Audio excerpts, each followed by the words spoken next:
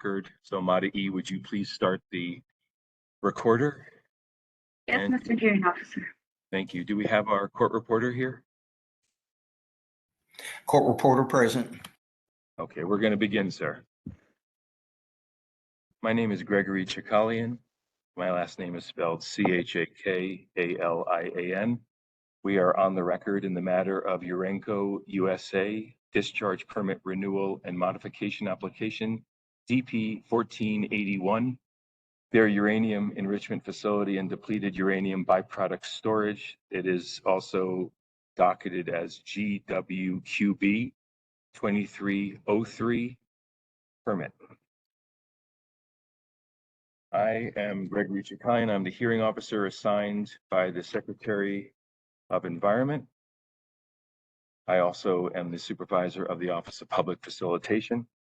On January 4th, we received a memorandum, a request for hearing determination signed by the Secretary on it was dated June 8th, 2022, but it was endorsed by the Secretary.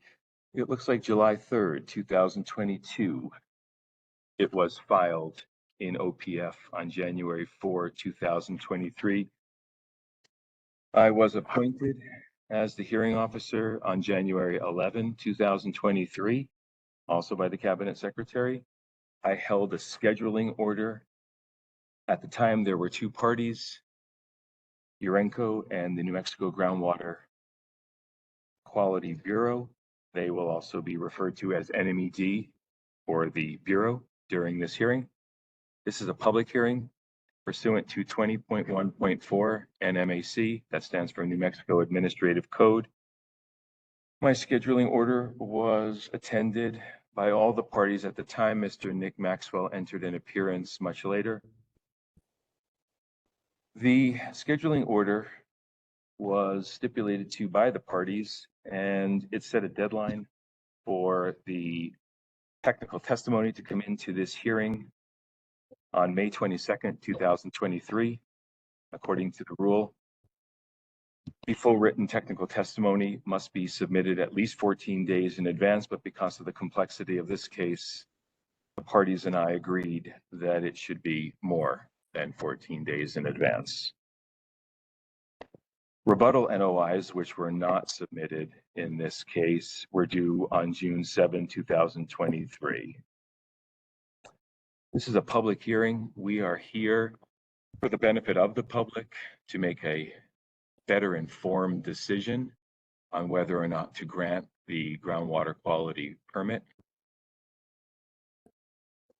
The public will have an opportunity throughout this hearing to cross-examine witnesses presented by the parties, to provide general comment. General comment is non-technical in nature. Any member of the public who wishes to testify will be sworn in by the court reporter and have up to 5 minutes to make a statement. It is my job as the hearing officer to comb through the administrative record and the record proper. That includes today's transcript. This is being transcribed verbatim by a court reporter. All the exhibits, to look for relevant and reliable evidence. I am only allowed to consider relevant and reliable evidence when drafting my hearing officer's report and recommended decision. I am not the final decision maker. My recommended decision and report will be sent to the parties for their comment. There will be a comment period. I will then revise, if I feel it's necessary, my report and recommended decision, and then the Cabinet Secretary will have 30 days after that period to endorse my recommended decision or not.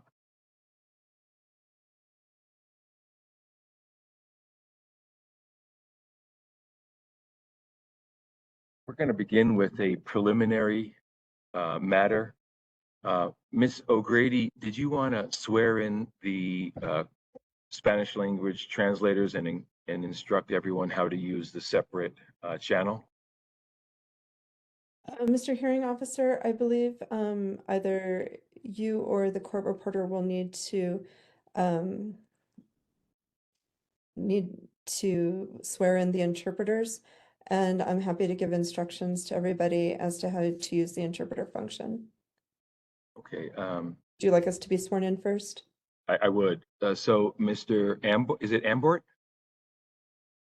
Yes, sir, Your Honor. Do you mind if I call you Ernie? Please, please. Ernie, will you do the honors? So I'm going to swear you in then as the interpreter, and we're interpreting Spanish. So do you solemnly swear that you will truly and accurately interpret the questions from English into Spanish and the answers from Spanish into English? So help you God. I do. Lisa O'Grady, New Mexico Court Certified Interpreter. Okay, thank you.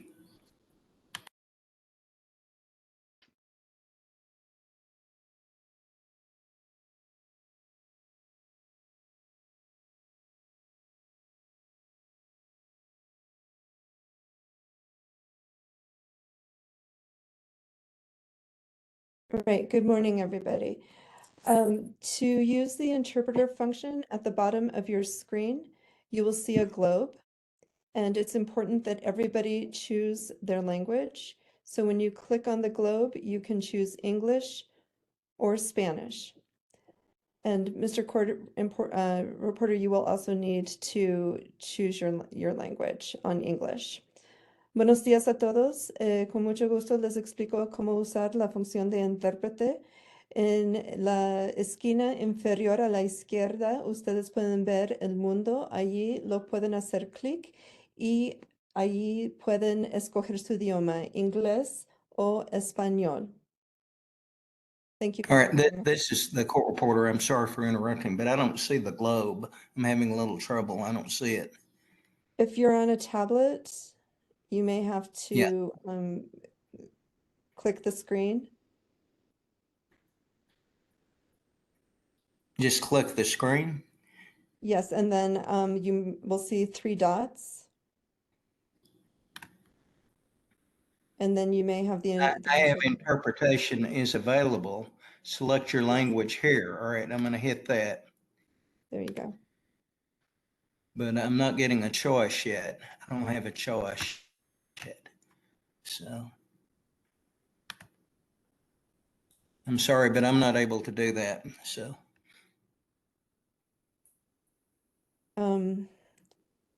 When you see language interpretation and you click on it, yeah, it says interpretation is available. Select your language here, but then I'm not getting anything else when I click on it though. So O'Grady, does he need to select a channel if he can hear you now? I'm on the yeah, I can original, hear you now. What do I need? Mr. Hearing Officer, I'm on the original floor, so I'm not on the interpretation channel. I guess if we come to the point where we need to interpret back into English, then we can maybe momentarily turn off the interpreter function and do it consecutively. Just in the interest of not holding up the hearing any longer. Ernie, is that okay with you? Yeah, that's fine. If I do have problems, I'll report it. So it sounds good. Thank you. Ms. O'Grady, are we ready to continue? Yes, I believe so. Thank Okay, you. would you like to lower your hand? Oh, thank you. Yeah, you're welcome. Mada'i, is there anything from you before we start? No, Mr. Hearing Officer, I'm adding Lisa as interpreter now, and that's all we needed. Okay, let's continue with some preliminary matters. We have 2 parties that have submitted statements of intent to present technical testimony. One is the permittee. You will hear Urenco listed as the permittee, the applicant, Urenco, UUSA, many different labels. And we have the New Mexico Groundwater Quality Bureau. The New Mexico Groundwater Quality Bureau's statement of intent has exhibits. Can we get an entry of appearance from the Mexico Groundwater Bureau? Good morning, Mr. Hearing Officer. This is Andrew Knight, Assistant General Counsel for the New Mexico Environment Department. With me today is Mason Walker, my co-counsel on this matter, and my witnesses, Justin Ball and Jason Herman. Thank you, Mr. Knight, and welcome. Okay, and then can we get an entry of appearance for Urenco? Yes, good morning. Charles V. Hill and Perry Robinson, it's counsel on behalf of Urenco USA. And in addition, I do have my 4 technical expert witnesses here today as well, in person. Okay, do you want to list their names? Sure. Wyatt Paget will testify first. Then Jim Rickman, Bonnie Sacedo, and then Jesse Miller.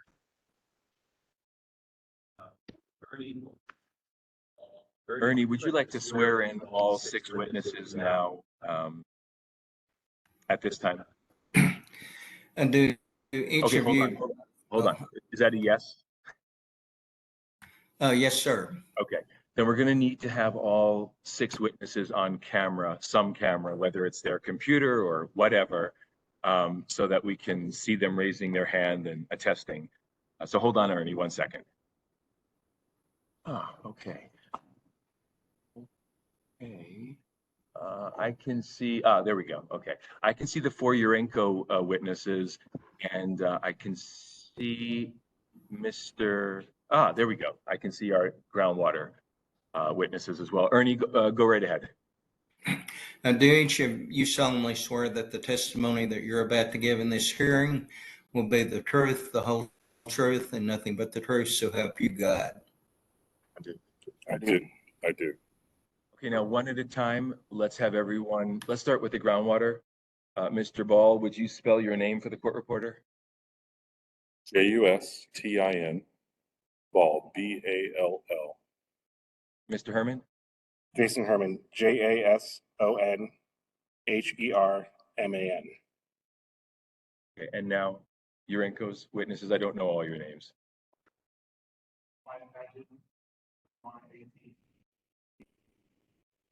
I'm not hearing, the court reporter's not hearing.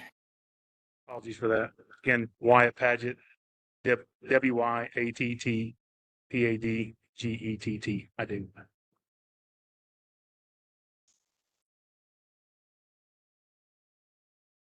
Jim Rickman, J-I-M-R-I-C-K-M-A-N.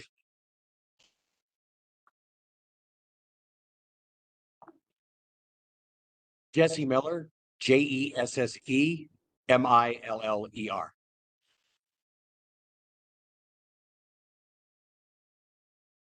My name is Yvonne Saucedo. It's spelled E-V-O-N-N-E. Last name Saucedo, S-A-U-C-E-D-O. But I go by my nickname Bonnie, B-O-N-N-I-E. Thank you. Okay, we've got our witnesses sworn in. I have not sworn in Mr. Maxwell because he did not submit pre-filed written testimony. I know that he wants to make a public statement. He would also like to make an opening and closing statement. Opening and closing statements are not evidence. When you are ready to make your public comment, that will be sworn in. We'll have the court reporter swear you in at that time, okay? All right. All right, now let's deal with NMED exhibits first. I think they're a little easier to deal with.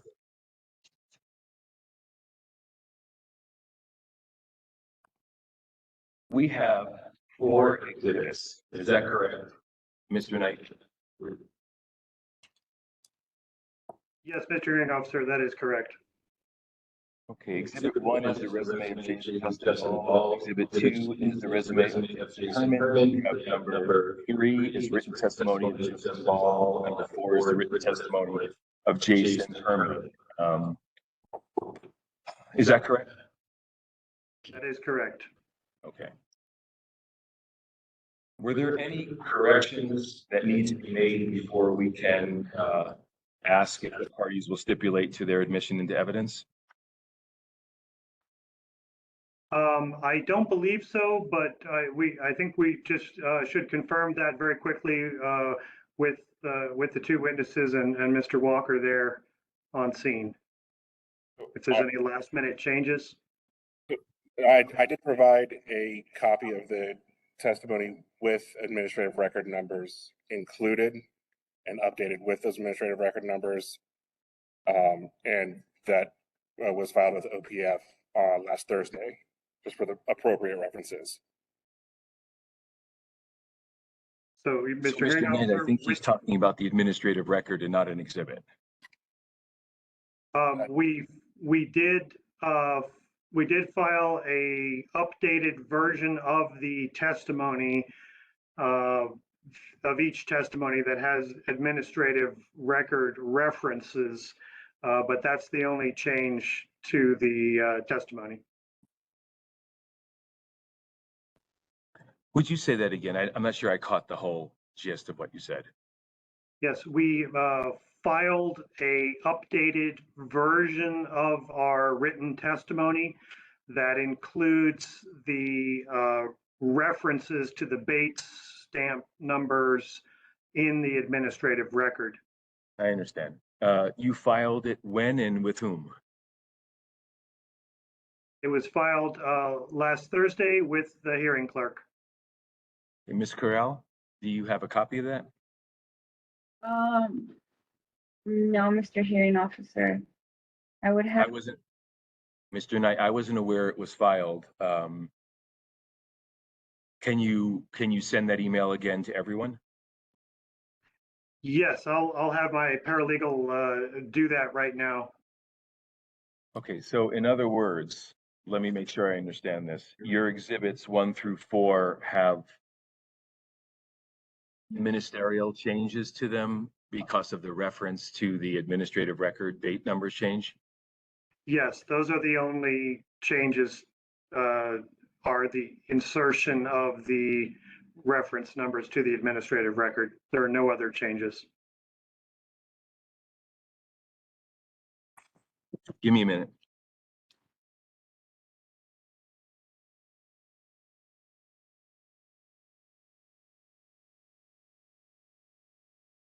Mr. Knight, can you go to the Docketed Matters webpage where we post all the exhibits?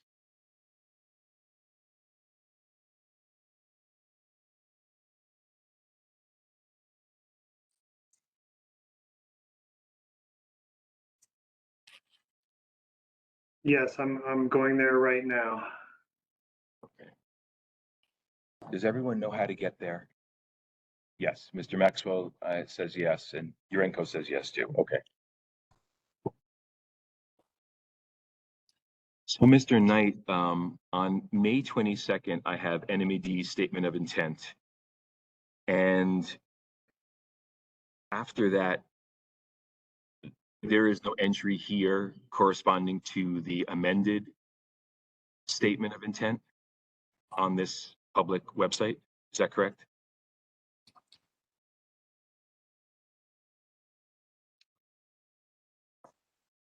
I am looking for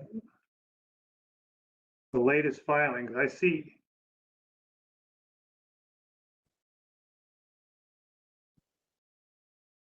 Yes, Mr. Hearing Officer, I do have to agree that there is no entry for the updated written testimonies on this docketed matters page. Okay, all right. So, since there's a change to the exhibits, I'm not going to ask for the other parties to stipulate to them yet. I'm not sure. Mr. Vigil, have you seen the amended statement of intent from the Groundwater Bureau?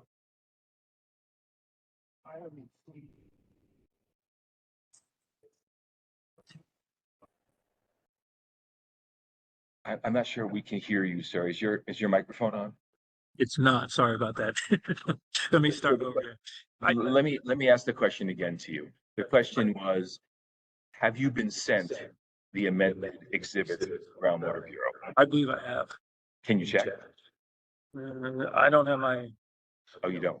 if they're contained in the administrative record that was circulated, I don't know if I've seen that. Mr. Knight, they're not contained in the administrative record, they're separate, is that correct? I don't believe they are unless they were included there inadvertently. I am emailing the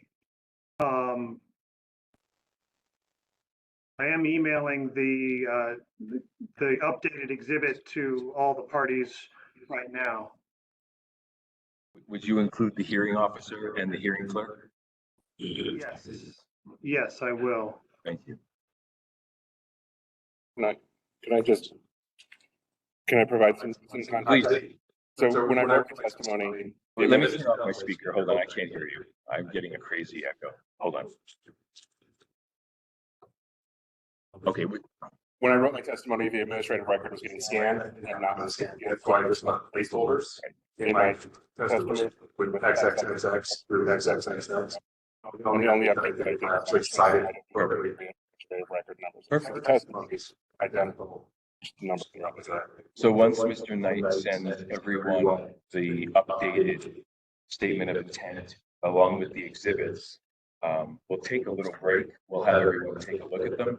And then we can ask for stipulations for their entry into evidence. I realize that you haven't made any material changes to them, but I think it's the best way to do it. I have an email from Mr. Knight right now. So would everyone check their email, please?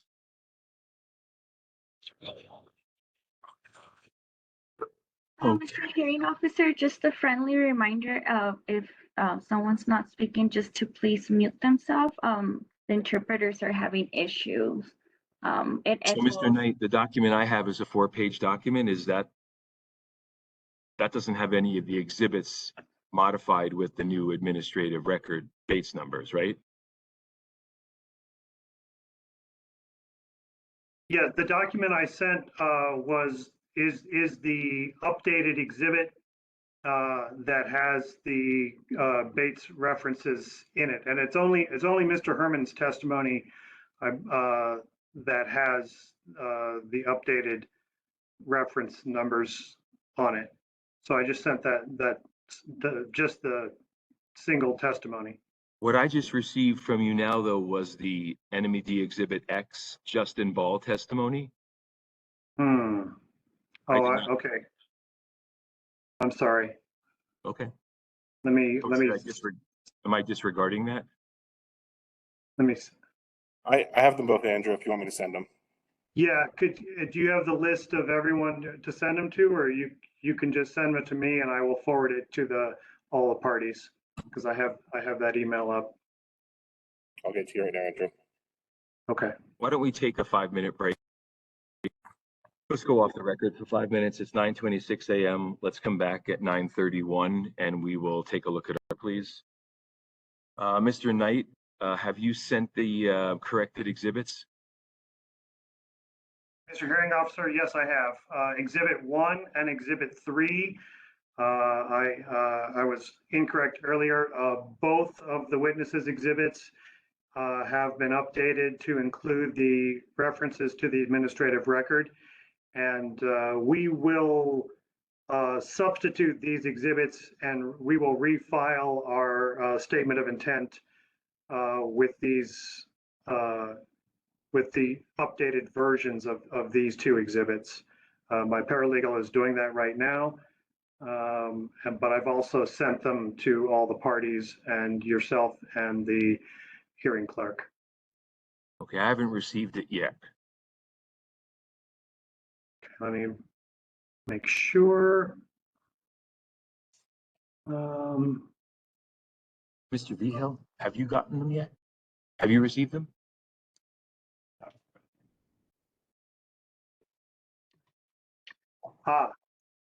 Okay, Mr. Hearing Officer, I am sending them. He's just sending them now. I'm sending them to you right now. Everyone else should have received them. Yeah, thank you. Yeah, you're welcome. I just got them, thank you. So this is Exhibit 1 and 3. So Exhibits 2 and 4 were unchanged. That is correct. Okay, all right. Okay, Mr. Vigil and Mr. Maxwell. Mr. Maxwell, did you get the 2 exhibits? Mr. Knight, did you send them to Mr. Maxwell? I believe so. I will check and yes, at inspector@sunshhineaudit.com. Yes. Okay, all right, thanks, Mr. Knight. Mr. Maxwell, did you get the two updated exhibits, 1 and 3? This is Nick Maxwell. I have received them at this time. Okay, very good. And Mr. Vigil, you showed me that you received them. So let's start by,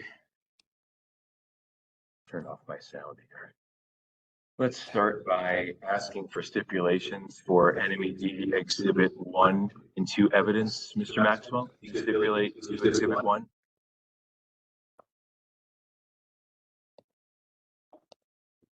Your Honor, I would like to object to the admission of the amended notice of intent to provide technical testimony into the record by the New Mexico Environment Department.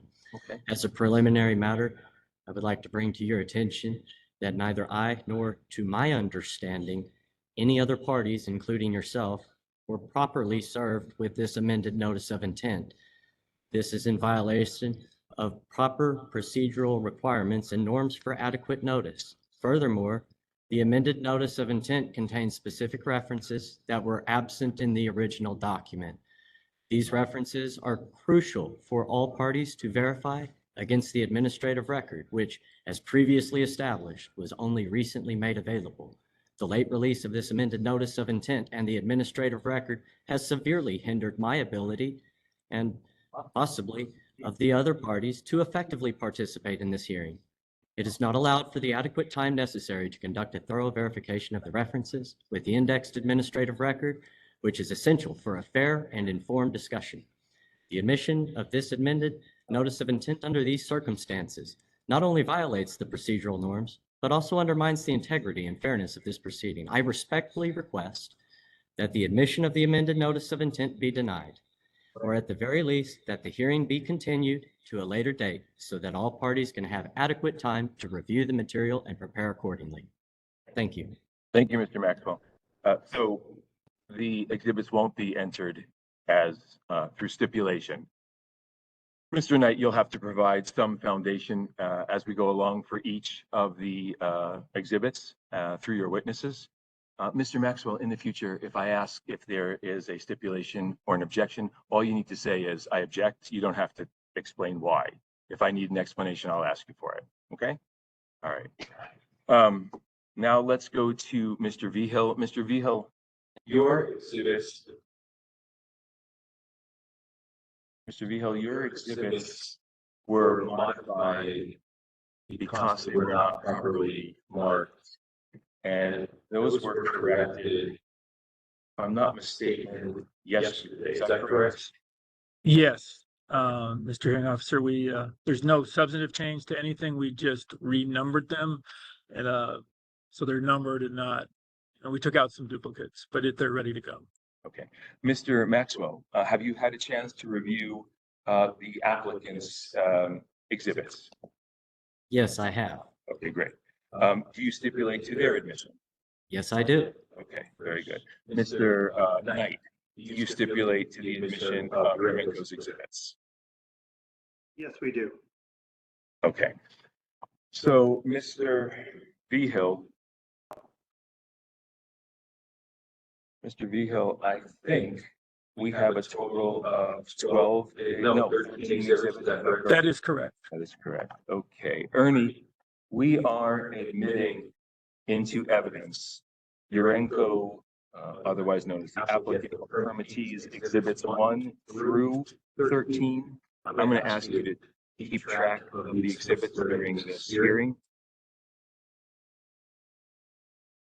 Very good. Okay.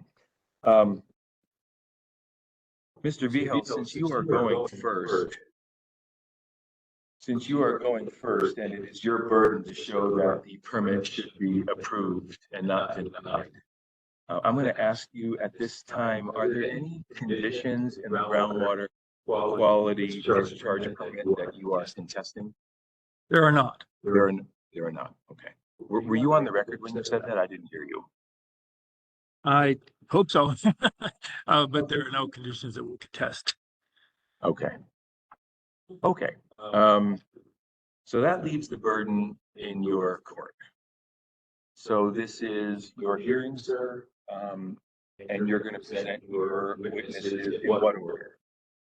We're going to start with Wyatt Paget. Then we're going to go to Mr. Rickman, Ms. Saucedo, and then Mr. Miller. Okay. They're all sworn in. Do you want to make a brief opening statement? Probably very short, just a couple minutes, and then, okay, Proceed. thank you. And let's make sure that Ernie can hear you when you speak, so you might want to get closer to your computer and speak a little louder. Can you hear me, Ernie? Yeah, I'm hearing you pretty good. Proceed. We couldn't hear you, Ernie, so I think you meant yes, right? Okay, may I proceed? I just want to make sure he can hear. Yeah, I can hear. I don't know if you can hear me. I can now, thank you. All right, I'm sorry. Proceed. Okay, your opening statement, please. Yes, very briefly, and thank you. Urenco USA and the New Mexico Environment Department proposed the renewal and modification of a groundwater discharge permit, specifically permit DP-1481. The purpose of the permit's to monitor for potential impact to groundwater. This is the renewal permit. The original permit was issued February 28th of 2007. It was renewed in February of 2013, and we're here now on the public notice for renewal and modifications to the permit. First, there's no adverse technical testimony that's been submitted by any party disputing the findings and opinions of both the NMED and the UUSA technical witnesses. There will be no technical testimony heard today that will be presented that disputes the NMED's and UUSA's evidence that the renewal of the permit does not pose hazard to public health or to public property. NMED will be providing witnesses that will discuss the modifications to the draft permit that appropriately address the comments received from the public as to the draft permit. NMED will testify that the draft permit demonstrates that neither a hazard to public health nor undue risk to public property will result from its renewal or modification, and that the secretary should approve the draft permit. UUSA Urenco witnesses will also so testify, and we will present witnesses here today who will discuss each of the modifications that are proposed. Thank you. Okay, your witnesses have been sworn in. Mr. Paget, looks like you're first.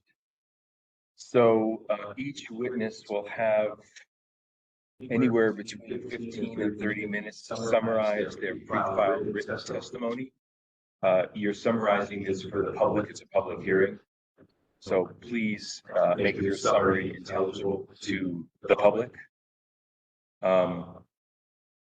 You will be subject to cross-examination by NMED's attorneys and by public members and myself.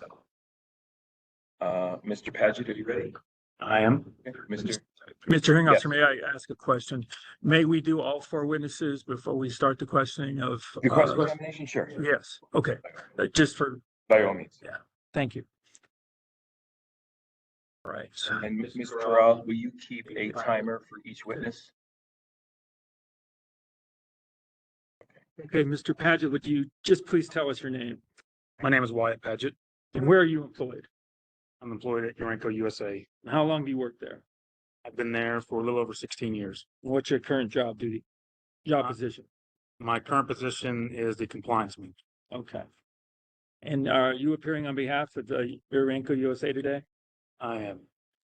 Were you involved in the renewal of the groundwater discharge permit? I was. And tell me what your, Let me interrupt you.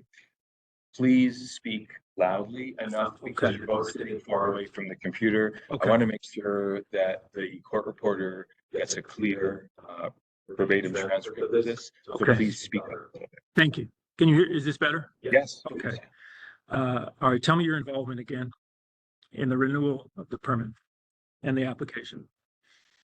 During the submittal I was a licensing and performance assessment manager for the company and was responsible for the applications, timely submitted. And are you familiar with the modifications proposed in the renewal permit? I am. Okay, I want to talk to you about two of them today, okay? Okay. One was the listing of the applicable discharge sources. And then the second one was the request to establish a total non-storm water gallon per day through lift station 4. Are you prepared to do that? I am. Okay, I would like to talk to you about the list of applicable discharge sources first. Can you tell me what those are? We have discharges from a variety of buildings comprising from simple wash water to floor washings to stormwater coming off of our storage locations. They discharge in the two locations, one being the stormwater detention basin, that's just otherwise known as Pond 1. It's not a lined pond. And the others discharging to the UBC pond, which is a lined retention basin. UBC stands for uranium byproduct cylinder. Okay, is there a map or anything you'd like to use? Yes, we do have a graph if we can share it.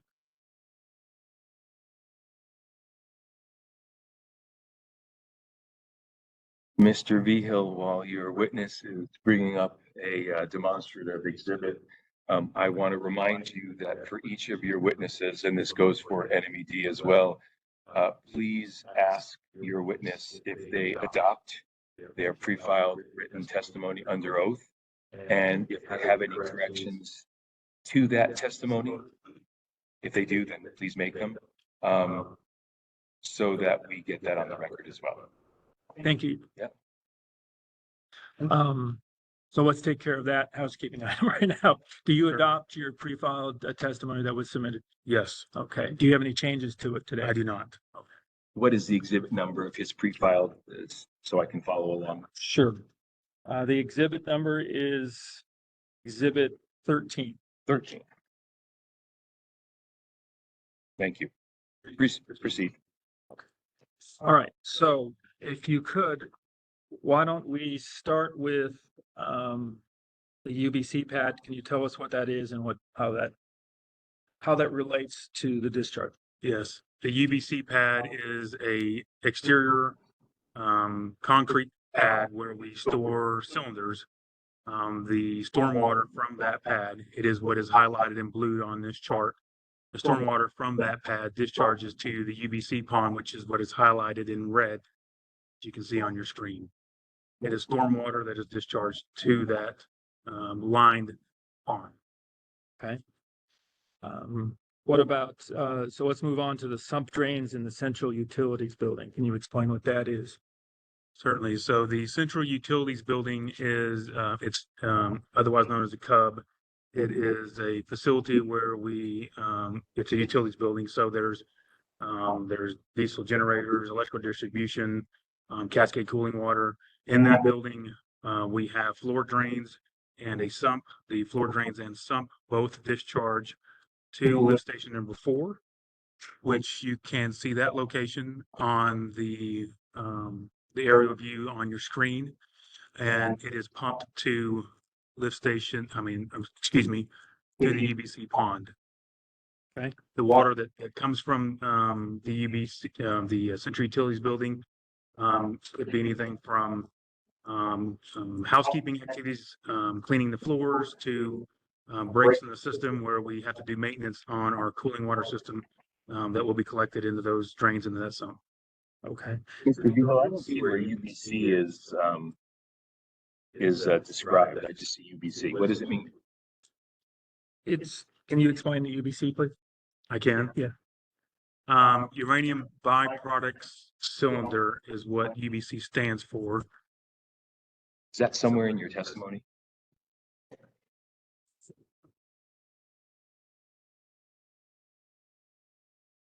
Give me off to check real quick.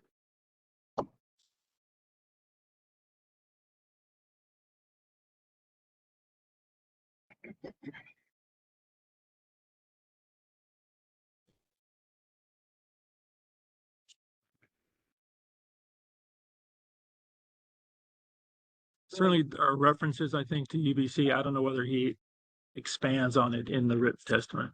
That is correct. It does not expand as far as what it is. The acronym is also not described. Uranium byproduct cylinder. Correct. Thank you. Please proceed. Okay, so just tell us again what a uranium byproduct cylinder is, what it looks like. Yes, so we have 48Y, there are 48Y cylinders. They are large cylinders that contain UF6. On our UBC pad, we store what we would define as UBC cylinders, uranium byproduct cylinders. We also store in the same type of cylinder, in 48Y cylinders, feed material, as well as empty cylinders and clean cylinders for storage. There is no process on the UBC pad other than the storage of the cylinders. Okay. Let's go to the sump drains in the security diesel generator building. What kind of discharge comes from there? We have a backup diesel generator for our security systems at the facility. They are enclosed in an open air building. And because of that, there is certainly stormwater that can collect in there. The basins in there for collection of oil as well.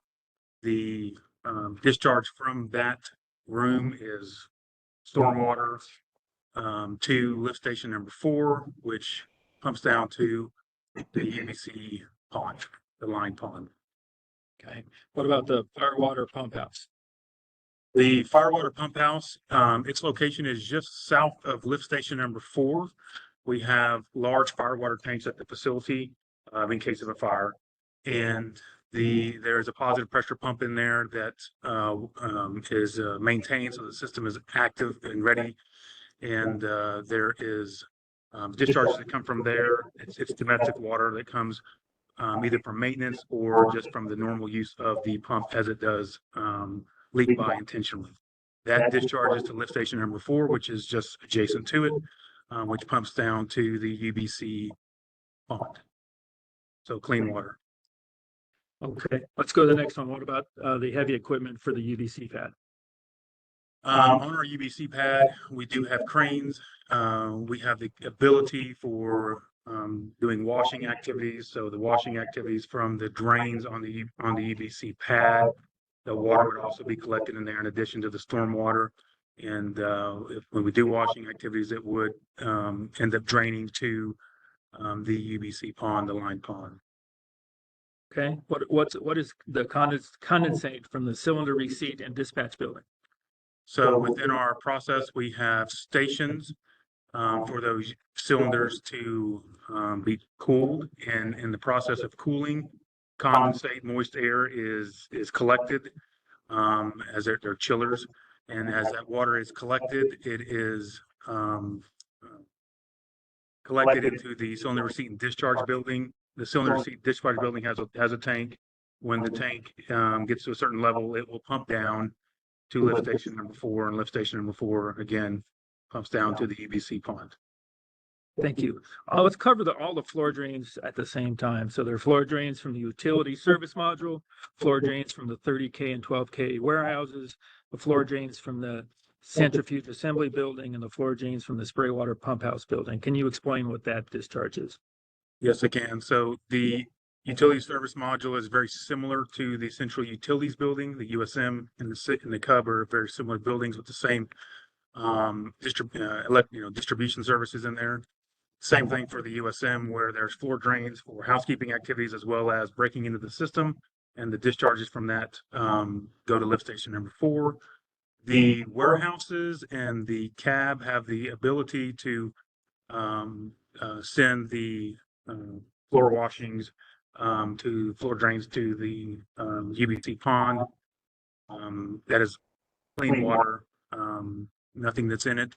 And then the last one was the spray water pump house. The spray water pump house is a building where the water from our cooling capacity, when we need to do maintenance to the system, or we need to backwash the filters in there, the water from our cascade cooling, our cooling towers, will is piped down to lift station number 4 that goes to the EBC pond. Again, clean water. Okay, what about the non-uranic chemistry lab equipment wash water? So we have chemistry labs at the facility for doing analysis. In there, we have 2 different processes for material. The uranic containing processes, the wastewater is collected and discharged, and it is not discharged at the facility. It is collected and shipped off site. The water that comes from the chemistry lab that is discharged to the EBC pond is mainly from washing, non-uranic containing beakers and glasses, normal chemistry equipment. So we separate the 2 streams. One goes to the EBC pond. The other is not part of the discharge permit. Okay. Talk to us about the discharge from the cooling tower blowdown and backwash water. So we have cooling towers that are there to cool our cooling water for our cascade halls. The cooling towers exchange heat by the process of spray water. So we will spray water into the towers and evaporation will occur that will allow the temperature to drop for our primary system. When that does occur, the particulates, the dirt, the ions inside the water build up to certain cycles of concentration. And we at some point need to blow that down and replace it with fresh water. The blowdown for the cooling towers is actually goes to pond number 1, and the backwash water does as well. Okay. Backwash water would be from if we have filters in there. So if we get, they're external cooling towers. So if we have debris that gets into there, that gets into the system, that we can actually reverse flow on the filters so that that water can be discharged. We can still filter out particulates. Okay. And what about stormwater from the rest of the facility? With the exception of the stormwater from the EBC pond, all stormwater goes into pond number 1. It is it's the unlined basin. That includes the rooftops, the catch basins, the drainage ditches around the facility, parking lots. All that water proceeds to pond number 1. Is this the full list of all of the sources of discharge? It is.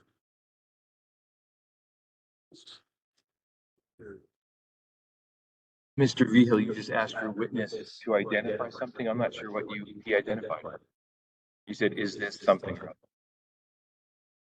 Oh, I'm so sorry.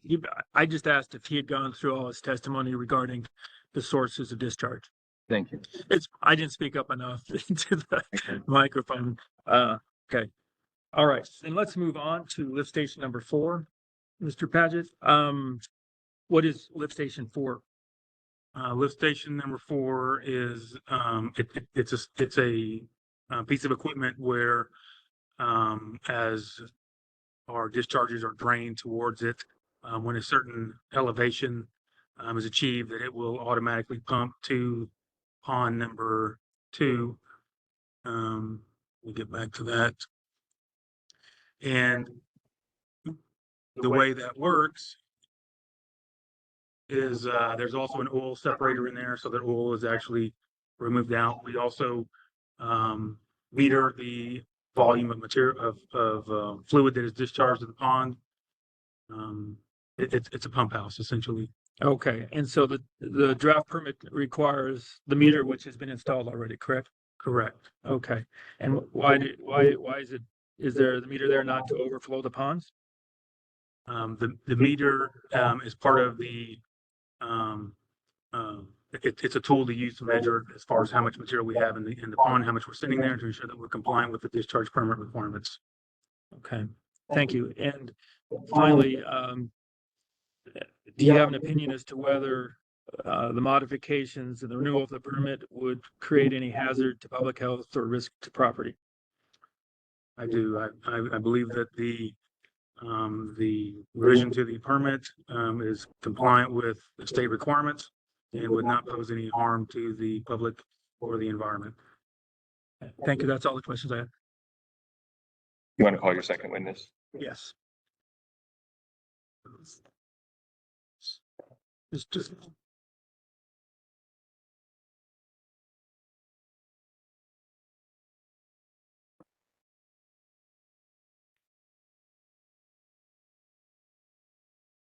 All right. Will you please state your full name, please? My name is Jim Rickman. Okay. Where are you employed? I work for Urenco USA. How long have you worked for Urenco? I've been there 15 years. What is your current job position? Currently a senior licensing specialist. And what are your job duties? What I do is interpret regulations and advise the company on how to comply with. Okay. Were you involved in the process to seek a renewal of Urenco's groundwater discharge permit? Yes. Explain your involvement. So I was involved in the preparation and submission of the original permit renewal application in 2017. And since then, I've been involved in other submissions that we sent to NMED over the course of time. Have you reviewed your statement of intent to present technical testimony? Yes, I have. Okay. Do you adopt that? Is that, and that is as exhibit, also in exhibit 13. Do you adopt that testimony here today? Yes. And do you have any modifications? I have no changes to it. Okay. We're going to talk to you about a couple of the proposed modifications to the renewal permit. Okay. And let's start with fencing and signage, okay? Are you familiar with the fencing and signage around the ponds? Yes. Okay. Can you describe it? So currently what we have is we have a perimeter fence that's around the property, which is around both of the ponds. And that meets the state requirements for a fence. We also have an additional fence around pond 2. Speak up a little bit. We also have an additional fence around pond 2. So that pond has 2 fences around it. Okay. And what about signage? Signage. We maintain signs at both of the ponds. They say something to the effect of non-potable water, do not drink.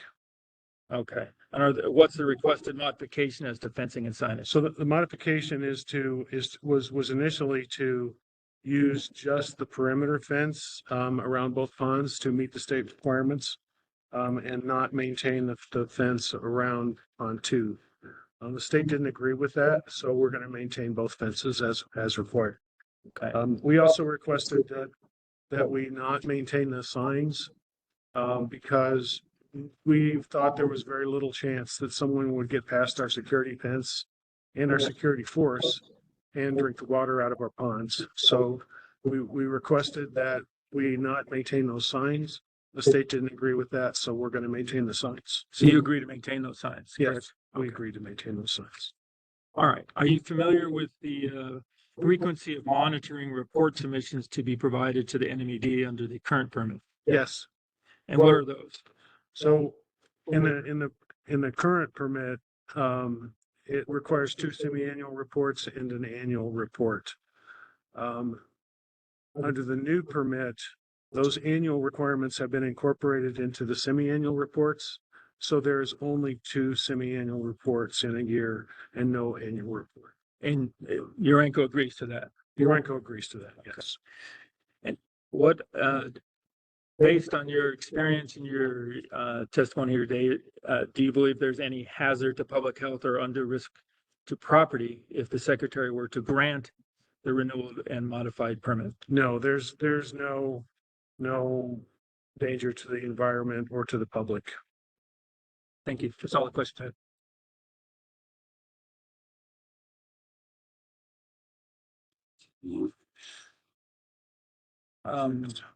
Let's take the slide down.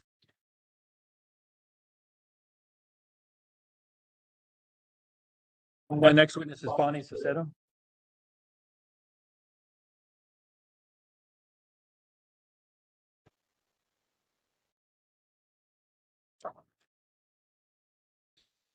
Okay, let's speak up. Okay.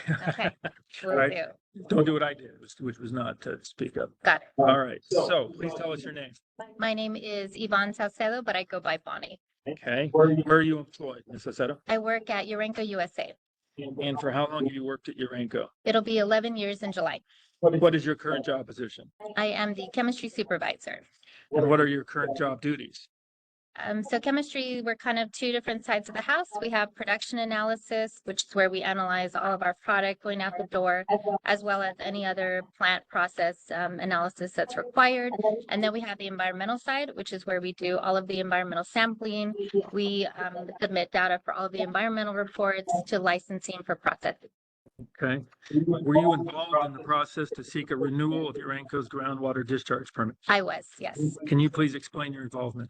We provided a lot of the data that went into the report, as well as helped fill out the application initially. We were also involved in all of the kind of back and forth. Okay, thank you. Have you reviewed your statement of intent to present technical testimony, which has been admitted as Exhibit 12 to this hearing? I have, Okay. Do you adopt that testimony? yes. Okay. Do you have any changes to it? I do not. I'm going to talk to you today about 8 of the proposed modifications. Okay. Okay. Let's start with performing statistical calculations for 11 potential contaminants. Yep. Okay. So in the current permit, it's in table 3. There's 11 constituents or 11 analytes where we are above the 20.6.2 3103 groundwater limits. That was based on the history of the site, groundwater analysis that was performed for this past permit period. The department did ask us to reperform, so we performed the analysis on 2 of our formation wells, which are our older kind of wells. They have the older water, it's more stable. And we performed the analysis on those 11 constituents. And after the analysis, 5 of those fell off because they came in under the groundwater limits per that NMED, and the other ones stayed on. Okay. Let's then now move to construction of the monitoring wells 27 and 28. Okay. So can you tell me about that? Yes, 27 and 28 were drilled kind of in the footprint of MW4 once that one was plugged and abandoned.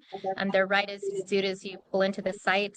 MW27 is the southernmost. That is a shallow well. It's about 45 feet deep, and about 10 feet north is MW28, and that is a deep well. It's about 260 feet deep. Okay. All right. And was that requested by NMED Yes, the request was made by NMED. to construct those 2 monitoring wells? Correct. Those were done in about 2016. Okay. And have you been testing those wells? We have And what levels of the constituents did you find? nothing above our allowable limits or the NMAC limits. What about alternate sampling procedures for low quantity situations? That's an issue in the modifications renewal. Can you tell us about that? Yes. So if you have a groundwater well that's non-dedicated, it means you don't have like all the parts in it that normally sampled wells come with. So you have to figure out a way to sample it. There's a couple of different methods. You can try baling, which is like a straw, and you put it down the well. It's got a weight at the bottom, and you can pull the straw up. It fills with water, and you put it into your container. The problem with baling is it kind of mixes the water up as you're sampling, and so you don't get true representative water. Then we looked at passive diffusion, which is like this giant plastic bag. Again, it has a weight at the bottom. You put it down the well. You leave it there for 48 hours, and the water kind of flows in and out of the bag. The problem with that is one of the analytes we look at is uranium, and it's kind of a larger molecule, so it doesn't go through the passive diffusion process. So we couldn't do that. So we ended up going with portable low flow sampling. So we have a method where the well is sampled. We pull out anywhere between 100 to 110 mils per minute. So it's a really slow process, but that means you get really representative water. Okay. Is this alternate sampling procedure a better way to test for low quantities? It is, situation? yeah. It gives you the most representative, steady water sampling. Mhm. Okay. What about there's a request for a groundwater elevation contour map? Can you explain that? Yeah, so a contour map is like where your water moves across your site, because water isn't in like one flat plane. It's kind of at different elevations. And this is something we already do under the current permit on an annual basis. So you kind of measure your well and you figure out where your water level is at in the well, and then you base that, you put that against your elevation, and it gives you a map of what your groundwater is doing under your site. Okay. Is this something you're already doing? We are, for the permit or the current requirement, we send it in on an annual basis. Okay. Mhm. All right. Let's talk about the modification about increasing the number of constituents to be analyzed in the surface water of ponds 1 and 2. Did NMED request that USA increase the number of constituents as tests? Yes, so currently we have 33 different analytes for our ponds, and they requested that we add TSS, which is total suspended solids, and nitrates. So it brings us up to 35. Okay, are you ready to do that? We are. All of our procedures and processes are in place for that testing. Okay. Another modification relates to sampling methods for sediment samples from the ponds. Can you tell us about that? Yeah, so the current permit requires that we sample for sediment, but we are doing kind of a grab sample, which means that you go to one location and sample, and then you send that on to the lab for analysis. The new permit will require us to do composite sampling. So it's going to ask that we go to 2 different locations and fill half of our container at one location and then go to the other location for the other half. Okay. And are you prepared to do that as well? We are. We've got all of the sampling processes and methods in place for that. Okay. And then the final one are measurements of accumulated sludge. Explain that. Per the permit, the current permit requires that we measure the sludge blanket on an annual basis, and if there's any accumulation that we sample for it. The modification is once per permit period, so it would be once every 5 years. Okay. So in your job, you review all the chemistry, the testing that's done on the ponds and the wells, correct? Correct. We submit, we collect the samples and then we submit them to an outside lab for analysis. So there's no conflict of interest for our samples. But when the data comes back, I, along with another chemistry analyst, we review them before they get submitted to the licensing for our reports. Okay. Based on your background, education, experience, if the secretary were to renew the permit with the modifications, would there be any hazard to public health or undue risks to property? Absolutely not. Okay, that's all I have. Thank you.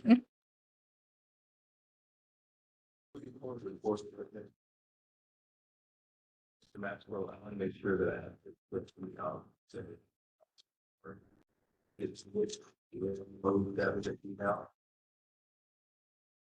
My email is inspector@sunshineaudit.com.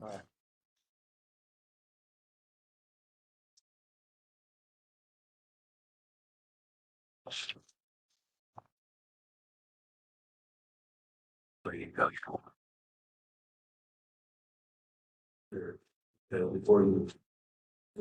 with your 4th grade, I was going to do copy the part of the piece where.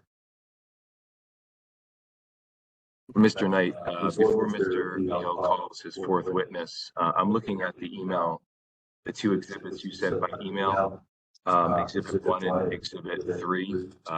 Would you relabel those as amended exhibit 1 and exhibit 2, amended exhibit 1 and amended exhibit 3, and mark them on each page with sequential page numbers showing that they are NMED amended exhibits? Yes, Mr. Hearing Officer, we have. Did you unmute yourself? Yes, can you hear me now? I'm unmuted. Great. Okay.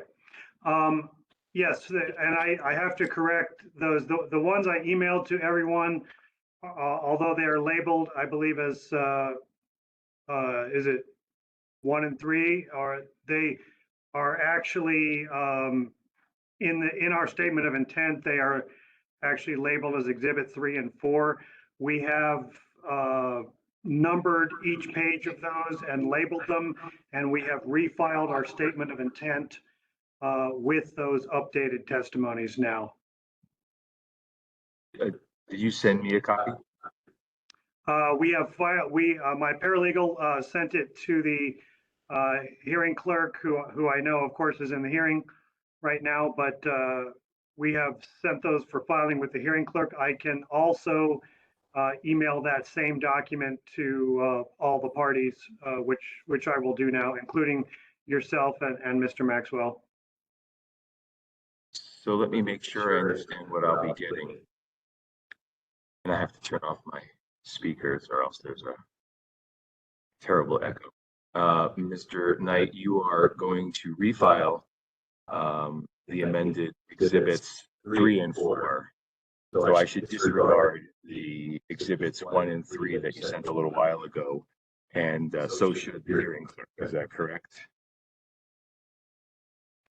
Yes, that is correct. The document that we submitted for filing a little bit ago is the one that we should all be referring to. Let me check in with Ms. Corral. Do you have a copy of that, Ms. Corral? Yes, Mr. Hearing Officer, I received it at 10 a.m. And I received something from Mr. Walker just now. Let me open it.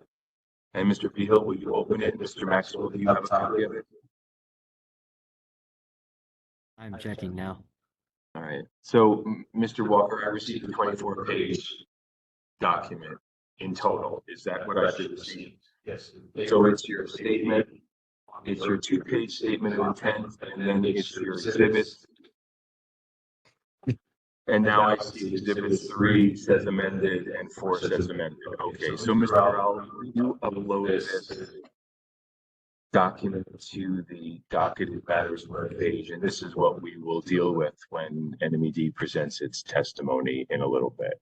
Mr. Beal, would you like to proceed with Mr. Miller? Yes, I would. Thank you.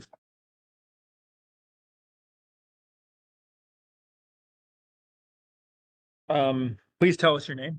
My name is Jesse Miller. Mr. Miller, where are you employed? I'm employed at Urenco USA, And how long have you been employed at Urenco? approximately 7.5 years. What is your current job position? I'm the operations support manager. Okay. What are your duties as the operations support manager? Oversee 3 groups, basically one group that does procedures and commissioning activities, another group that plant performance that analyzes the plant and makes changes to be more efficient, and then training. Okay. Were you involved in the process to seek a renewal of Urenco's groundwater discharge permit? I was. Please explain your involvement. So at the time, I was the chemistry manager, and I oversaw the preparation from chemistry's the environmental standpoint, the data collection and preparation for the permit, application for the permit. Okay. Have you reviewed your statement of intent to present technical testimony, which has been already admitted evidence in this hearing as Exhibit 12? I have. Okay. Is it true and accurate? It is. Do you have any changes to that testimony? I do not. Okay. Are you familiar with the modifications proposed in the renewal permit application? I am. Okay. I want to talk to you about 2 of those today. Okay. The first one is changing the discharge location for the cooling tower water from pond 2 to pond 1. Can you explain that? I can. So Wyatt already explained somewhat what the cooling tower did, where we use that water to cool a primary system water. This water never comes in contact with uranium at any point, as does any of our water. And it at first was being discharged to pond 2, which is the UBC pond. I've always referred to it as pond 2, so that's the way I think of it. That water, after several years of analyzing it, was shown to be clean, that it was below our allowable limits. The water coming in was domestic water, and it just through the process of being sprayed down outside, the cooling towers are open to the atmosphere, and there's dust and other debris that gets into that water, and it changes the conductivity, pH, and some other chemistry. So periodically we need to blow down some of that water or dilute it. We send some out and we bring in fresh water back in. So we bring down the conductivity and total dissolved solids pH. That water is sent to pond, at the time, pond 2, but it was clean, less than the limits. And between that blowdown water at the peak of the season in the summer, where we're having to blow down more and more because we use more water, and a 100-year flood, the amount of water going into pond 2 could possibly, under the right conditions, exceed the freeboard, allowable freeboard in that pond. So the request was, since it was clean water, to be able to discharge to pond 1, which is much larger, a much larger pond, and we wouldn't have that issue. So that was granted, and now it's being amended into the discharge permit. Thank you. Let's talk then about domestic wastewater.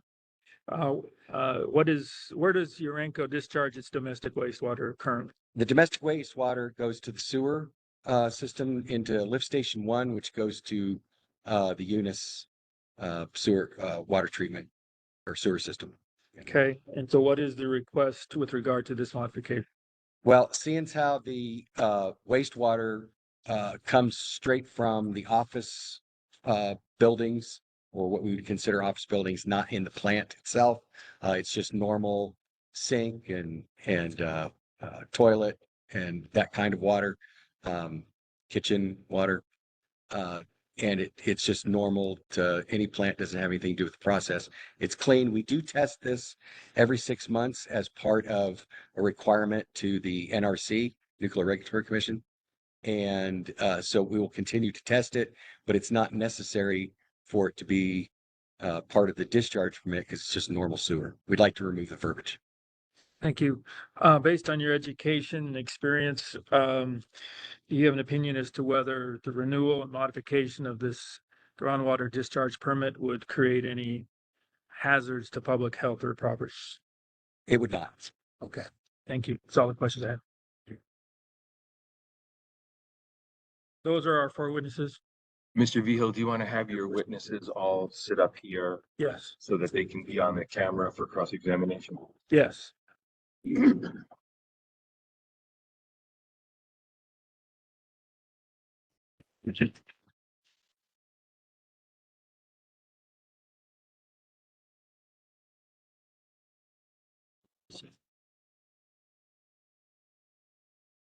Mr. Knight or Mr. Walker, are there any cross-examination questions for applicants' witnesses?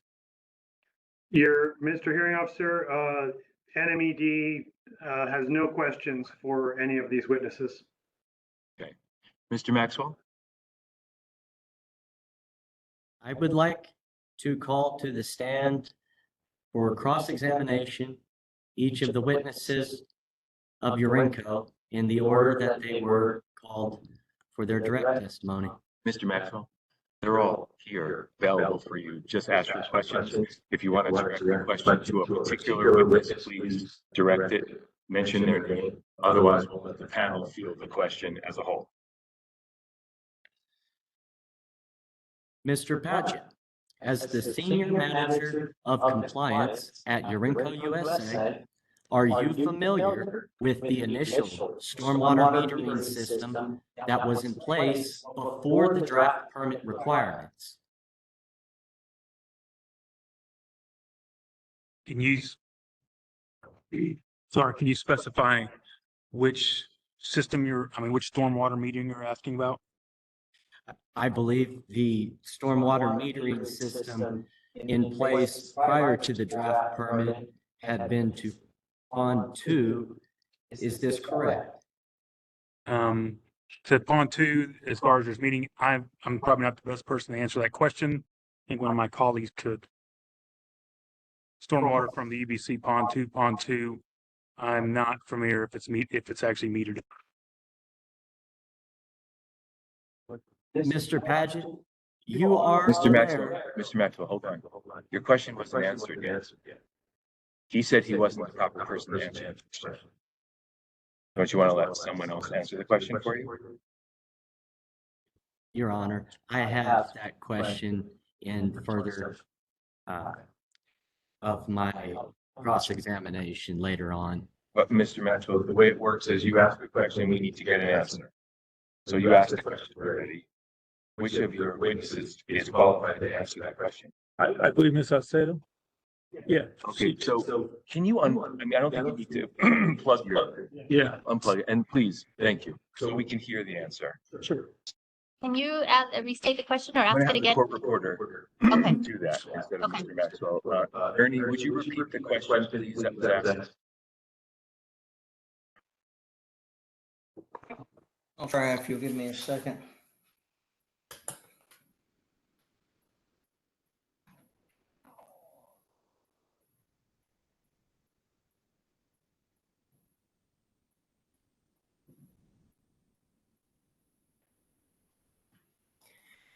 I believe the stormwater metering system in place prior to the draft permit had been to pond number 2. Is that correct? Mr. Maxwell, is that your question? My beginning question was if he, Mr. Paget, was familiar with the initial stormwater metering system that was in place before the draft permit requirements. And Mr. Paget, your answer? I am not. He is not, Mr. Maxwell. I would defer that question then and continue. I don't hear you. I would continue with my Yes, question. please. Yes. Mr. Paget, would it be correct to say that prior to the draft permit requirements, Urenco USA did not have a metering system that could adequately measure stormwater discharged into Pond 1 for the required calculations in this draft permit?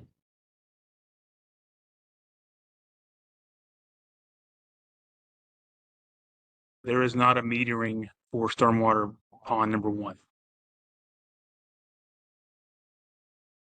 Mr. Paget, you are aware of New Mexico Environment Department's requirements and communications with Urenco USA regarding stormwater measurements, correct? No. Is it true that Urenco USA only installed a single measuring device for rainfall in Pond 1 after New Mexico Environment Department issued a directive? I'm not familiar with that. Mr. Maxwell? Is that question just to Mr. Paget or is it to the panel? That question is just to Mr. Paget.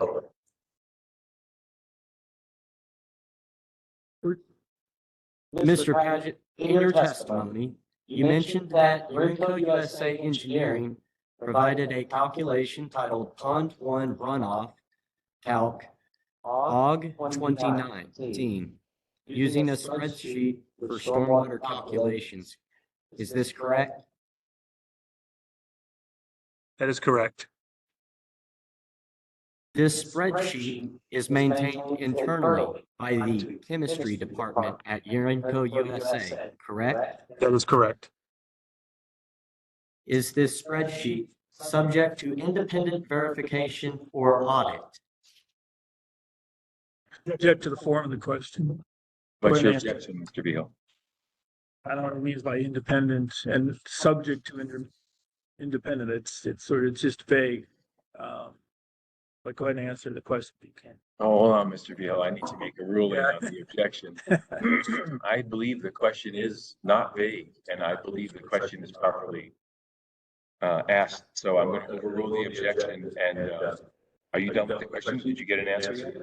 I have not. Okay. Who is the question directed to? The question is to Mr. Paget. Mr. Paget again. Did you understand the question? I believe so. As far as the calculation that is maintained, whether or not it is subject to independent review, I'm not familiar if it is or is not. It is certainly available at the request from the NMED.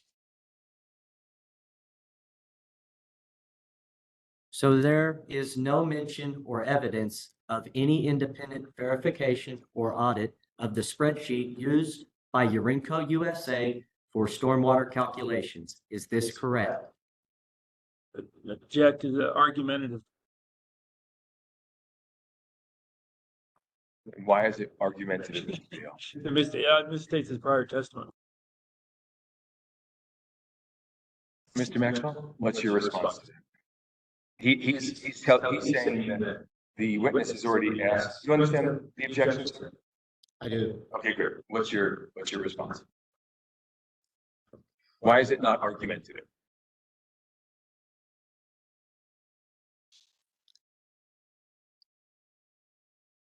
I will pass on this question. Thank you, Mr. Maxwell. Your next question?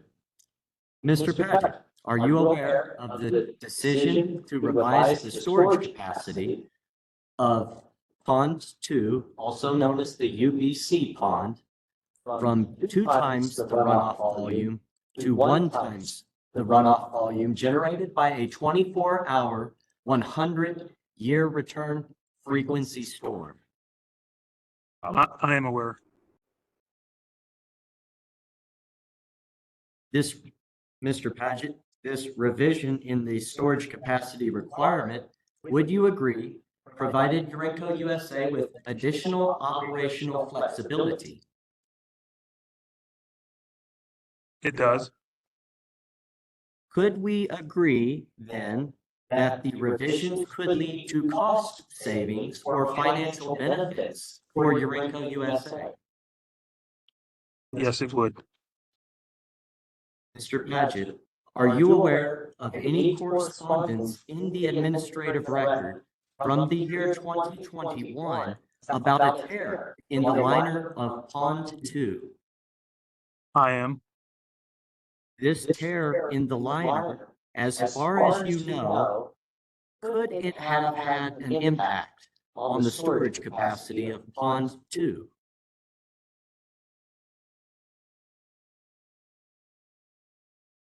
Not to my knowledge, to the best of my recollection, the tear was in the freeboard. As per the records available to me, it's unclear how the tear happened or even if it was repaired. Could you provide any clarity on this? Yes, when the tear was discovered, it was identified by Urenco. We informed the NMED when it occurred and submitted a corrective action plan. Not sure if that's the right terminology to the state. As far as the status of the repair, I would have to defer to one of my colleagues. Mr. Paget, you are aware that Urenco USA offered the revision for reducing the storage capacity volume requirement of Pond 2, correct? Correct.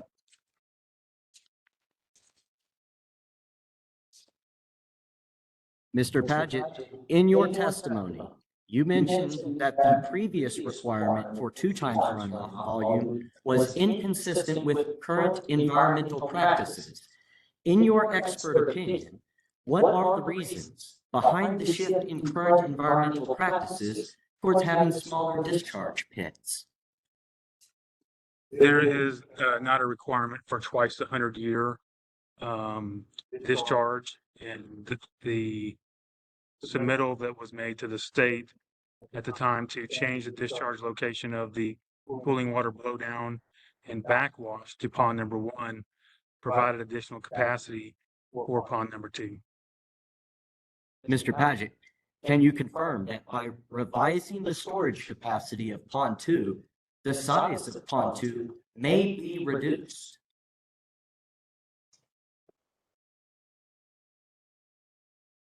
The size of pond 2 could be reduced.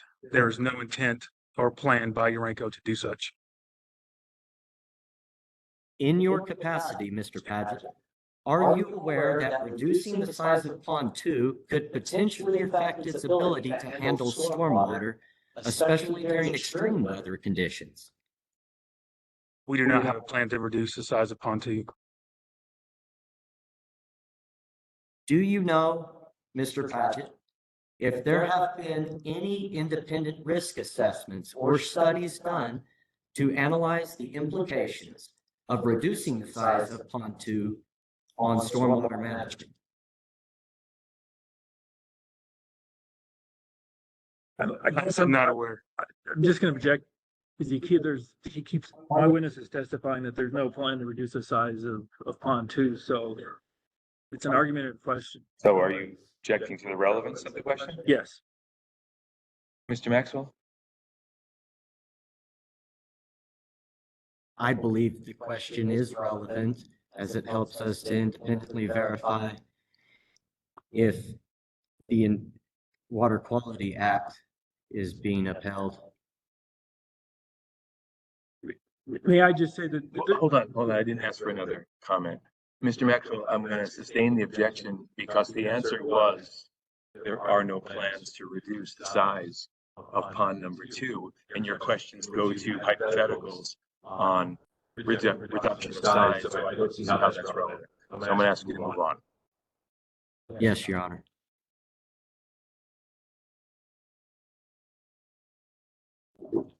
Mr. Paget, would you agree that environmental regulations and requirements are generally put in place to protect public health and the environment?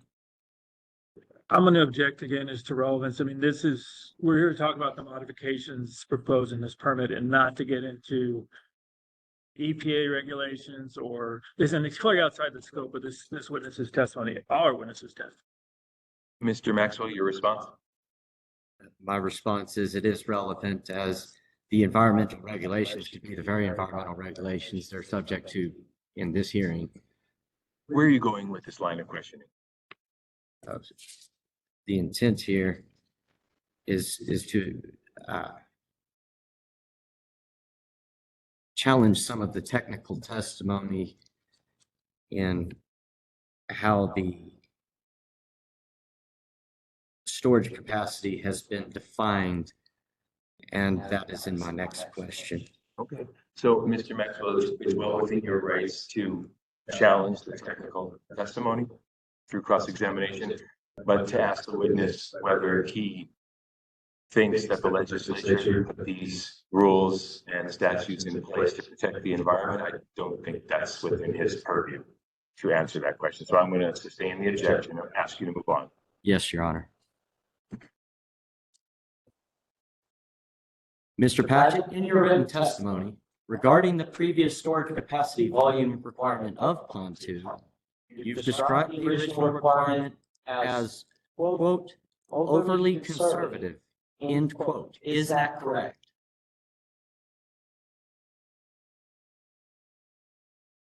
With the current change to the blowdown and backwash to pond number 1, that is correct. Mr. Paget, when Urenco USA described the original storage capacity volume requirement as overly conservative, was this an indication that the company believed the initial standards were too protective of the environment?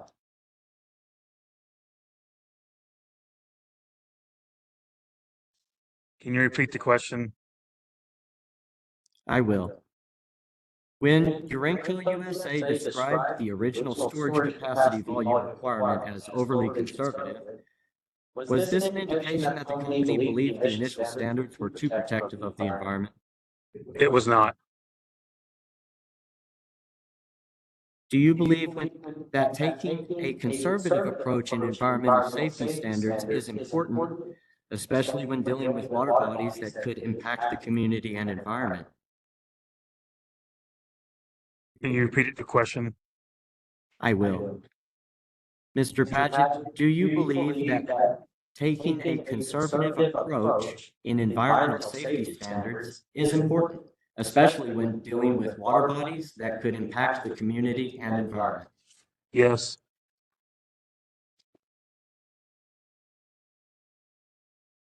Can you provide, Mr. Paget, any specific examples where Urenco USA has voluntarily adopted more stringent measures than required by regulations to ensure the protection of the environment?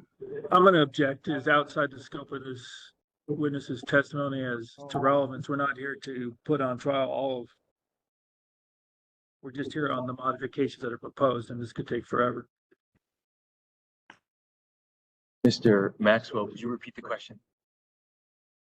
Can you provide any specific examples where Urenco USA has voluntarily adopted more stringent measures than required by regulations to ensure the protection of the environment? Mr. Maxwell, what is your response to outside the scope of his direct testimony? Objection. I believe this has relevance to his technical testimony, as he had in his testimony considered certain environmental protective measures as overly conservative, indicating the company may have a more lax attitude towards environmental safety. So the question was not about relevance. The question was, why is your cross-examination question within the scope of his direct either summary today or his pre-filed written testimony? Because that's also open to your cross-examination. So where is it within the pre-filed written testimony or his summary, what you're asking? What I'm asking is, let's pass the question. You can rephrase. I'm going to say the objection because it sounds to me like it's outside the scope of his direct written or summary, but you're more than welcome to rephrase it if you can bring it within the scope. Thank you, Your Honor. I'll continue. Okay. Mr. Paget, are you aware that in Urenco USA's December 18th, 2018 submittal, Urenco USA requested removal of the condition requiring additional fencing around the ponds? I am. And Mr. Paget, you are involved in ensuring that Urenco USA adheres to operational protocols and standards, correct? Correct. Is it correct that the additional fencing around the ponds was originally required as a measure to prevent unauthorized access?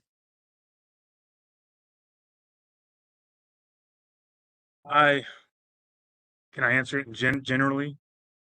You should ask your counsel how to answer. Go ahead and answer generally. Yeah, so we have a site perimeter fence that is for access of the facility. The pond number 2 is within inside that site perimeter fence. There is a fence that is around the pond. It still exists today. As far as the requirements for the fence, I would have to defer to, and the reasons why it's there, I have to defer to one of my colleagues or to the NMED. And Mr. Maxwell, if you want to direct that question to another colleague, you're more than welcome to at this point. If you're not getting the answer you want, direct it to the panel. I'll continue with my questions. Mr. Paget, would you agree that maintaining additional fencing around the ponds requires resources and effort on the part of Urenco USA? It does. In your role, would you consider the removal of the additional fencing as a measure to reduce operational burdens for Urenco USA? The burden would be minimal. There is very little maintenance of a chain link fence.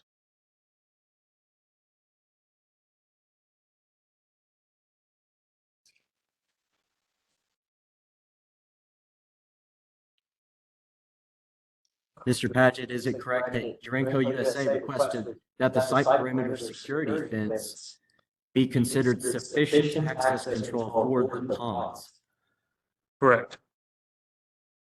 However, after reviewing Urenco USA's request, did New Mexico Environment Department still require that the additional fencing already installed around Pond 2 be maintained?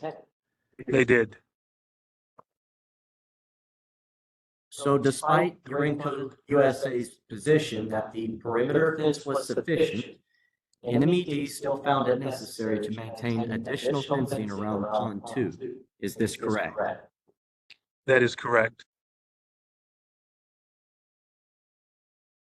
Mr. Paget, are you familiar with the modification request Urenco USA made regarding the frequency of monitoring report submissions? In general, yes, I would defer that to one of my colleagues, but yes. Thank you. Mr. Paget, isn't it true that Urenco USA sought to change the reporting requirements from 2 semi-annual reports and an additional annual report to just 2 semi-annual reports? That is correct. Mr. Paget, would you agree that by reducing the number of reports, there may be less detailed information available for regulatory authorities to scrutinize Urenco USA's operations? I do not.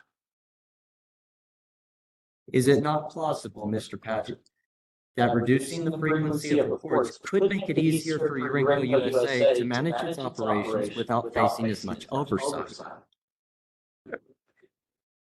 I do not believe so. Considering the potential environmental impacts of Urenco USA's operations, Mr. Paget, would it not be prudent for reporting requirements to be stringent to ensure the protection of the environment? Okay, I'm gonna check. We're getting way outside the scope of this witness's testimony. He didn't cover these areas in his testimony, and other one what my witnesses did, but this is clearly outside the scope. Mr. Maxwell. I don't believe it's out of scope, as the reporting requirements were clearly talked about in the testimony, specifically this joint testimony about how it was reduced. And so asking the potential environmental impacts, considering those, would it not be prudent for reporting requirements to be stringent to ensure the protection of the environment? I believe is relevant and probative to this cross-examination. It may be relevant and probative, but the question is it a proper cross-examination question?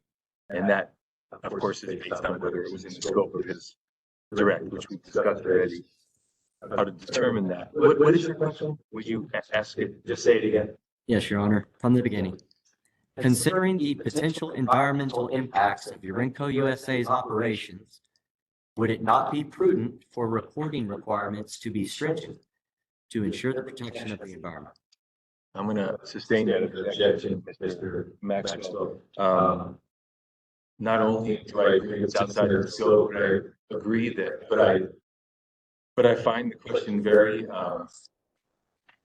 hypothetical to the point where this witness is not a proper witness to ask that question to. Do you have more questions? Thank you, Mr. Paget, for answering my questions. I will now question Mr. Rickman. Mr. Richard, can you bring this laptop, or can you switch to whatever you want to so we can hear you? Mr. Maxwell, go right ahead. Mr. Rickman, as the senior licensing specialist at Urenco USA, you are well versed with the specific regulations and criteria set forth by the relevant regulatory authorities for obtaining and maintaining the necessary licenses, permits, and authorizations for the facility, correct? Yes. Prior to this draft permit, was Urenco USA using any metering system to measure stormwater accumulation into Pond 1? I'm not aware of any measuring system to measure stormwater into Pond 1. Please speak up. I'm not aware of any measuring system to measure stormwater into Pond 1 prior to this draft permit. Mr. Rickman, was the initial metering system at Urenco USA for Pond 2 adequate in accurately measuring the quantity of storm water necessary for those required calculations? I'm not aware of any metering system for stormwater going into Pond 2. Mr. Rickman, are you familiar with the extensive communications that have taken place between Urenco USA and New Mexico Environment Department regarding the draft permit?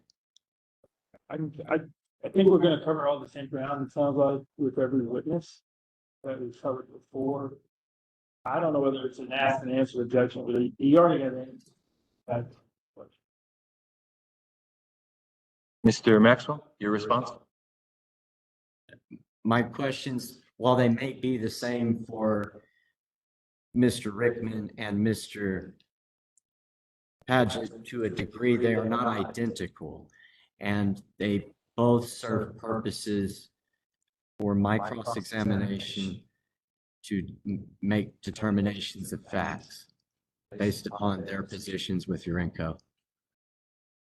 And I believe it's relevant to get that sworn testimony through the cross-examination on the record. And what is the question again? That you just asked. Repeat it.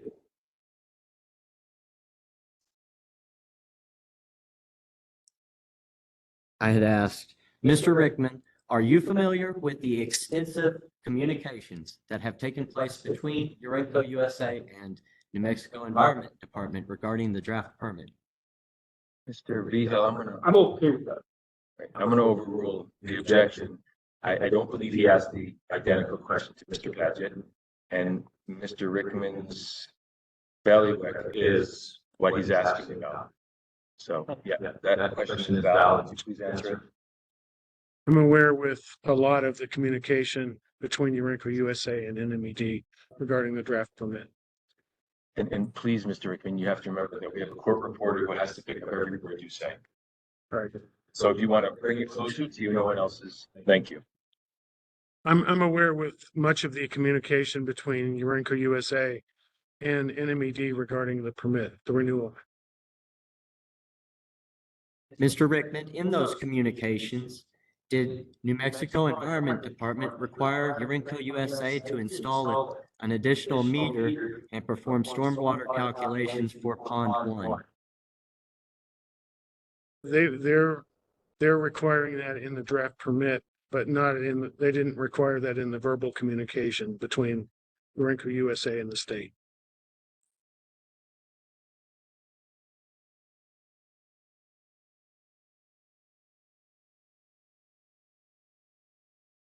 Ms.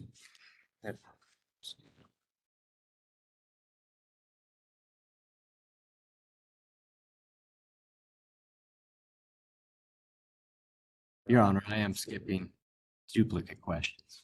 Thank you.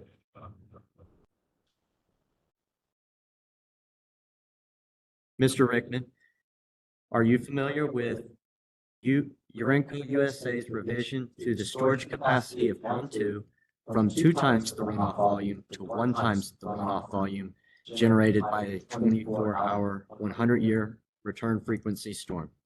I'm familiar with it, yes.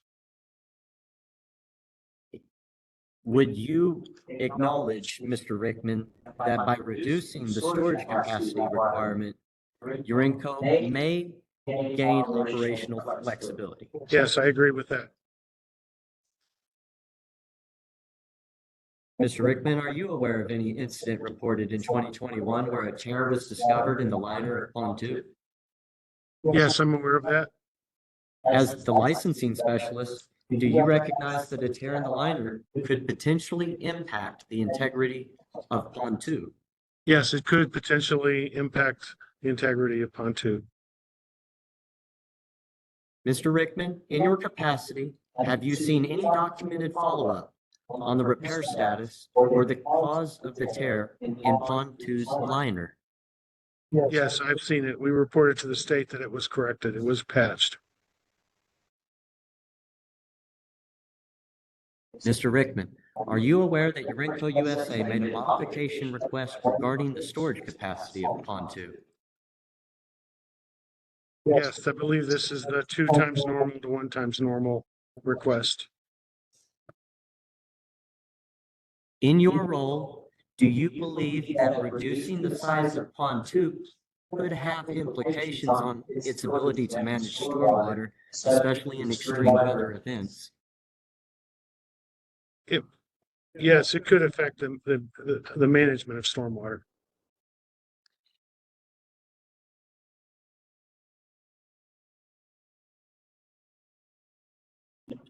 Mr. Rickman, Are you aware that in your written testimony, you've referred to the original storage capacity volume requirement for Pond 2 as overly conservative? Is this correct? I would have to see that. We could very well have said that. I could have very well said. We can look it up.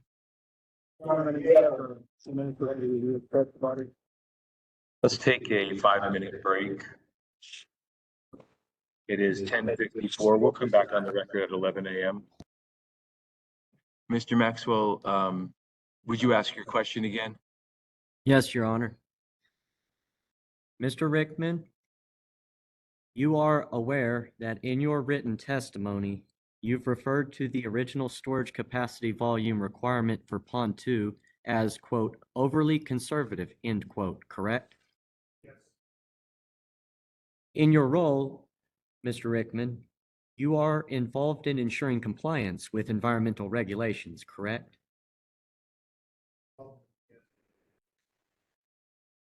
Would you agree that regulations are often designed to protect the environment and public health?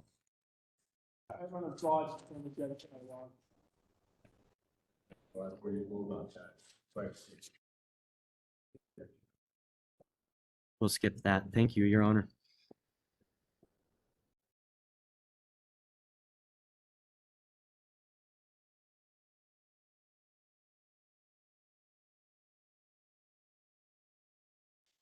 Mr. Rickman, you are involved in reviewing and ensuring that Urenco USA adheres to permit requirements and conditions, correct? Mr. Rickman, do you recall that Urenco USA requested the removal of additional fencing around the ponds in its December 18th, 2018 submittal? Mr. Rickman, is it accurate that the initial permit This is the conditions court reporter. I'm required sorry to additional interrupt, but fencing around the ponds to prevent unauthorized access? this is the court reporter. I apologize for interrupting, and I'm not hearing the witness at all. I heard him perfectly Was it before our Urenco break. USA's position, Mr. Rickman, as indicated in the 2018 submittal, that the perimeter security fence should be considered sufficient to control access?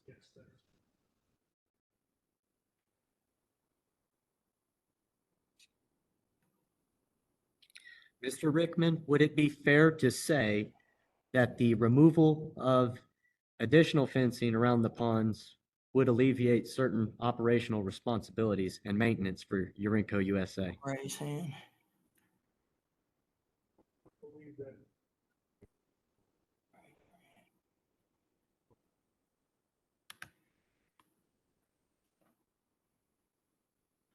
Would you consider that request?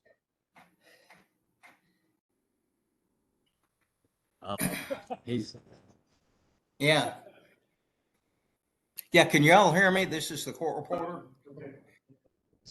Can you hear me? Hello. Oh. It sounds like. Can anybody hear me? This is the court reporter. Hello? Yes. Yes, I am not hearing since we have had our break, I have not heard the witness on one single answer. I could hear him perfectly before our break. So I'm having a technical issue with hearing the witness. I can hear the questions. So maybe we need to get another. Hello? Ernie, can you hear me now? Can you hear me? I can hear. Who's talking? Who's talking? I'm the witness. I can hear you now. Yes, sir. But I have not heard one answer from you since our break. I hear the questions, but not your answers.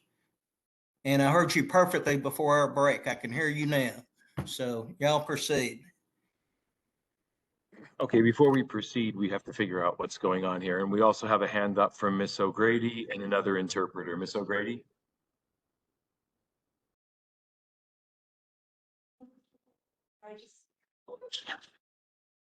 Okay.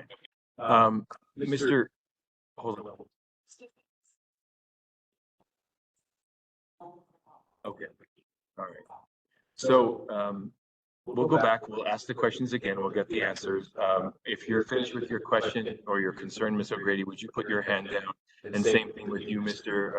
Amor. Hold on just a minute. Ernie, can you still hear me? Yes, I can. Okay. Hold on. Let me. There you go. Okay, are there any other issues before we proceed with the testimony? Okay, Mr. Matt. Let me.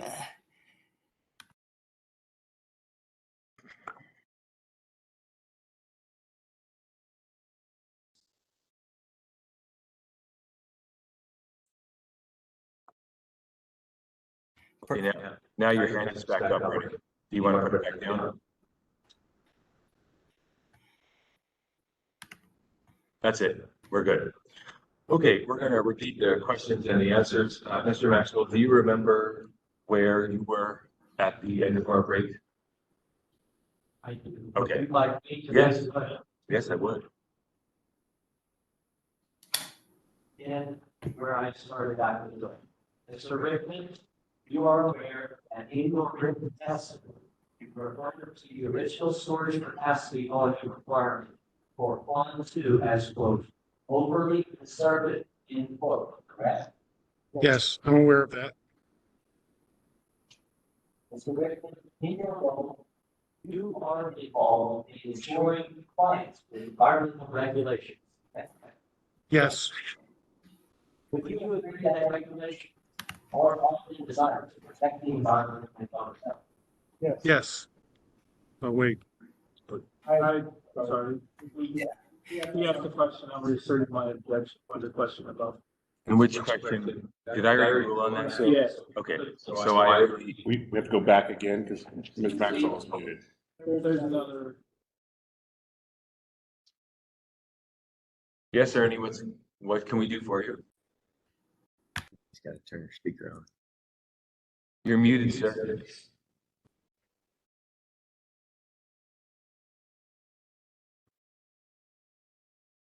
I'm not hearing the questions. I can hear the answers, but not the questions. And would you like to get another court reporter that maybe has a better connection? I hate to keep interrupting you, Your Honor. Okay. Mr. Maxwell, ask your first question after the break. Let's see if Ernie can hear it. Ernie, would you put your hand down, please? Yes, sir. Okay, ask your question. Nope, back up again. Okay, ask your question. Let's make sure. Ernie, give us a thumbs up when you can, if you can hear the question, okay? Yes, sir. My question, Mr. Rickman, you are aware that in your written testimony, you've referred to the original storage capacity volume requirement for Fund 2 as, quote, overly conservative, end quote, correct? Wait a minute. Yes, I'm aware of that. Okay, before you continue, Ernie, were you able to hear the question and answer that time? Unmute yourself, please.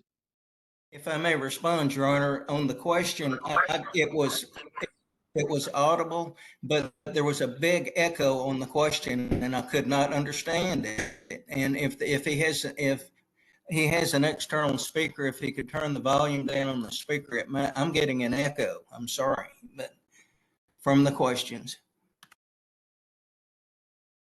And that wasn't happening before, right? Ernie, that wasn't happening before? No, before I could hear the questions, but I couldn't hear the answers. So, but I've just been getting an echo on the questions. I can finally hear the witness now. Your Honor, would you like to get another court reporter? It may take about 5 minutes, and that maybe has a better connection. I feel like this is on my end, but I can't control it. No, I think. Hearing officer, excuse me for interrupting. I think let's everybody that's in the room that doesn't need a microphone on to turn it off. That might reduce it. The interpreters are also getting a tremendous echo. Okay. Thank you. Yeah, that makes me feel better, Your Honor. I don't think it's just me now, so. Okay, all right, very good. So Ernie, we're going to turn off our microphones here except for the witness and the examining party. And we're going to, we have the answer to the first question. Is that correct, Ernie? That's correct. I'm able to hear the witness fine now. And you're Proceed. able to hear Mr. Maxwell's question. Is that correct? Yeah, I need him to repeat the last question because there was an echo. Okay, all right. The last question, you mean the last question that you have an answer to already? I don't know. I can pull my notes up, but We're going to start over. We'll start over again and we'll all turn our microphones off. yeah, I seem to be here. Excuse me for interrupting, but I seem to be hearing a lot better with the microphones off. Proceed. Mr. Maxwell, ask your questions. Don't ask the question that I already ruled on that is out of bounds. And Mr. Rickman, please answer them. And please speak loudly, Mr. Maxwell and Mr. Rickman. Go ahead. Mr. Rickman, you are aware that in your written testimony, you've referred to the original storage capacity volume requirement for Pond 2 as, quote, overly conservative, end quote, correct? Yes, I'm aware of that. In your role, you are involved in ensuring compliance with environmental regulations, correct? That's correct.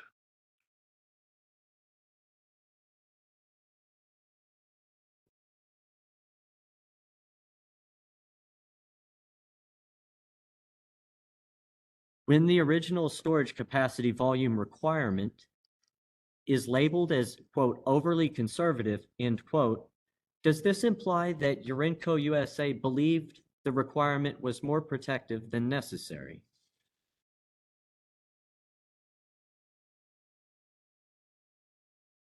I don't believe that is what we meant. Mr. Rickman, would you say it's accurate that you believe it is important to adopt measures that are sufficiently protective of the environment, even if they might be seen as conservative? I would say that's an important consideration, but it's not necessarily something that we would always do. Mr. Rickman, you are involved in reviewing and ensuring that Urenco USA adheres to permit requirements and conditions, correct? That's correct. Mr. Rickman, do you recall that Urenco USA requested the removal of additional fencing around the ponds in its December 18th, 2018 submittal? Yes, I'm aware of that request. Mr. Rickman, is it accurate that the initial permit conditions required additional fencing around the ponds to prevent unauthorized access? The permit required fencing. It did not specifically state additional fencing. Was it Urenco USA's position, Mr. Rickman, as indicated in the 2018 submittal, that the perimeter security fence should be considered sufficient to control access? That is what we requested, yes. Mr. Rickman, would it be fair to say that the removal of additional fencing around the ponds would alleviate certain operational responsibilities and maintenance for Urenco USA? I don't believe it would alleviate operational responsibilities and maintenance. Would you at least consider that Urenco USA's request to remove any additional fencing was at least in part to lessen operational burdens? I still don't believe it would lessen any operational burden.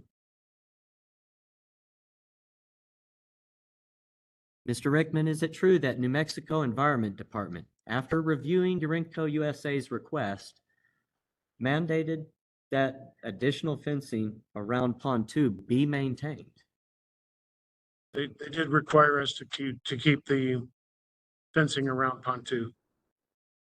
Mr. Rickman, would you agree that despite Urenco USA's belief that the perimeter fence was enough, New Mexico Environment Department saw the necessity for additional security measures specifically around Pond 2?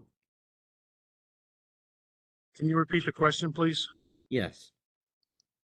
Would you agree that despite Urenco's USA's belief that the perimeter fence was enough, New Mexico Environment Department saw the necessity for additional security measures specifically around Pond 2?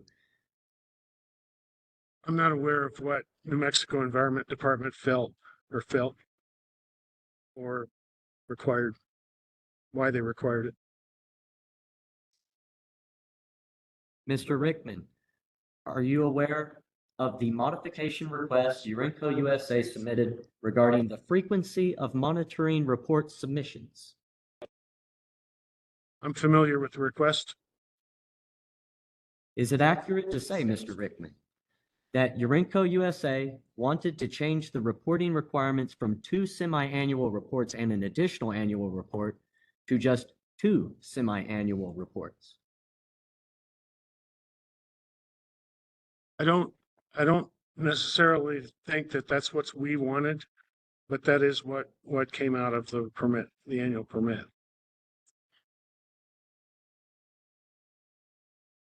Mr. Rickman, would you say that reducing the number of reports could potentially limit the depth of information that regulatory authorities, such as NMED, have to review Urenco USA's operations? I don't believe that reducing the number of reports reduces the detail or rigor. Would it be possible, Mr. Rickman, that by submitting fewer reports, Urenco USA could streamline its operations and possibly avoid more rigorous scrutiny?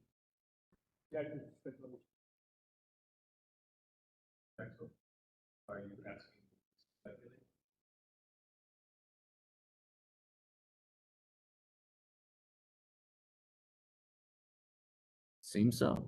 Yeah, I'm not hearing the objection, Your Honor. I could.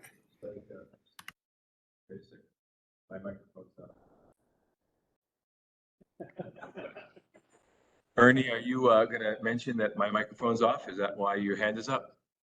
Oh, yeah, I apologize. I didn't realize that was the problem, and I'll shut up and y'all proceed. Did you want to unmute yourself so I can hear you?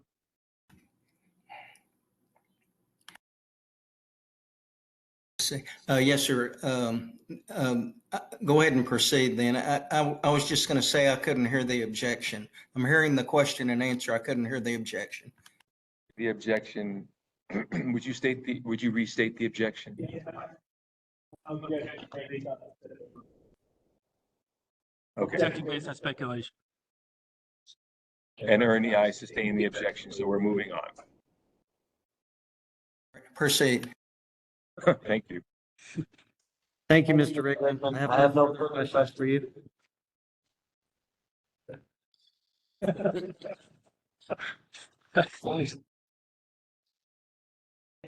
Mr. Maxwell, are there any other cross-examination questions for anyone on this panel? Yes, Your Honor. And who are these questions going to be directed to? I would next like to cross-examine Ms. Yvonne Saucedo. Okay, and Mr. Maxwell, are you going to ask the same questions that you've already asked the other 2 witnesses? No, Your Honor. Okay, so these questions will be within the scope of her direct testimony? Yes, Your Honor. Okay, please proceed. Ms. Saucedo, as chemistry manager, you're responsible for the management of the chemistry department at Urenco USA, correct? Correct. Do your responsibilities include supervising personnel and ensuring compliance with environmental regulations? Yes, they do. Is it true that as the chemistry manager, you're responsible for managing the department's budget? For the chemistry department, yes, I am. In your day-to-day role, are you personally conducting the detailed chemical analysis of cooling water, backwash, and blowdown waters? We handle the chemistry of the cooling towers. My question, and I'll repeat it, are you personally conducting the detailed chemical analysis of cooling water, backwash, and blowdown waters? I am no longer personally conducting that analysis. That is performed by any one of the qualified chemistry analysts within the department. As chemistry manager, do you primarily oversee the department and rely on your staff to perform the actual chemical analyses? Are you asking specifically for the cooling tower water? In this case, yes, let's specify for the cooling tower water specifically. That's correct. People that are qualified in the chemistry department are responsible for maintaining. I'm just the supervisory.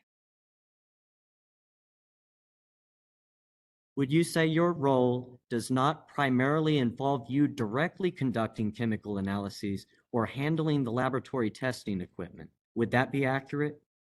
Laboratory testing for what exactly?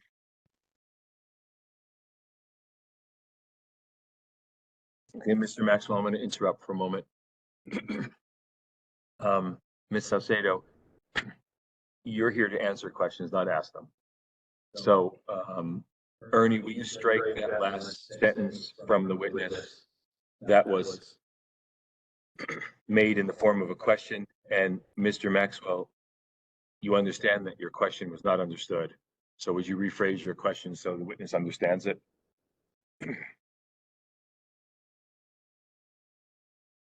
Your role doesn't primarily involve you directly conducting chemical analysis or handling any laboratory testing equipment. Would that be accurate? That would not be accurate. What kind of laboratory testing equipment would you handle in your role? I'd have to ask you to clarify. There's lots of different processes that I am qualified to perform analysis on. So Ms. Salcedo, if you don't understand the question, please just say, I don't understand the question. And I'll make sure that he rephrases it. Okay. Mr. Maxwell? I'd like to move on. Yes, okay. Ms. Ocido, Urenco USA is seeking a modification to the permit that would allow the rerouting of the cooling tower backwash and blowdown waters into the unlined Pond 1 area instead of the lined impoundment Pond 2. Is that correct? That's correct. Ms. Ocido, would you agree that using an unlined retention pond instead of a lined impoundment requires less maintenance? I would agree. There is more maintenance on a lined pond. And Ms. Ocido, using an unlined acreage could potentially result in cost savings for Urenco USA. Isn't that correct? I would not agree to that since the ponds are already in place. Were there any operational inconveniences or difficulties that Urenco USA experienced in using the lined impoundment pond for the discharge of cooling tower backwash and blowdown waters? Can you repeat the question? Were there any operational inconveniences or difficulties that Urenco USA experienced in using the lined impoundment pond for the discharge of cooling tower backwash and blowdown waters? For the current permit, we are required to perform monthly walkdowns of each pond, so there is no additional operational maintenance for that. Would you say there were any operational inconveniences or difficulties experienced in that? There were not. Has Urenco USA conducted any assessments to determine the environmental impacts of rerouting these waters from the cooling towers into unlined acreage before seeking this permit modification? Not that I'm aware, the request was made to NMED for the permit application. Ms. Ocido, as chemistry manager at Urenco USA, are you familiar with the Water Quality Act of New Mexico? Yes, I am. You mentioned in your testimony that the cooling tower backwash and blowdown waters contain no toxins. Is that correct? That's correct. But isn't it true, Ms. Saucedo, that these waters can contain concentrations of minerals and chemicals used in the cooling process? It is possible, yes. And Ms. Saucedo, if these waters are discharged into an unlined acreage, could there be a possibility that these minerals and chemicals seep into the ground and potentially affect groundwater quality?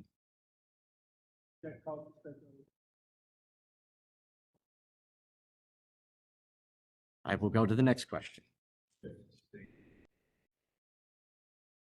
Is Urenco USA aware of the standards and regulations set forth by the Water Quality Act of New Mexico regarding the contamination of groundwater? Yes, we are. Has Urenco USA conducted tests to ensure that discharging the cooling tower waters into Pond 1 will not result in any violation of those standards and regulations?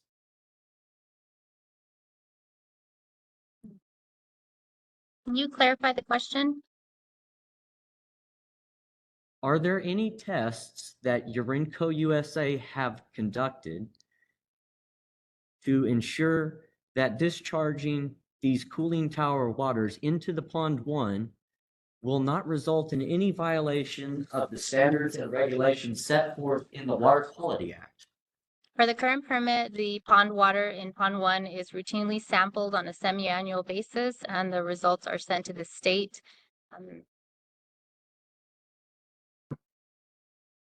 Can you tell us the result of these tests, especially regarding the concentration of minerals and chemicals in the cooling tower backwash and blowdown waters after they are discharged into the unlined Pond 1? I mean, we submit semi-annually for the past 6 years. Did you want a specific analyte or a specific time frame? Sure. I'm going to the next question. I'm not muted anymore. Again, Ms. Salcedo, please don't ask questions of Mr. Maxwell. He's the one to ask questions to you.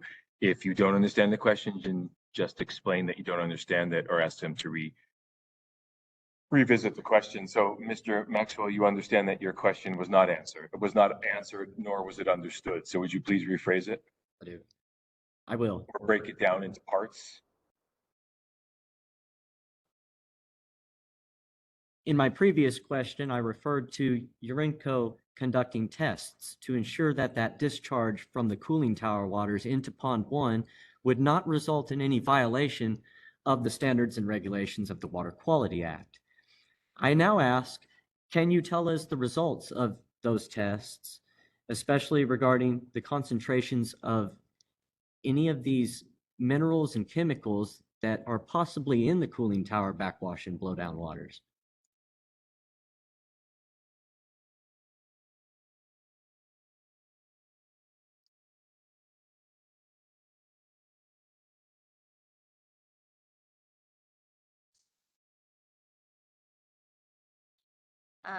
There's 33 different analytes for the pond.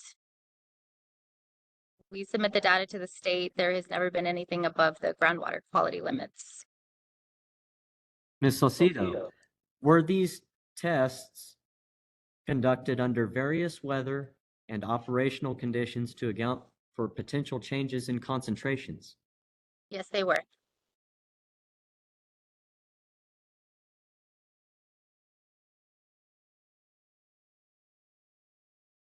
In case any of these tests indicate that the discharged waters could potentially violate the standards set by the Water Quality Act, does Urenco USA have a contingency plan in place to mitigate any adverse effects on groundwater quality? Yes, we do.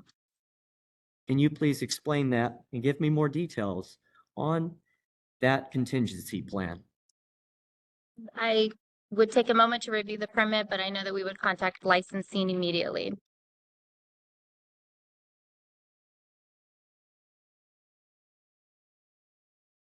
Ms. Lucido, can you please specify the testing methods used to ascertain that there are no toxins in these waters?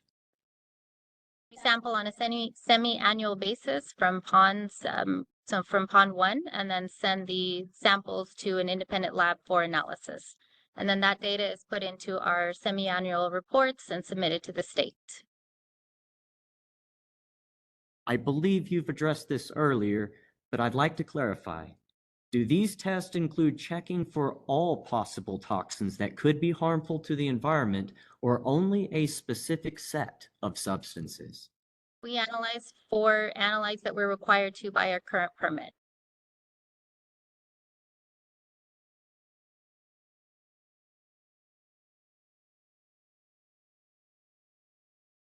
Have these testing methods and results claimed by Urenco for these cooling tower waters been independently verified?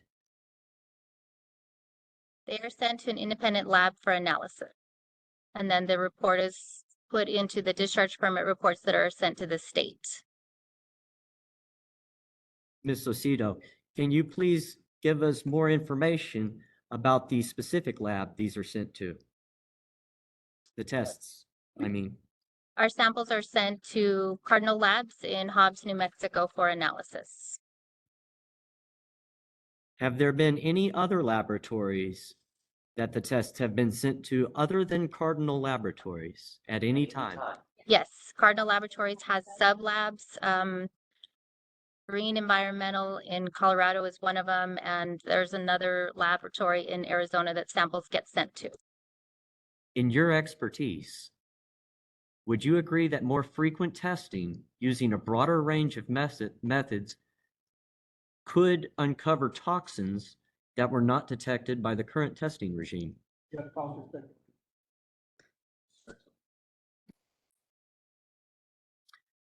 I'll pass this question.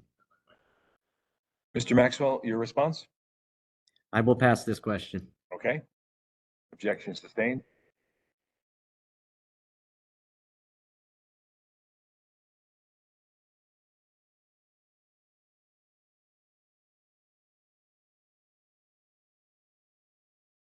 Ms. Lucido, did Urenco USA conduct a risk assessment to evaluate all possible scenarios in which toxins could be present in the cooling water backwash and blowdown waters? No, Jack. Mr. Maxwell, your response? How is that inside the scope of her direct testimony? I believe that a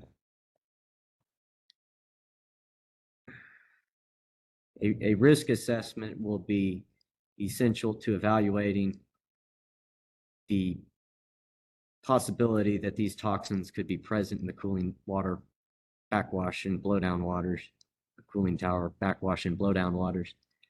I'm going to pass on this one. Mr. Maxwell, I haven't ruled on the objection yet, so why don't you wait? I think it's a fair question.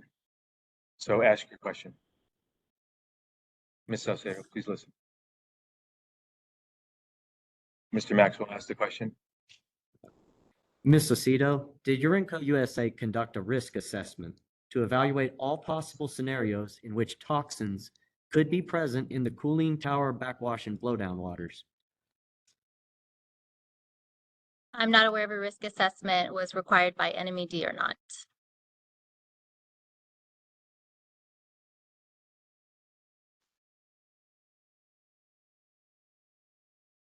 Has Urenco USA? I'm striking that question. I'll go to the next one.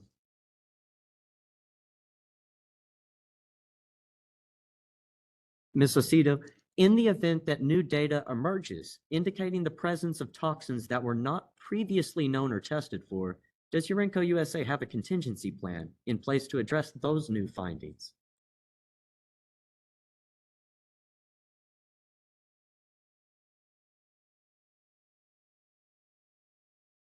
We are analyzing for what we are required to per our current permit, and we're prepared to analyze for what we are required to per the draft permit.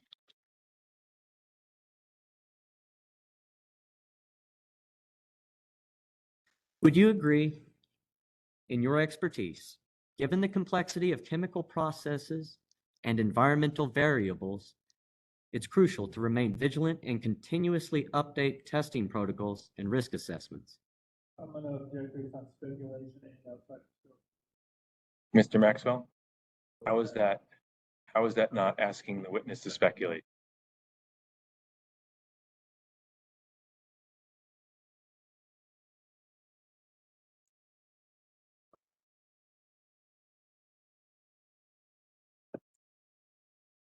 It's hard for me to answer. Mr. Maxwell, I'm going to sustain the objection. Would you move on to the next question? Yes, Your Honor, I'll go to the next question.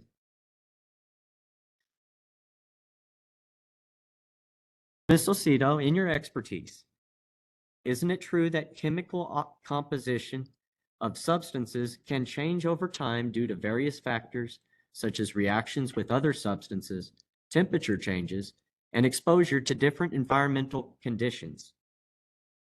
I'm gonna allow this in to speculate. Let's go.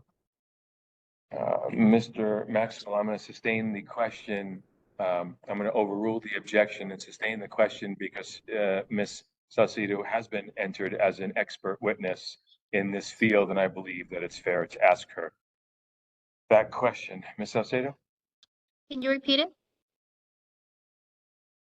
Ms. Lucido, isn't it true that the chemical composition of substances can change over time due to various factors, such as reactions with other substances, temperature changes, and exposure to different environmental conditions? Yes.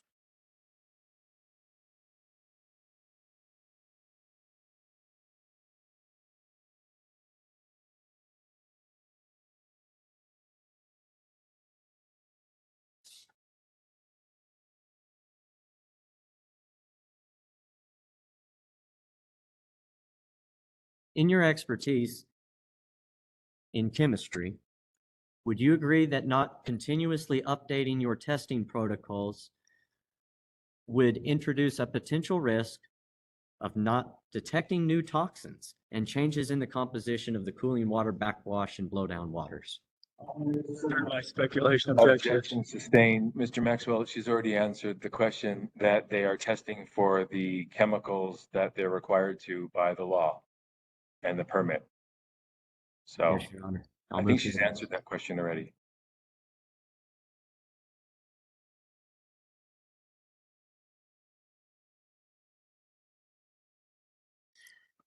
My next question, Ms. Lucido, are you aware that Pond 2 is lined, which provides an additional layer of containment for discharged water? Yes, I am. Ms. Lucido, isn't it correct that having a lined containment area like Pond 2 can help prevent discharged water from seeping into the ground? Yes, it can. Wouldn't you agree, Ms. Lucido, that preventing the discharged water from seeping into the ground is important, especially if there is a possibility of the water containing toxins that could be harmful to the environment? Yes, I do. Since Pond 2 has this lining that helps in containment, wouldn't you agree that utilizing it for discharge is a safer alternative compared to unlined areas, particularly in terms of minimizing risks to soil and groundwater? Between an unlined pond and a lined pond, yes. Ms. Lucido, in your expert opinion, do you believe that considering the potential for toxins and the changing chemical composition of substances, discharging into a lined containment area such as Pond 2 is more responsible and protective for the environment than to the unlined area?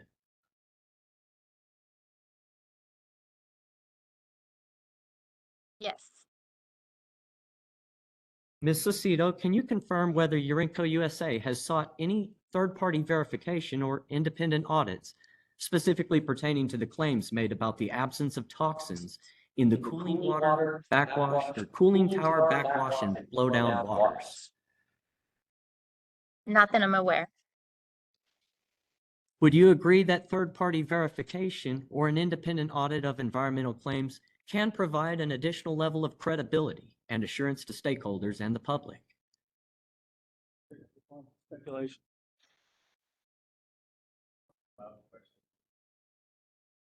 Can you repeat the question? I will. Ms. Lucido, would you agree that third-party verification or an independent audit of environmental claims can provide an additional level of credibility and assurance to stakeholders and the public? Yes.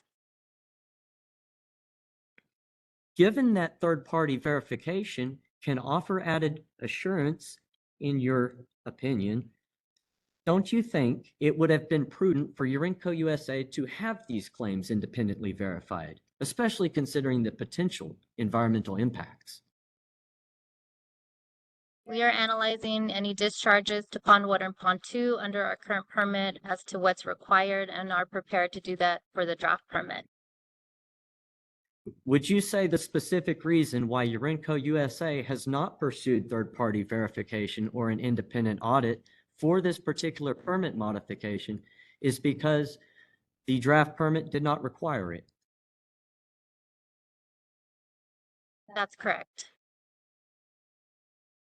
Ms. Aceto, did Urenco USA conduct any independent environmental impact assessments, specifically focusing on the change in discharge location from Pond 2 to Pond 1 for the cooling tower backwash and blowdown waters? Answer. Mr. Maxwell, the objection is that that question was asked and answered. What's your response to that? I believe opposing counsel is referring to the similarity, but not complete identical nature of my question regarding independent environmental impact assessments versus third-party verification or independent audits. So rephrase your question then to show the difference between the two questions. Ms. Lucido, compared to a independent audit or third-party verification, has Urenco USA conducted any environmental impact assessments separate from those audits and verifications that have been independently conducted, focusing specifically on the change in discharge location from Pond 1 to Pond 2? Mr. Maxwell, I'm going to ask you to move on. I don't understand the question anymore. Thank you, Your Honor.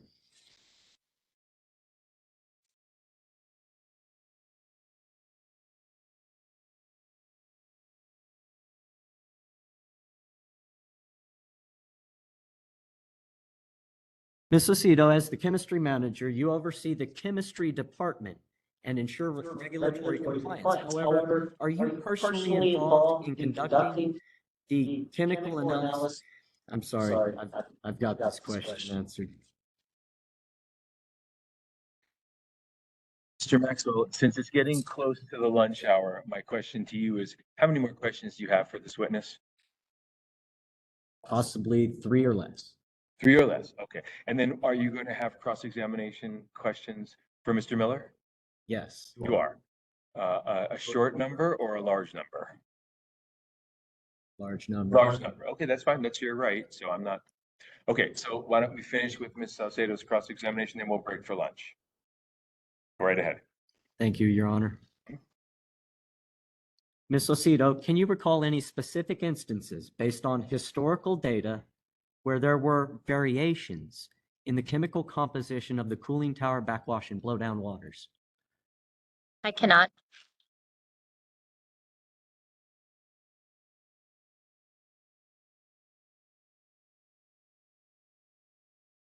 Thank you, Ms. Lucido. I have no further questions. We're going to break for lunch. It is 11:49 a.m. Miss Corral, have there been any members of the public that have asked you to add them to a list? Mr. Hearing Officer, at this I moment. can't hear you. Can you hear me now? Can you hear me? Sorry. I need to turn my speakers back on. What did you say? Sorry, Mr. Hearing Officer. At this moment, I have not received anything through the chat or through email. As soon as I receive something, I'll let you know. Okay, thank you. It is 11:49 a.m. We are going to break. When we come back, Mr. Maxwell will continue his cross-examination of Mr. Miller, and then the New Mexico Environment Department will put on its case. So we will come back on the record, Ernie, let's come back at 1 o'clock. Unless the parties don't want to take a full hour. Mr. Vigil? How much time do you want for lunch? 1 o'clock is fine with you? That's an hour and 10 minutes. That's fine with you? NMED, is that okay with you? Okay. Yes, that's fine We're with going to us. come back on the record at 1 o'clock. Thank you. I see it started. Okay. Miss O'Grady, are you ready to start? Perfectly.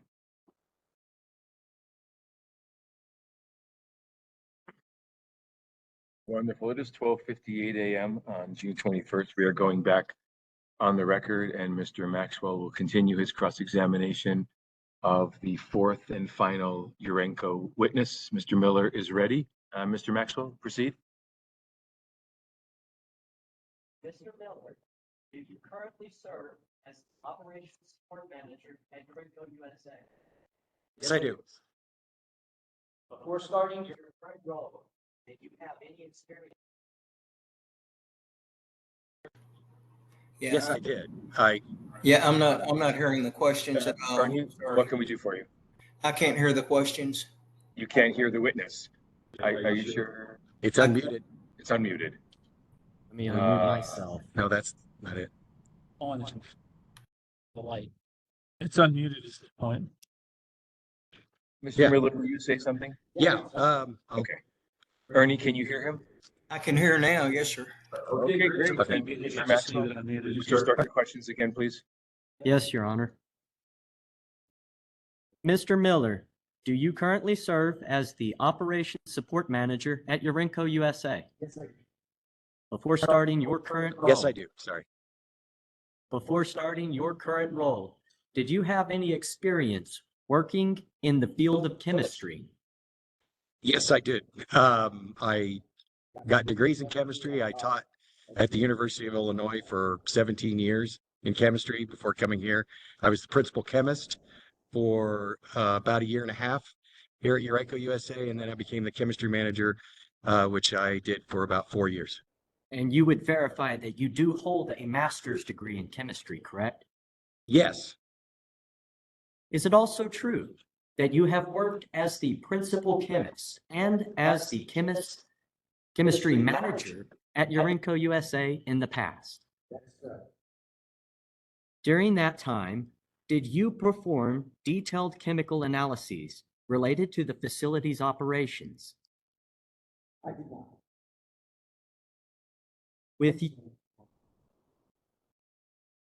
With your educational background and work experience, would you consider yourself well-versed in chemical analysis, particularly in the context of the uranium enrichment facility?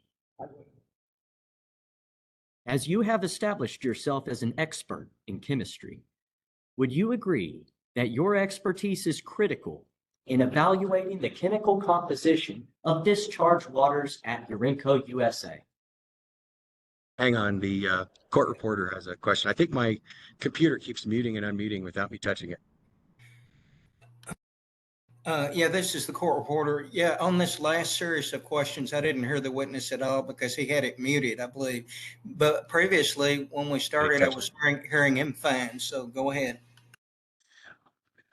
Yeah, we'll keep an eye on it to make sure it's not muting itself for whatever nefarious reason. Your Honor, how would you like me to proceed? Do I need to repeat the question or continue? As you have established yourself as an expert in chemistry, would you agree that your expertise is critical in evaluating the chemical composition of discharge waters at Urenco, USA? Yes. Comparatively, Ms. Lucido, who we heard from earlier, is the chemistry manager at UUSA. Does her role now have the same duties and responsibilities as when you held the position? Her duties and responsibilities are only slightly different in that she is not a chemist or as a technical expert in chemistry. She's an expert certainly in environmental chemistry. She manages people and the program. I just happen to be a chemist, so my expertise lies along that way, in addition to the fact that I was the chemistry manager, managing people and the program. Would you agree that your background in chemistry, including your master's degree and experience as a chemist, uniquely positions you to understand the chemical compositions and analysis in the greatest technical detail for Urenco, USA? Can you repeat the question? Yes, I can. Would you agree that your background in chemistry, including your master's degree and experience as a chemist, uniquely positions you to understand the chemical compositions and analysis in the greatest technical detail for Urenco, USA? I certainly understand the chemistry of the chemical analysis. I can't answer to whether or not I'm uniquely qualified. When it comes to understanding the intricacies of the chemical compositions in the cooling tower backwash and blowdown waters, is it reasonable to conclude you as the most technically knowledgeable at the facility, correct? Yes. Mr. Miller, as someone with extensive knowledge in chemistry, can you tell us what specific tests were conducted by Urenco, USA to determine the chemical composition of the cooling tower backwash and blowdown waters? So the tests that were performed on the blowdown waters were the tests required by NMED in order to monitor contaminants. The water that was coming in comes from ultimately Hobbs to Eunice to us as domestic water, which is also tested before it gets to us. It comes in clean, and then we test it to ensure that it's going out clean. Those tests vary, and I don't have the litany in front of me of all the tests that we do, but they were listed in the testimony. How frequently are those tests conducted, Mr. Miller? They're tested at least semi-annually. Were the testing methods and frequencies in line with the industry standards or any other regulatory requirements? The testing was sent to a laboratory, Cardinal Labs, and they've been vetted as a certified lab, and their testing methods I can't attest to.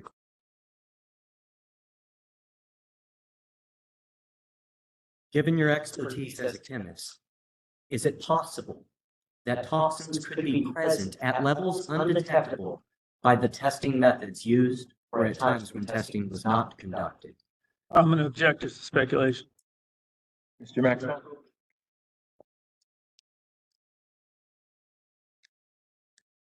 I believe the question is relevant to protect the environment. The question, the objection is not to relevance. It's to speculation. So can you rephrase the question so that you're not asking the witness to speculate to the conditions?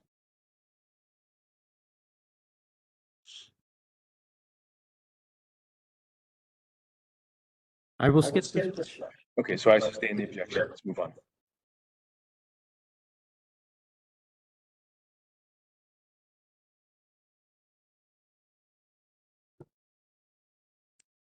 Mr. Miller, were the testing methods used by Urenco USA for the blowdown waters and backwash waters, were those testing methods capable of detecting all known toxins that could potentially be present?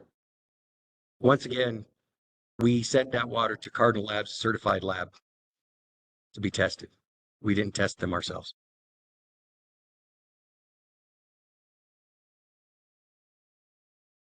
Mr. Miller, would you agree that the choice of testing methods and frequencies could significantly influence the detection of potential toxins in the cooling tower backwash and blowdown waters? Yes.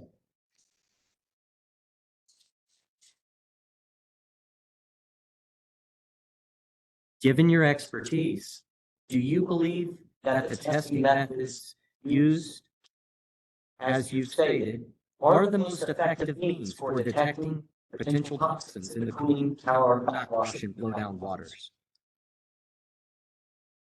I can't answer that question. I don't know is the answer. I accept that.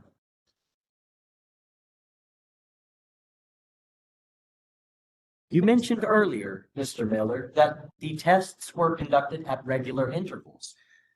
However, could there be toxins that appear between those intervals, in your opinion? Call objection, calls for speculation.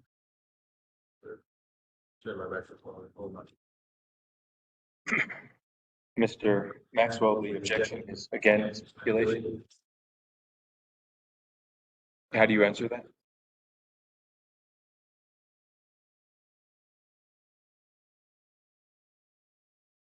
I will rephrase the question. Mr. Maxwell, I won't give you the widest leeway that I can. So I'm just going to ask you to try to think to yourself. Read the question to yourself first and ask yourself, are you asking for pure speculation, or is there something in the direct testimony that the witness could use to answer your question? So take your time.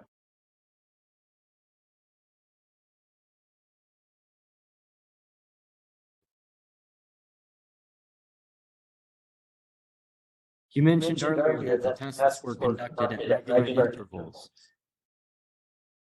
Are there circumstances historically that have occurred in which toxins have appeared between those intervals? Not that I know of.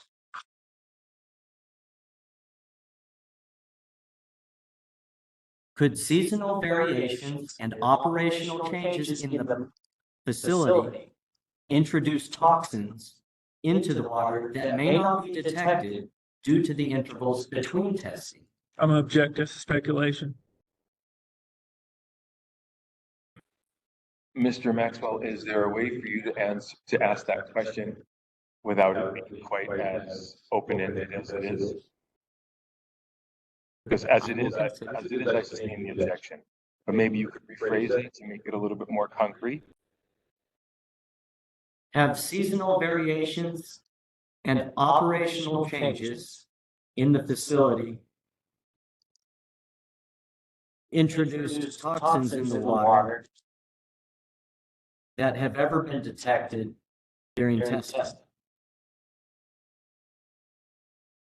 Nothing above any limits, as far as I know. It's a odd question. Mr. Miller, considering your expertise, do you believe the chemical analysis conducted by Cardinal Labs is thorough enough to confidently rule out the presence of any potential toxins in the cooling tower backwash and blowdown waters? I do. Mr. Miller, in your role and with your background, have you personally reviewed historical data on the chemical composition of the cooling tower backwash and blowdown waters? Yes, as a chemistry manager, I periodically review the results of the tests that went to that we did on that water. Mr. Miller, have you observed any significant variations in the composition of these waters over time? There are small variations over time. Mr. Miller, can you elaborate on the types of changes in the chemical components that you noted over time? Nothing specific to, and certainly nothing that exceeded any of our limits. Just a couple of ppm here or there, natural variations.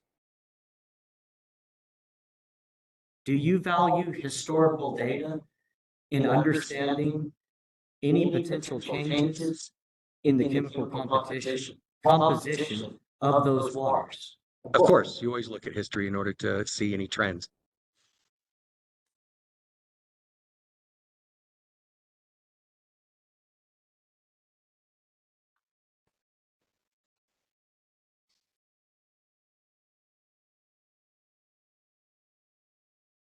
Mr. Miller, you have explained in your testimony that Urenco USA is seeking a permit modification in part to change the discharge route of cooling tower backwash and blowdown waters.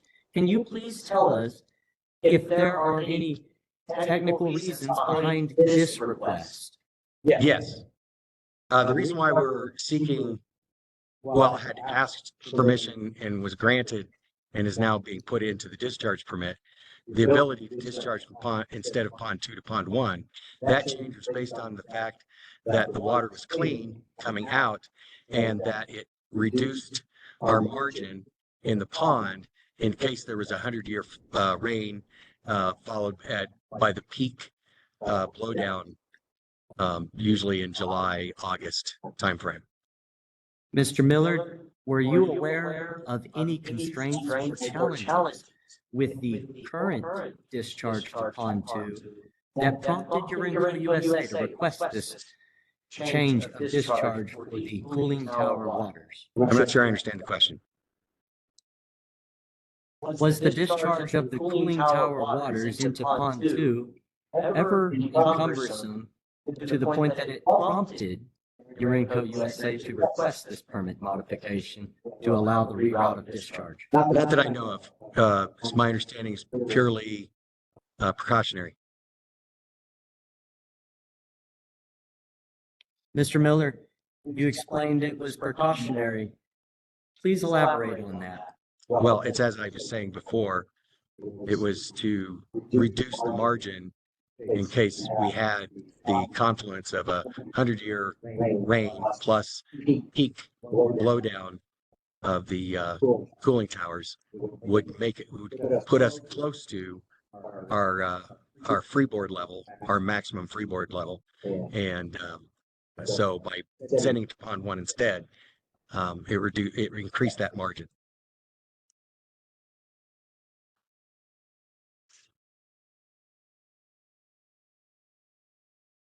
Mr. Miller, in your role, did you evaluate the environmental impacts of changing the discharge route, such as risks of toxins entering the environment?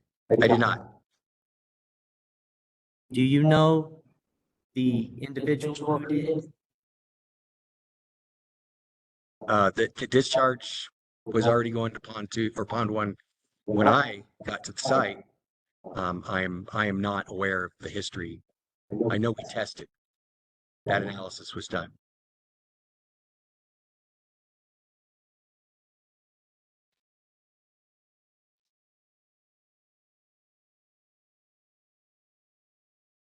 Mr. Miller, considering your expertise in chemistry, could you clarify if there are any chemical differences when discharging cooling tower backwash and blowdown waters into a lined impoundment as opposed to an unlined area? To clarify, are there any variations in the chemical composition and properties of the water that might occur depending on whether it's discharged into a lined impoundment No, as opposed to an unlined area? no. Chemically, there's no difference. The water is the same going into each pond.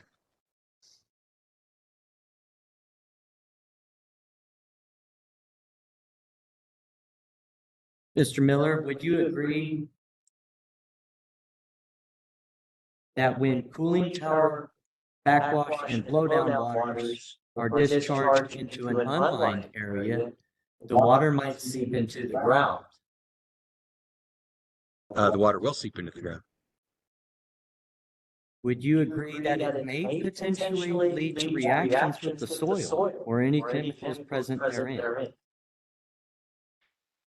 Water's going to react with whatever it touches. It's benign.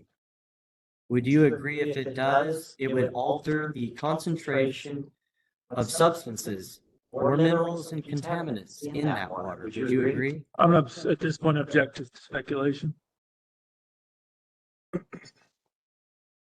Let me turn my microphone on. Oh, my microphone is on. Mr. Maxwell, would you ask the question again? I'd like to hear what you said again. You're talking about interaction between water entering the ground and whatever's in the ground. Yes, my question is, as I said, could this alter the concentration of substances or minerals or contaminants in the water? In the water or from the water? In the water. I'm not sure I understand the question. Weren't you talking about the water being put into an unmanned pit? And aren't you asking whether or not that substance in the water would react to something in the ground? Yes, That's what I thought, but that's not what you said. but if it's altering the concentration of substances, minerals, or contaminants in the water.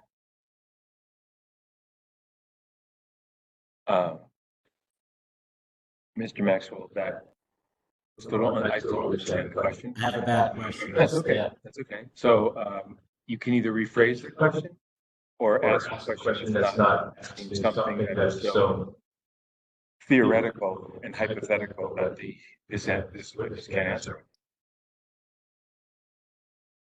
Mr. Maxwell, it might help you to remember that this is a fact witness. And while he is an expert and qualified as an expert based on his CV, there's a limit to what he can answer. And that question stretches the limit past the breaking point.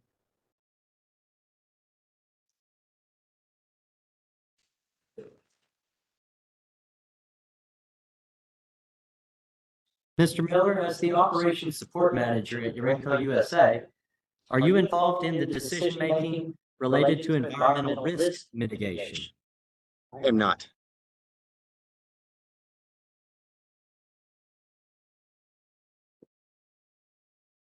To your knowledge, has Urenco USA implemented any specific measures to mitigate potential or real environmental risks associated with rerouting the discharge into an unlined area? I'm sorry, can you repeat the question? Yes, I will. Has Urenco USA implemented any specific measures to mitigate potential or real environmental risks associated with rerouting the discharge into an unlined area? Yes, we test and test and test periodically to ensure that we're not putting anything into Pond 1 that exceeds any limits.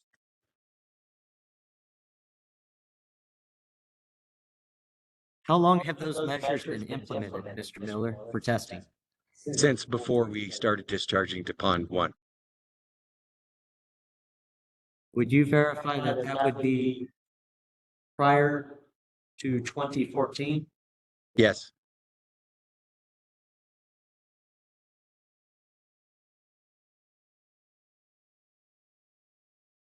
Mr. Miller, are there any monitoring systems or protocols in place to detect any adverse environmental effects due to the rerouting of the discharge? Directly, no. We test the water and sediment going into the ponds. We also test vegetation around the plant periodically, semi-annually, to detect any kind of contaminants.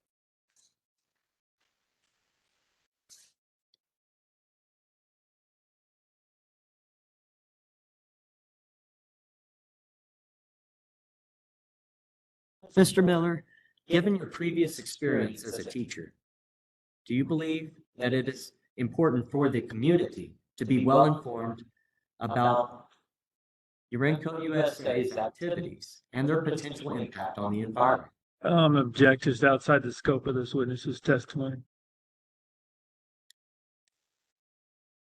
Mr. Maxwell, I agree. So I sustain the objection. Would you ask the next question, please? Mr. Miller, to your knowledge, has Urenco USA taken any steps to engage the local community to inform them about the permit modification and its potential implications? Same objection. It's outside the scope of his testimony. Mr. Maxwell, it is outside the scope of this witness direct testimony. So it's sustained again.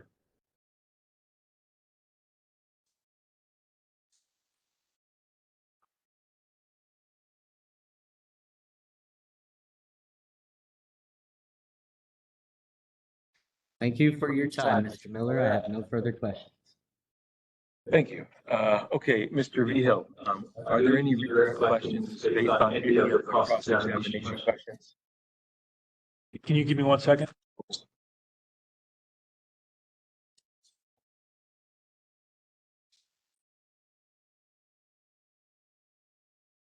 Excuse me, but is there any way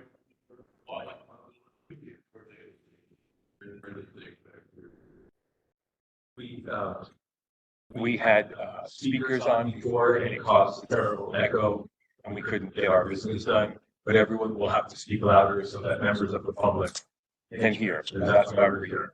Would you like to move your chairs maybe over so that you're here? Well, I'm not saying it is better, I'm asking if you'd like to.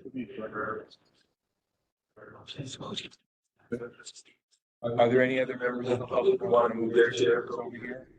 No? Okay, because we're here for you. Are you for members of the public? Yes? May I know your name? Can you speak loudly? You know your name? Wonderful. Thank you. Welcome.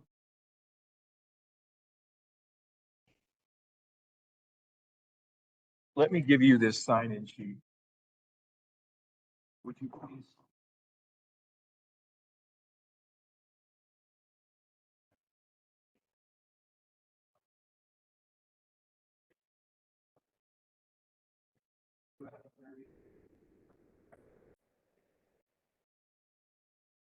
You'll be sworn in. Well, I guess you'll come here. We used to have a mic. What? But there's a court reporter here, in the yellow, who's the court reporter. Next.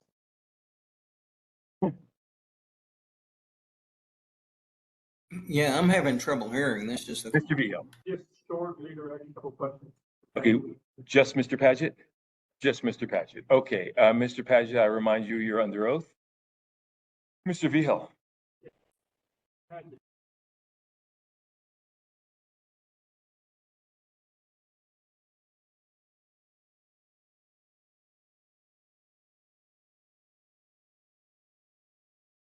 Mr. Vihel, before you continue, Ernie, were you able to hear the question? No, I would like it repeated. I couldn't hear it. I couldn't hear anything when the people from the audience said something. Oh, well, I wasn't asking whether you could hear the members of the audience who are signing in to make public comment. I asked you if you could hear Mr. Vihel's question and Mr. Paget's answer. Yeah, I did get the last question and answer. Yes, sir. Would you say that again, please? I keep turning on my speaker so that I don't have an echo, that I miss what you're saying. Yeah, I'd appreciate it if you could keep it turned off. I did get the last question and answer. Yes, sir. All right, thank you. Mr. Vigil, please speak loudly so that everyone can hear you, including the court reporter. Your next question, please. Thank you. Mr. Paget, was there any actual reduction in capacity? Or did anything change with regard to the physical capacity of the affected pond?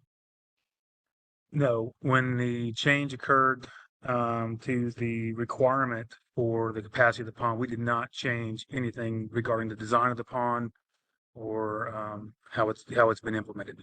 Okay, thank you. That's all the questions I have.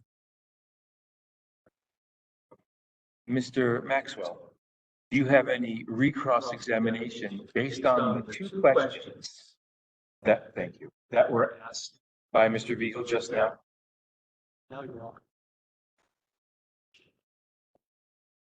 No, Your Honor. Okay. Mr. Vigil, do you rest your case?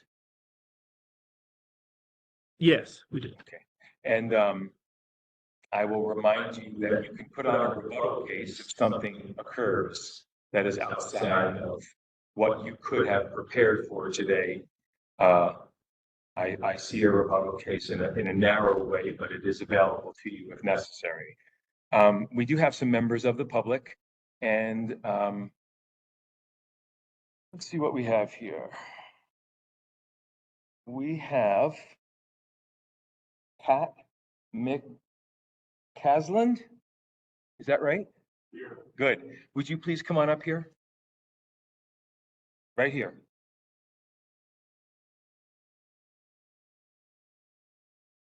Okay, I'm going to swear you in because I don't know, just right by the podium. I'm going to swear you in because I don't know that Ernie can see you raise your hand or not. I think you might be off the screen. Is that right, Ernie? That's correct, Your Honor, and I would appreciate that. I will be happy to. All right. Would you raise your right hand, please? Do you swear or affirm that you will tell the truth, the whole truth, and nothing but the truth? I do. Okay. Would you spell your name MCCASLAND, and your first name? Pat, PAT. Okay. You have up to 5 minutes to make a general comment. I don't really have any comments to make, except I don't have any comments. Okay. I'm here to observe. You're here to observe. You didn't come to make any kind of a comment. I'm interested in the outcome. I'm the nearest resident to the facility. Do you have an opinion? Do you have a, do you have anything either pro or con, an opinion about the groundwater permit? I would say that it's adequate to protect the groundwater in any groundwaters of the U.S. Okay. So you, the discharges there are managed adequately. okay. So you support the permit? Oh, yeah. You're not opposed to the permit? No. Perfect. And honestly, I think the state of New Mexico is an advocate for the people. And I appreciate what the Environment Department does in issuing these permits and the review they do. And the quality of data that the Urenco provides. Thank you. Okay, you can have a seat. Christy Boyd.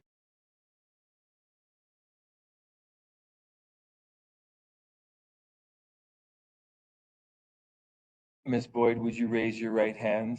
Do you swear or affirm that the testimony you will give today is the truth, the whole truth, and nothing but the truth? Absolutely. Fantastic. Please proceed.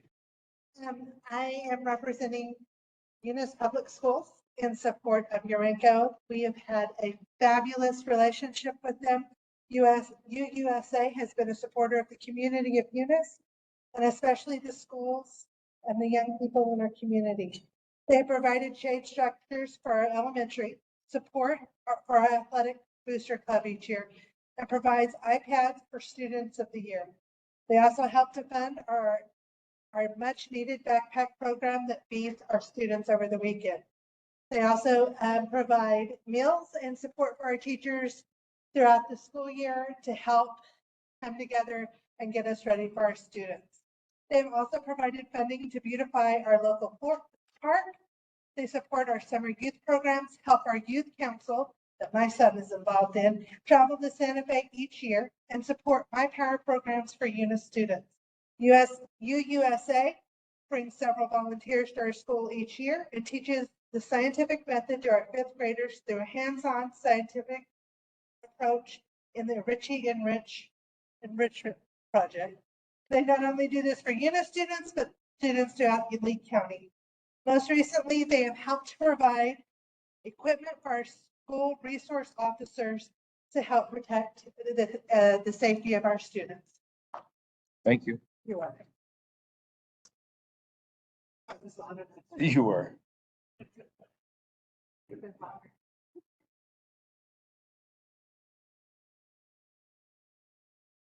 I'm not sure how to say your name. How do you say it?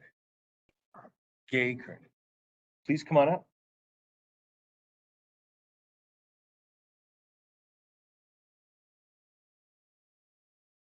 You're a member of the New Mexico Senate? Yes, I am. What's your district? Senate District 42, What does that cover? Lee, Eddie, and Travis County. Would you raise your right hand? Thank you.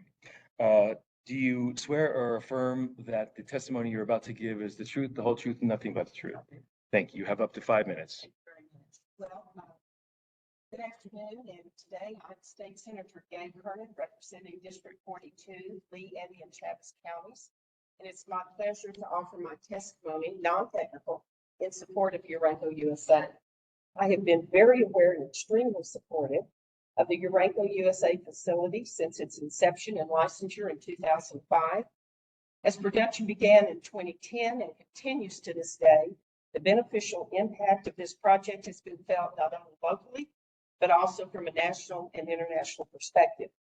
Urenco's commitment to providing high-paying jobs is evident with over 230 individuals currently working on site. The longevity of the employees is noteworthy and provides a stable employment base for this area. Many employees are hired locally, and nearly 1 in 5 employees were promoted from within the company.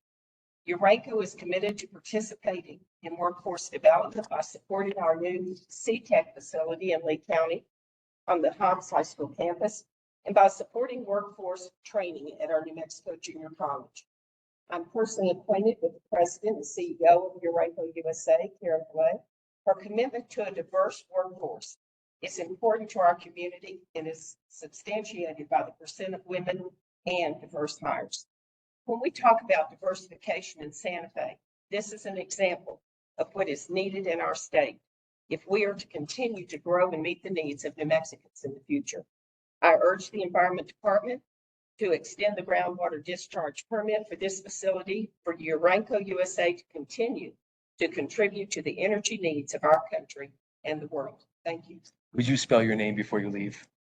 Gay, G-A-Y, Kernan, K-E-R-N-A-N. Thank you. Ms. Corral, do we have any other public members who have signed up through the virtual medium? Mr. Hearing Officer, the only person that I see is raising their hand, and I just sent her a shout, is Rose Gardner. Okay.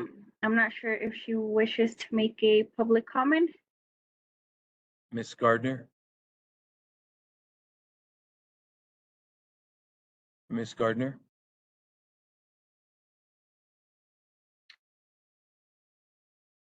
Yes, Ms. Gardner, will you turn your camera on, please? I'm unable to do so. I'm driving. Okay. I'm sorry. I need to swear you in if you want to make a public comment. We're going to be here for a while, so maybe when you finish driving, you can pull over and turn on your camera. I'll tell you what, I can turn it on if you want to. I am driving, but I have a passenger that'll hold the phone. That's okay.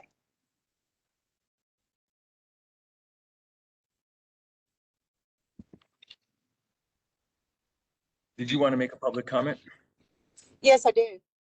Okay, so then I don't see your camera on yet. Okay, hold on. We can come back to you.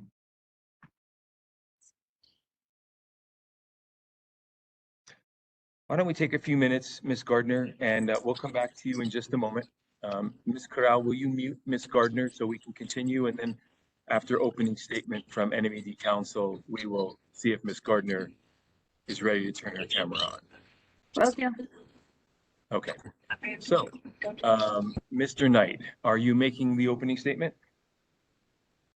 Mr. Hearing Officer, I had prepared an opening statement, but I would like to waive the opening statement and just get on with our witness testimony. And Mr. Walker will call the witnesses and examine them. Okay, perfect. Now, Mr. Walker, you know that none of NMED exhibits have been entered into evidence at this time. Okay, so if you want to enter an exhibit with a witness, please make it very obvious to me that you're doing so. And go through some foundation questions for each of those, please. Okay, so who do you want to call first? Okay, and it's hard for me to hear you. Do you have a computer that's near you? Can you hear me better now? Can now, yes. Okay, I'd like to call my first witness, Mr. Justin Ball. Mr. Ball. Okay. I would request that the first witness be sworn in, or both witnesses be sworn in as a panel if possible. They've already been sworn in this morning. Mr. Ball, will you state your name for the record, please? My name is Justin Ball, Justin, last name Ball, Ball. Thank you. And Mr. Ball, will you please state your position with the Mexico Environment Department? I'm the Bureau Chief of the Groundwater Quality Bureau in the New Mexico Environment Department. And how long have you been employed there in that role? I've been in this particular role for 2 years. I've been with the department for approximately 15 years. Did you file your written testimony in this matter? And this is, Mr. Hearing Officer, this is what I was, when you were speaking to the exhibits that aren't entered into evidence yet.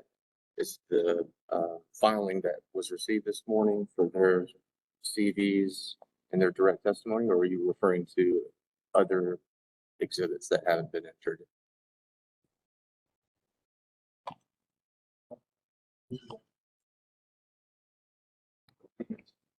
Yes, sir, I'm sorry.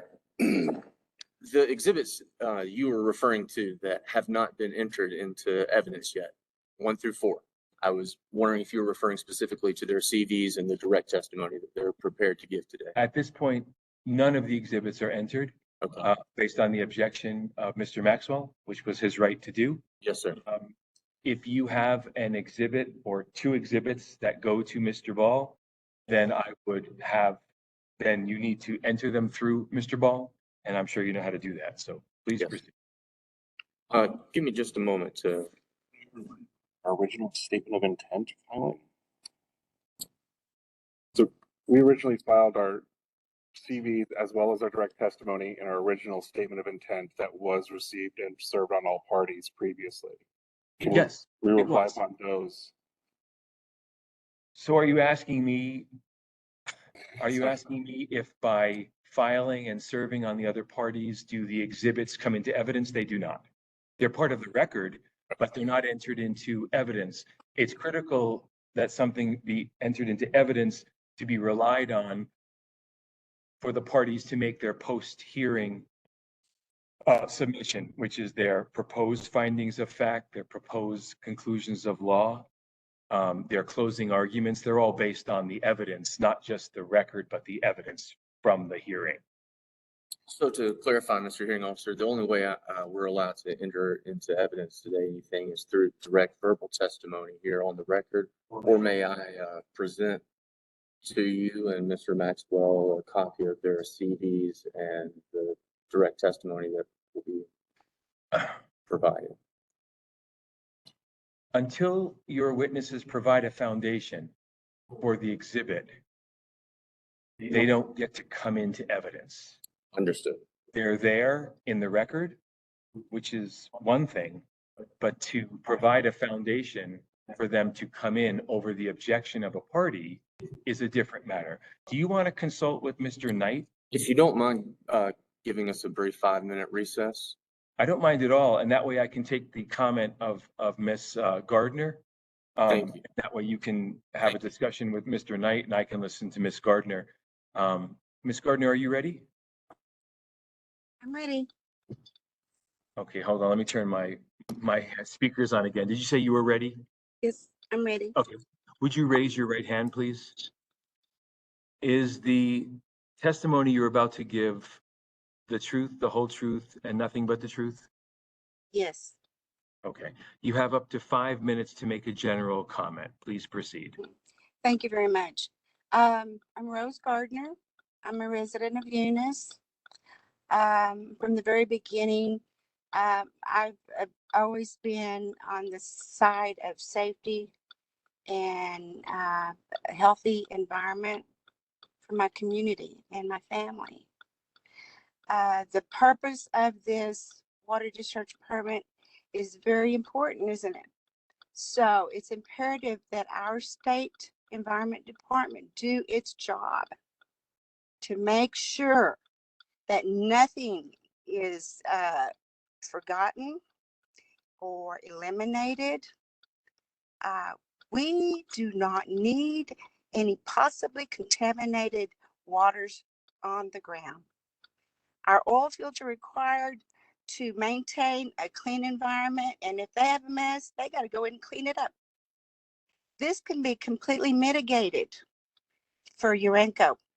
If you're going to be dumping waters off your containers, your storage containers, which are holding radioactive materials, if you're going to be flushing lines and cleaning those cooling towers down, that water needs to be in a lined pit.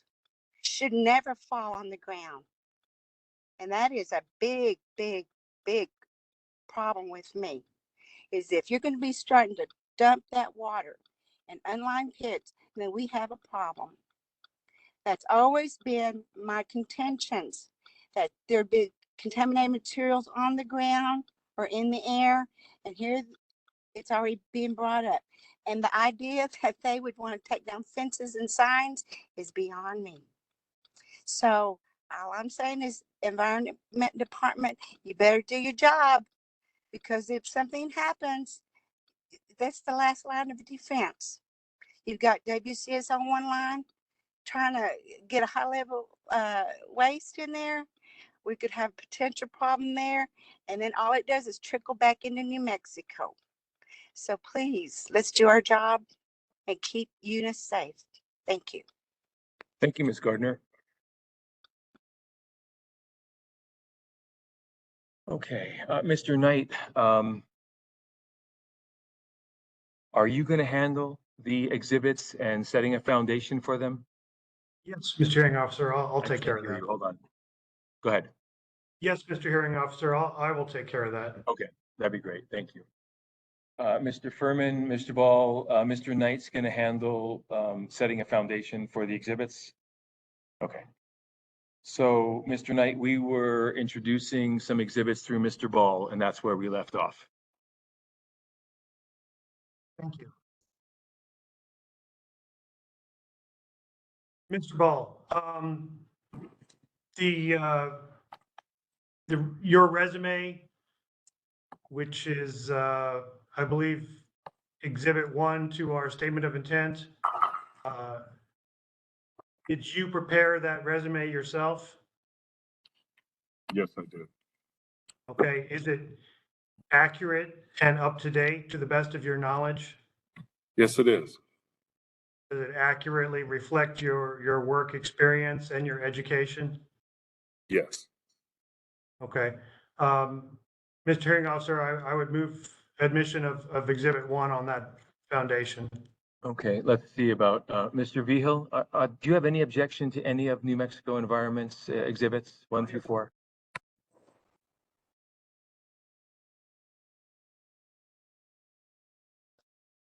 I have no objection to any of the exhibits. Okay, Mr. Maxwell, did you hear that colloquy? Okay. I specifically object to the late submission of the exhibit of the technical testimony. Mr. Maxwell, we're not considering the technical testimony yet. We're considering the CV, his resume, Mr. Ball's resume. Do you have an objection in light of what you just heard to the No. admission? Do you have an objection to Mr. Furman's resume? No objection. Okay. Mr. Knight, there is no objection to NMED exhibits 1 and is it 3 or 2? I don't have it in front of me open. It's two. One and two are the CVs. Okay, so Ernie, we are admitting the CVs that are exhibit 1 and 2 from the New Mexico Environment Department into evidence. Okay? Very good. Okay, very good. So, Mr. Knight, let's move on to Mr. Ball's technical testimony. Do you want to lay a foundation for that? I would like to do that. Please. Mr. Ball, the written testimony that was filed with our statement of intent for the Groundwater Bureau, did you and your staff prepare that written testimony? Yes. And is that testimony accurate to the best of your knowledge? Yes. And do you have any changes or corrections that you would like to make to that written testimony at this time? No. And do you adopt that written testimony as your testimony at the hearing today? Yes. Okay, Mr. Hearing Officer, on that basis, I would move admission of the written testimony of Justin Ball. Okay, now, Mr. Maxwell, you've heard the colloquy. Very specifically in one sentence, what is your objection to the admission of Mr. Ball's technical testimony as it has been amended? I don't object, Mr. Ball. Okay, Mr. Ball, Mr. Knight, is that exhibit 3 or 4? That's exhibit, hold on. 1 second. That is exhibit 3. Okay, Ernie, we have exhibit 3 from the New Mexico Environment Department coming into evidence. There is no objection. It is stipulated to, and there has been a foundation laid as well. Now, Mr. Boyd, are you going to handle the direct examination of Mr. Ball, or is Mr. Knight? Walker, Mr. Knight will handle it.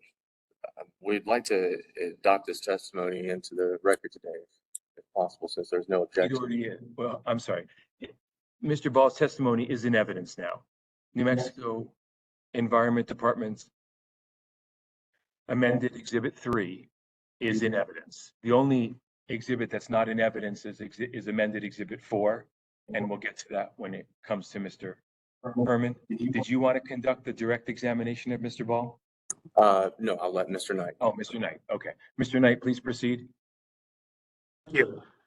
Mr. Ball, could you provide us with a summary of your written direct testimony at this time? Thank you.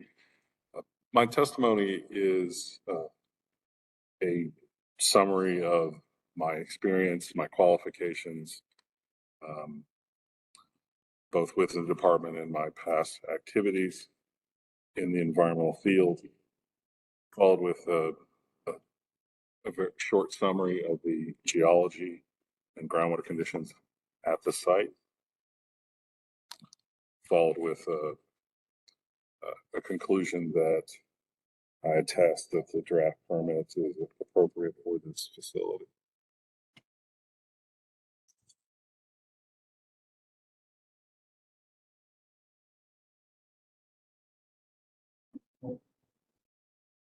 Thank you, Mr. Ball. And Mr. Hearing Officer, let's see, we would request that our witnesses be cross-examined as a panel, if that hasn't already been stated.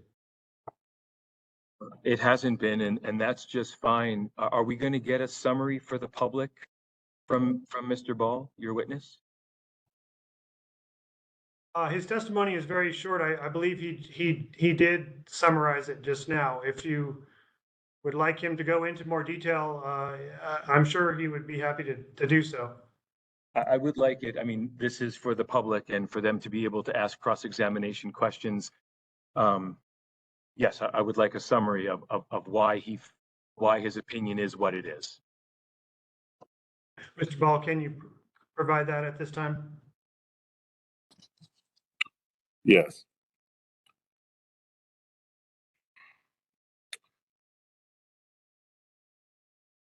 So the qualifications that I glossed over and will expand on now is the fact that I was a project geoscientist with the department for 8 years in the state cleanup program.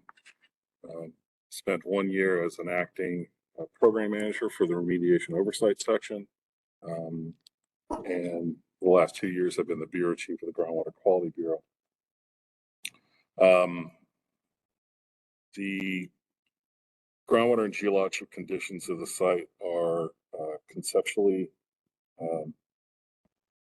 quite simple. From top to bottom, a geologic investigation of the area, including this facility and the adjacent waste control specialist site, revealed shallow water in 4 units.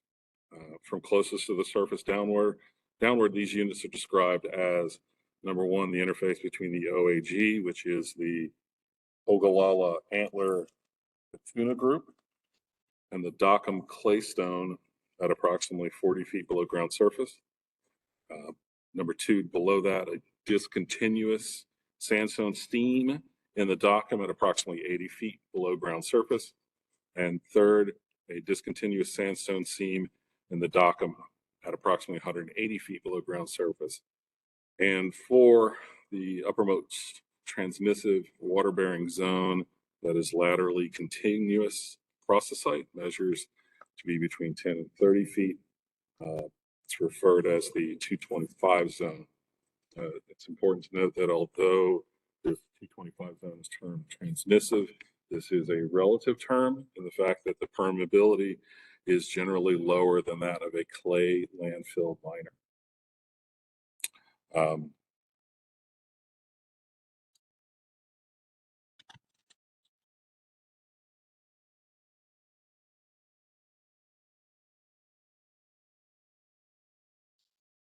Mr. Ball, would it be fair to say that your conclusion that the permit conditions are adequate to protect groundwater is based in large part on the geology of the area, and that your conclusion that any discharge would not have any adverse effect on human health or the environment? Yes. Thank you. Mr. Hearing Officer, that concludes the summary from Mr. Ball, and I would like to call the next witness, Mr. Jason Herman. Please.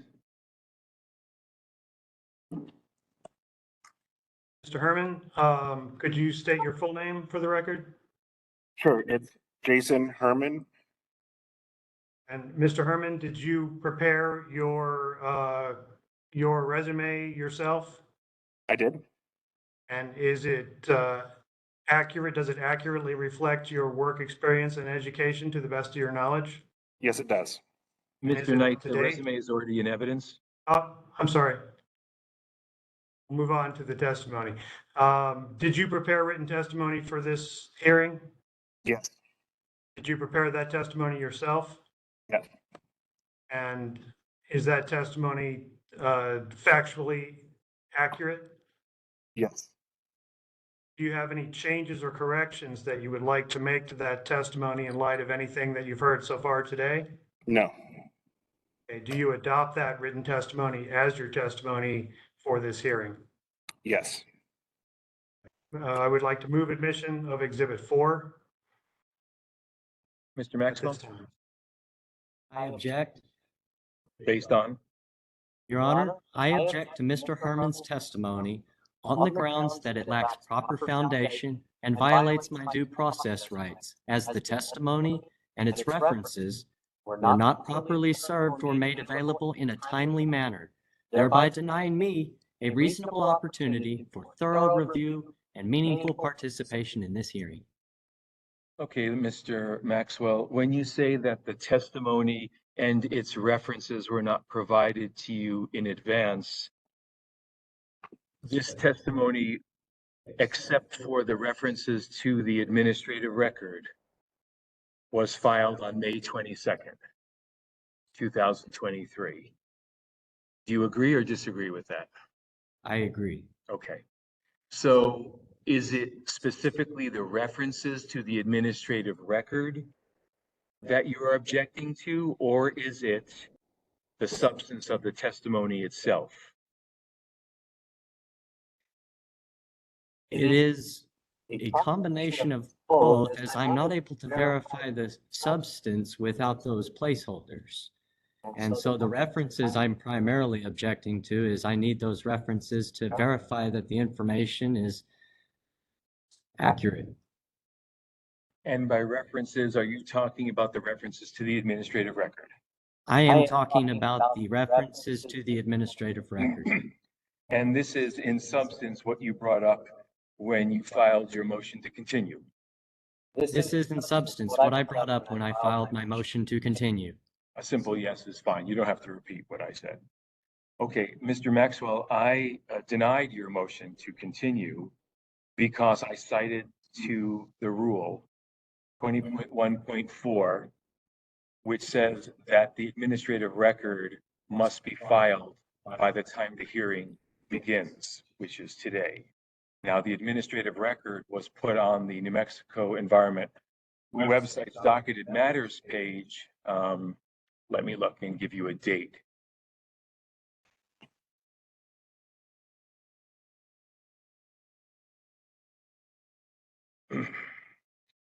Yesterday. So the administrative record, parts 1 through 19, and the index were uploaded to the docketed matters page yesterday, which complies with the rule. So unless you can show me that unless you can show me that the administrative record was not filed correctly as per the law, then I'm going to admit Exhibit 4 over your objection. That's not my objection, though. My objection is not on the administrative record today. It is the fact that the placeholders in the technical testimony were not available to me prior to this hearing. But the placeholders, you've already told me that the placeholders were references to the administrative record. They were references that were unknown, as they said XXXXX-XXXXX. Which is to the administrative record. It is a reference to an unknown portion of the administrative record. Mr. Furman, you've been sworn. Are all of the placeholders, as Mr. Maxwell calls them, are they citations to the administrative record? Yes. Yes, they are. Okay. Mr. Maxwell, over your objection, I am admitting New Mexico amended Exhibit 4. So, Mr. Knight, would you proceed with the direct examination of Mr. Furman? Let's see. And Mr. Herman, could you provide us with a summary of your written testimony at this time? Sure.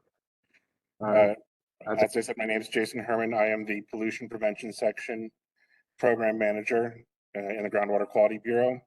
I have been the program manager for close to a year and a half. Previously, I was the domestic waste team lead in the same section. And before that, I was the permit lead for the Urenco discharge permit when the applications were submitted for renewal and modification. I have shepherded this draft permit through the process from application to request for additional information, all the way up to now public notice and public hearing. And in that time frame, I've gone up through the ranks, and so now I'm the program manager overseeing the section that issues these permits. I have qualifications. I previously worked in groundwater technologies and treatment in South Florida, and I have a bachelor's of environmental planning and design and 2 master's degrees, one in community regional planning, as well as a master's in water resources management from the University of New Mexico. I oversaw the drafting of this permit and all of its aspects, including the modification and the requirement for an additional submission of a application for modification and renewal instead of just renewal.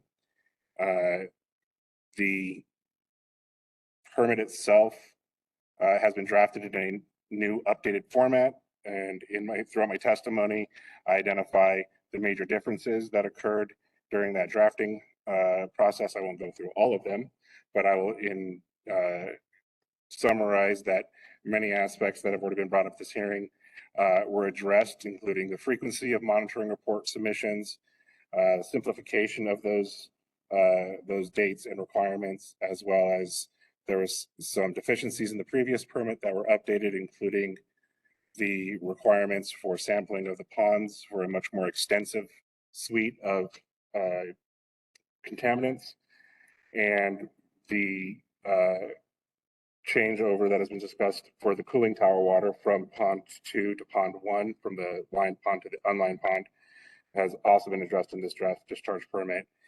The other changes are we included some additional monitoring well locations that are now required to be sampled that were not required in the previous permit.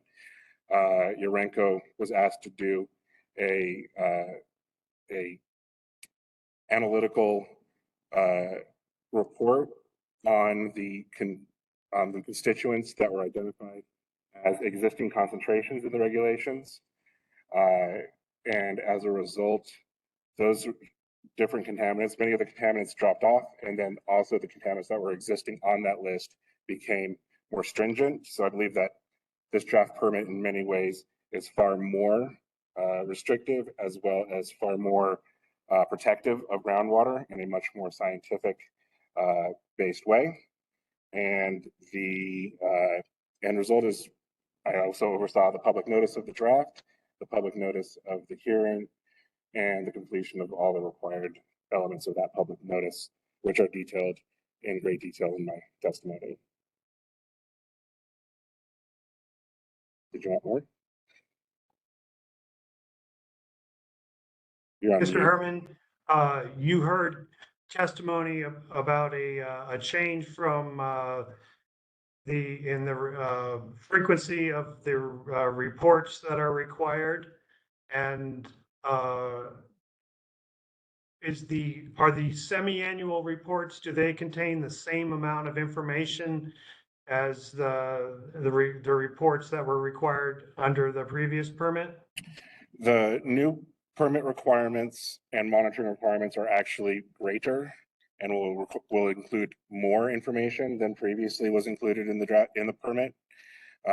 And the only thing that is changing is the way that we are asking for them to be submitted. Previously, it was 2 semi-annual permits as well as an annual permit. 2 semi-annual monitoring report submissions, as well as an annual report that was due at the same time as one of those semi-annual reports. And none of that has changed. We are still requiring things to be done in a quarterly fashion and then reported semi-annually. Just instead of having 2 reports submitted once a year, that 2 reports is being combined into a single report, and it's much simpler for me as a permit reviewer to actually anticipate what's coming in and review and compare what is done previously in the previous years. Thank you. Okay, that completes the summary of this witness's testimony. And Mr. Hearing Officer, my witnesses are available for cross-examination at this time.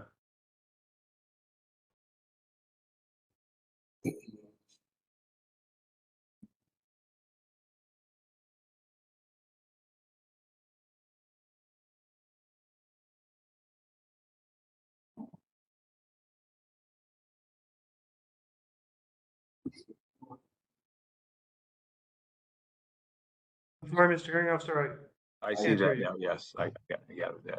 Ernie, would you indicate to me that you understand that all 4 NMED exhibits have been entered into evidence? Yes, on the plaintiffs, we had 7 and then we have 4 on this session. Yes, sir. Would you say that again? I'm confused by what you said.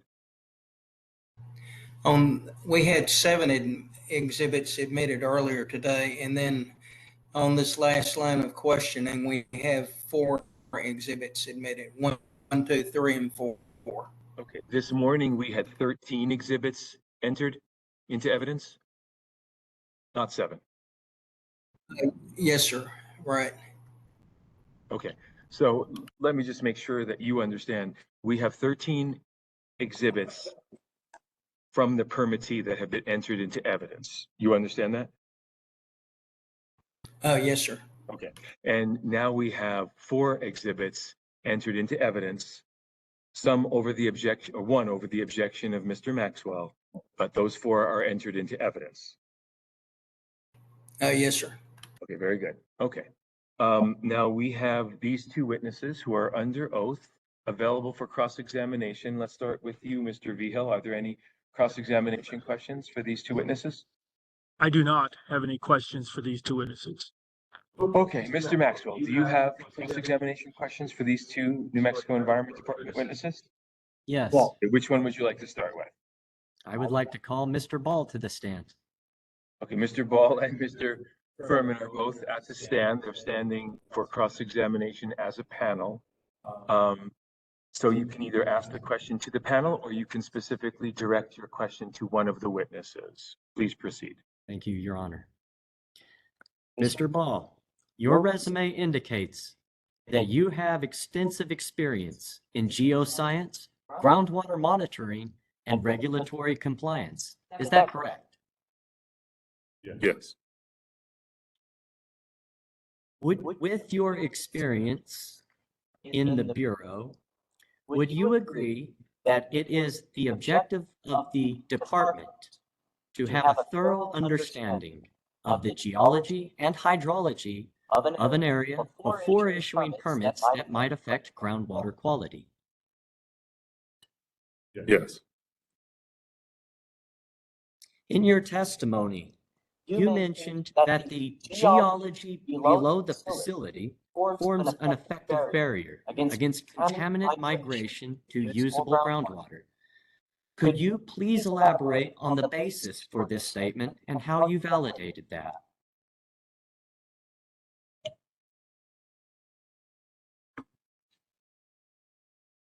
When this facility was proposed, in prior permitting actions, the geology of this area was examined both by the permittee and adjacent permit applicant, people that have asked for permits from Groundwater Quality Bureau, such as waste control specialists.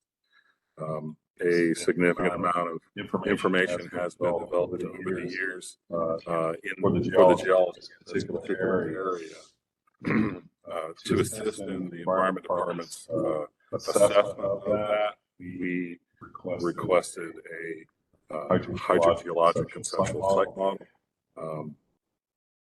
And that document is the basis of my direct testimony.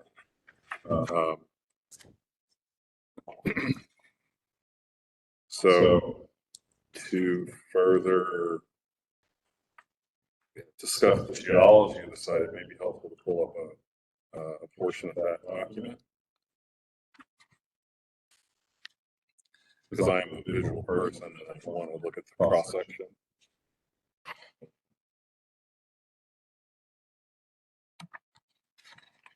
Mr. Knight, are you going to share your screen for a demonstrative exhibit? I had not planned on doing so. I think Mr. Ball was just going to refer to that for his own, to refresh his own recollection. We don't want to enter another exhibit. Okay, so this is not, he's not referring to something that has been admitted already. Correct. And it's not part of the administrative record? That's, I don't believe so, but you can correct me if it is. It is an administrative record. Then you can share so that we can see. If it's part of the administrative record, then it's fair game.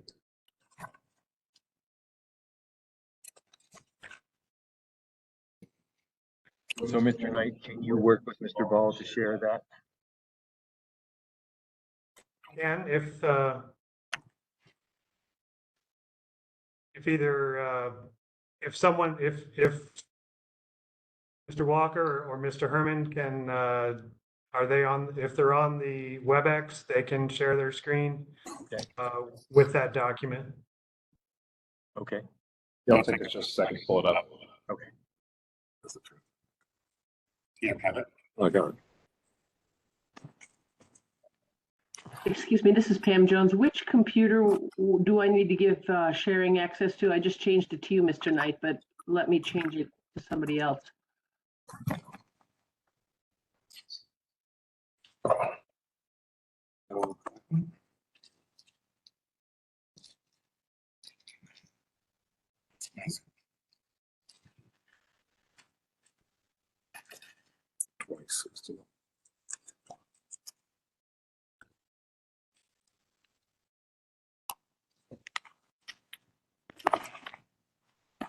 Yeah, Pam, can you give access to the computer NMED GWQB? Sure. Okay, that should work for you guys.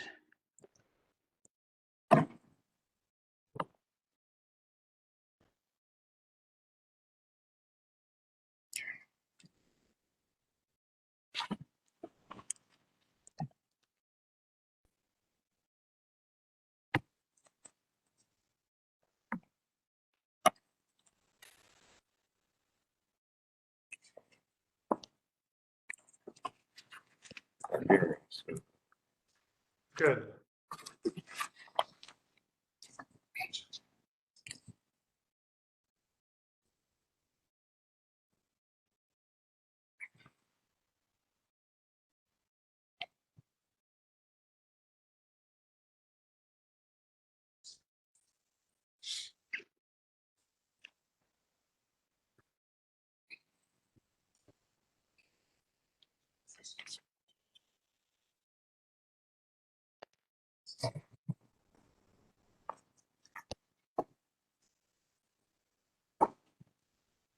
Okay, Mr. Knight, please proceed.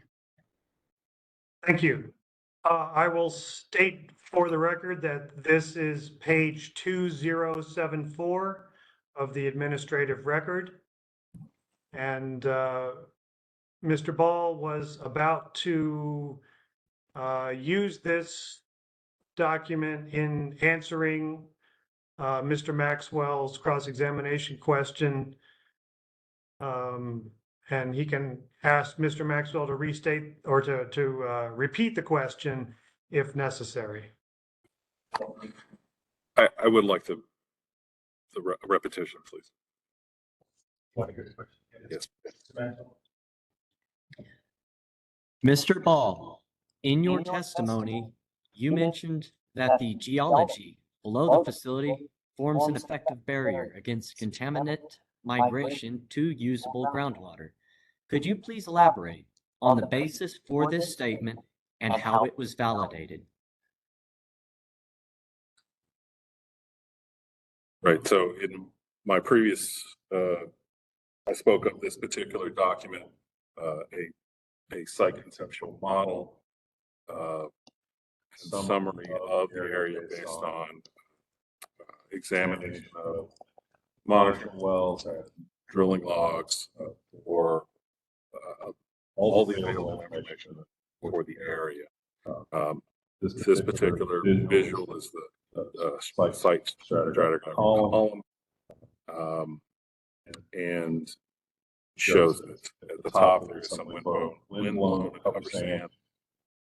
Any precipitation that occurs at the site would enter into that. The document also states that the rainfall is so low in this particular area that basically all rain evapotranspirates almost immediately. Then the next layer down is the downward draw of the tuna, which across the site is in the same stratigraphic level as the Ogallala and the Antler formations. Below that is the dock root. The dock root is clay stone for the large majority of it. Clay stones are highly impervious, so infiltration is not expected. A million years. So,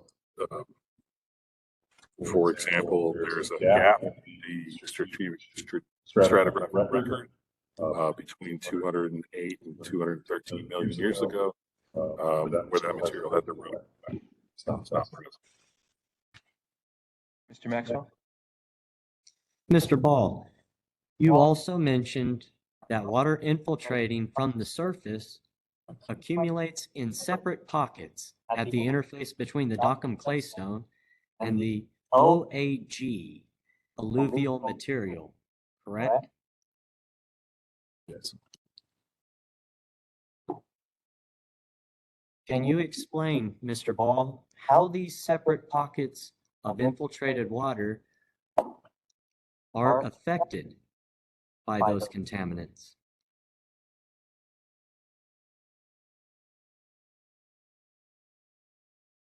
I think there's a disconnect between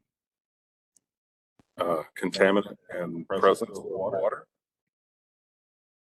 That is not necessarily one thing does not mean the other.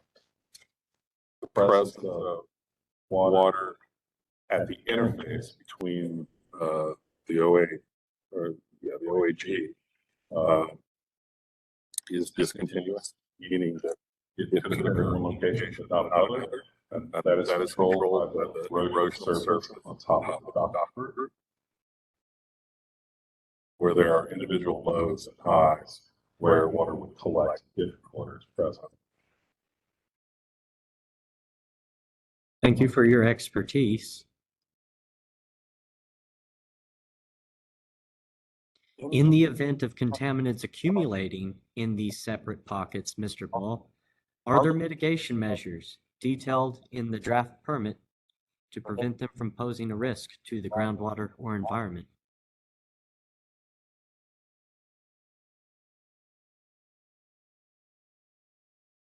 If contaminants are found in monitoring wells that intersect these pockets on top of the dock, then the permit would require corrective action, or the environment permit could require abatement of groundwater contamination.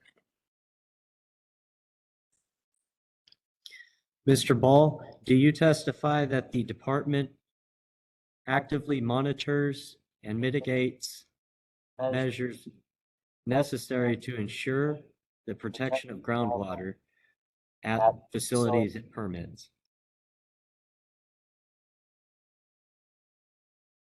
I testify that the permittee is required to collect the data that assures us that they are protective of groundwater and public health.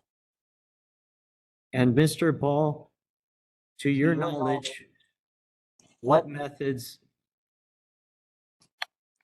to verify that information provided to you are in place to make sure the information is accurate?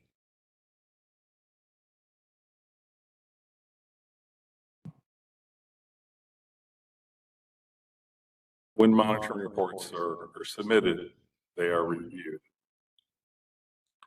And if something looks out of the ordinary or inappropriate, then we ask questions, follow up with letters, ask for additional information. On on occasion, we will take split samples of groundwater samples, or I'm not sure if we've done pond samples. Typically, I wouldn't think that would be necessary, but we independently verify through a different laboratory, state laboratory, certain analysis on an infrequent basis. Given that the geology below the facility involves layers with different hydraulic properties, and that water infiltrating from the surface accumulates in separate pockets, would you agree, in your expertise, that this poses a challenge in predicting contaminant movement? Hello, baby. Hi, sweetheart. Come see mama. I would generally say that the science of hydrogeology is particularly challenging, because you don't know what you're going to get when you put a hole in the ground, for sure. There are heterogeneity across the site causes problems. Sometimes you're surprised.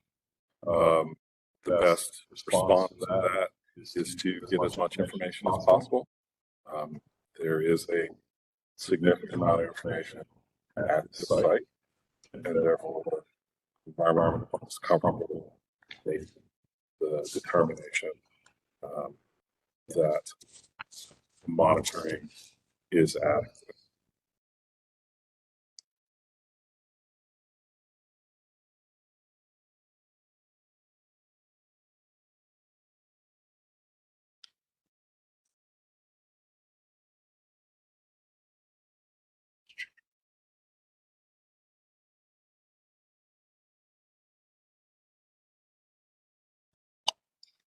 Mr. Ball, in your testimony, you mentioned that the draft permit requires Urenco USA to monitor shallow groundwater accumulation in monitoring wells. Can you confirm that this is correct?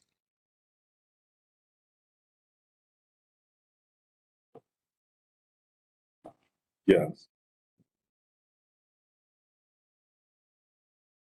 Mr. Ball, can you specify the exact criteria laid out in the draft permit that would trigger additional investigations or corrective actions in the event that contamination is detected in these monitoring wells?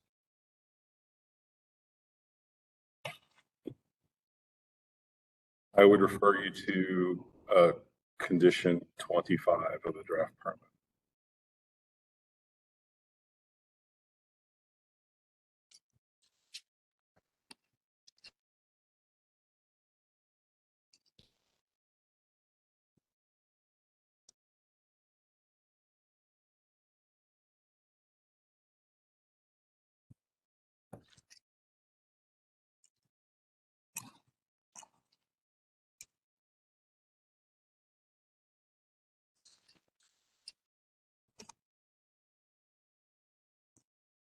Mr. Ball, as the Bureau Chief of the Groundwater Quality Bureau, are you aware that the administrative record was made available to the public just a day before this proceeding?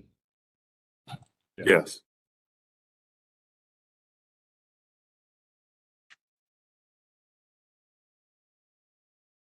Can you confirm, Mr. Ball, whether making the administrative record available to the public in such a short period before this proceeding is in accordance with the standard procedures and policy of the Groundwater Quality Bureau?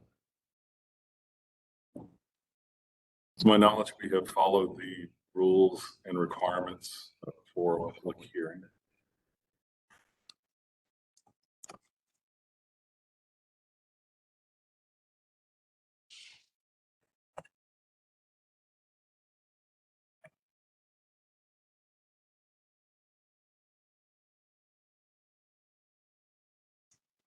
If I could add, I would state that we are an entity, and we are responsive to inquiries to view our records in the IMPR process. And that is not confined to a particular hearing process. So if you have a need for a specific document at any time, we will be responsive to that. Mr. Ball, considering your position as the Bureau Chief of the Groundwater Quality Bureau and the responsibilities that come with it, would you say that ensuring proper administrative procedures and public participation is an essential aspect of your role? Yes. Given that the AR was made available just a day before the proceeding, can we consider this to be an oversight on anybody's part at the Bureau? Objection. Mr. Hearing Officer, Mr. Maxwell is asking my witness to speculate on something that is outside the scope of his direct testimony here today. Mr. Maxwell, the objection is outside the scope. And would you state your question again? Given that the AR was made available just a day before this proceeding, can we consider this to be an oversight on anybody's part at the Bureau?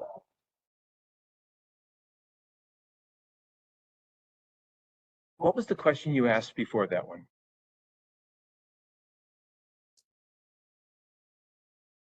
Mr. Ball, considering your position as the Bureau Chief of the Groundwater Quality Bureau and the responsibilities that come with it, would you say that ensuring proper administrative procedures and public participation is an essential aspect of your role? Okay, and that was answered. The question here is scope. Mr. Ball's testimony, from my recollection, and I can go back through it, does not talk about the administrative record at all. Can you point to me where it does?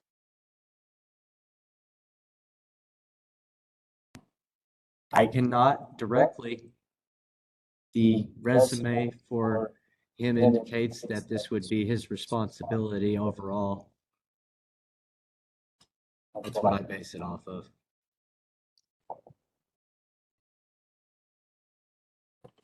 We would disagree with that characterization. Would you say that louder? I couldn't hear you. The Mexico Environment Department would disagree with that characterization. In what way? That it's his responsibility to speculate as to a potential oversight as to the filing of the administrative records, which is not referenced anywhere in Mr. Ball's direct testimony. So I've got three questions previously to continue that were outside the scope, but now we're getting something that's purely beyond Mr. Ball was here today to educate and inform the public about the nature of the discharge permit and its modifications. Mr. Maxwell, you're relying on the fact that Mr. Ball's job description allows you to ask that question, right? Yes.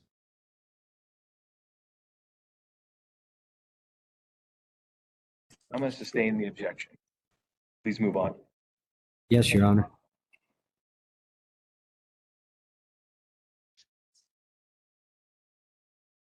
Would you agree, Mr. Ball, in your position, one of your duties is to maintain the public's trust in the Bureau's ability to protect human health and the environment?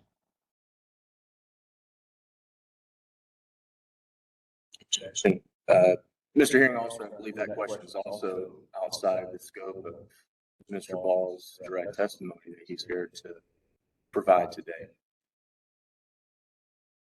I believe he's being asked to guess as to what other intangible responsibilities his job could serve towards public trust, which is, I believe, not really in his job description, which makes the question wholly outside the scope of today's hearing and Mr. Ball's direct testimony.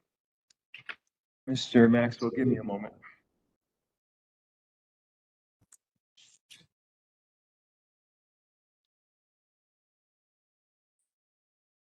Mr. Walker? Thank you. I apologize before. I went to school with someone named Walker Boyd, and I got confused, so I apologize. Mr. Line 9 of the technical testimony of Mr. Ball says, my charge as a bureau chief for the Groundwater Quality Bureau issued Urenco draft permit is to ensure that the draft permit is protective of the human health and the environment. I believe Mr. Maxwell's question was to trust in the public, which is not in line 9. Mr. Maxwell, what do you have to say about that?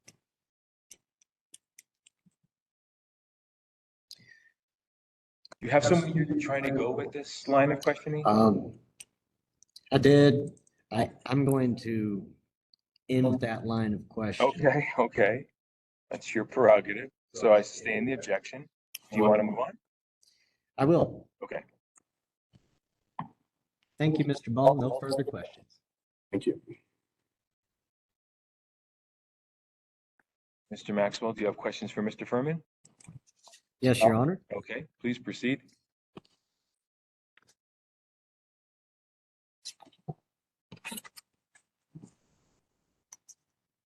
Mr. Herman, in your role as project manager, you testified that the previous permit required measuring the accumulated sludge layer in each of the ponds on an annual basis, correct? Yes. And Urenco USA requested the removal of this condition due to what they claimed to be a minimal accumulation. Is that correct? Yes. Is it true that the department reached a compromise with Urenco USA by changing this requirement to once every 5 years instead of annually? Yes. Mr. Herman, are you aware that sludge accumulation has variable rates due to changes in operational processes or environmental factors? It can. Given in your professional opinion that sludge accumulation can vary, do you agree that reducing the frequency of measurements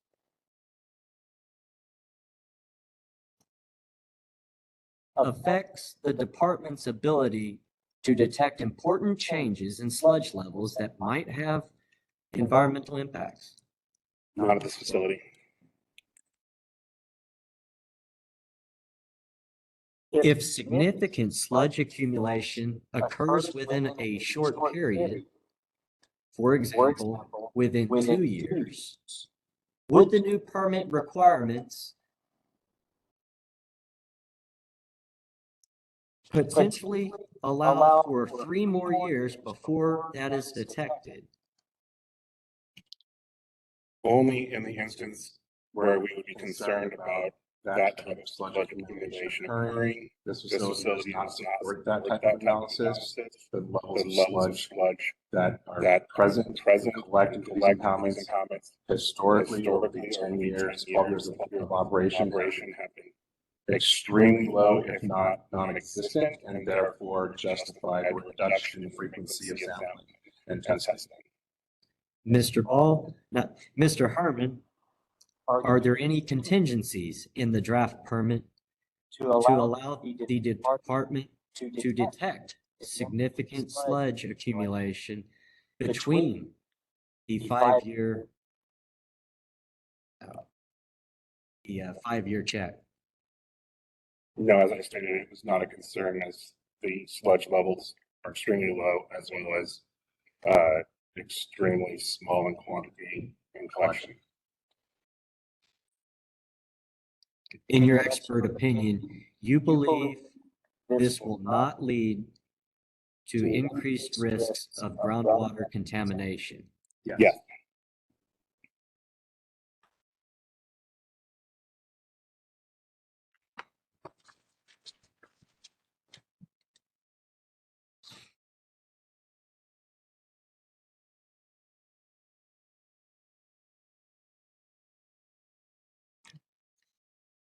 In your capacity of overseeing these permit revisions, have you considered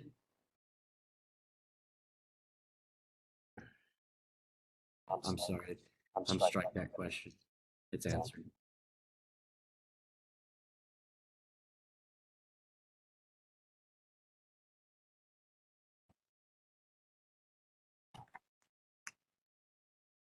Mr. Herman, you've stated that you don't believe the delay in detecting sludge accumulation would lead to increased environmental risks. Can you explain the basis for this belief, given that the accumulation rates could be variable? Sure. Over the time frame that the facility has been operating, the sludge levels have been sampled multiple times and have detected almost no sludge over a 10-year period. That indicates to me that this is not an issue that needs to be frequently monitored and that a lower frequency monitoring is justified.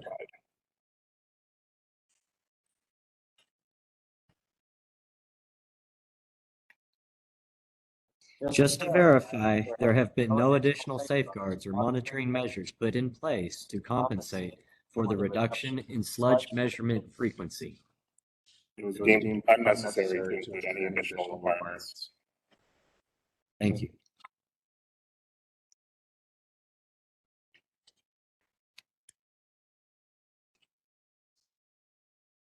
Mr. Herman, let's now discuss the changes to the monitoring report submission requirements under the new permit. Before the revision, was Urenco USA required to submit monitoring reports more than once per year?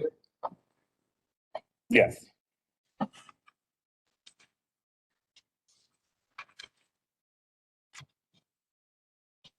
Under the revised permit that you oversaw, the frequency of report submissions was changed to annually. Can you confirm this? No. That is incorrect. Can you provide the correct information? Sure. Condition 10 of the draft permit issued on January 10th, 2020 states that semi-annual reports shall be submitted to NMED as October 1st to March 31st, due May 1st, April 1st to September 30th, due November 1st.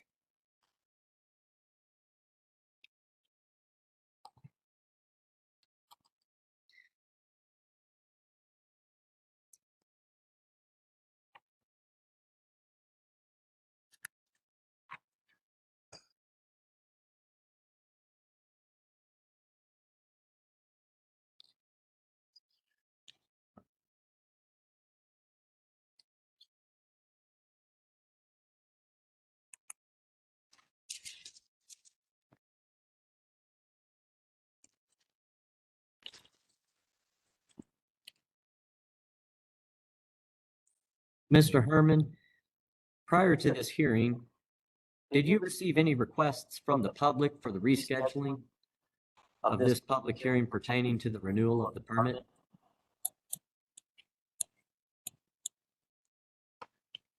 Yes.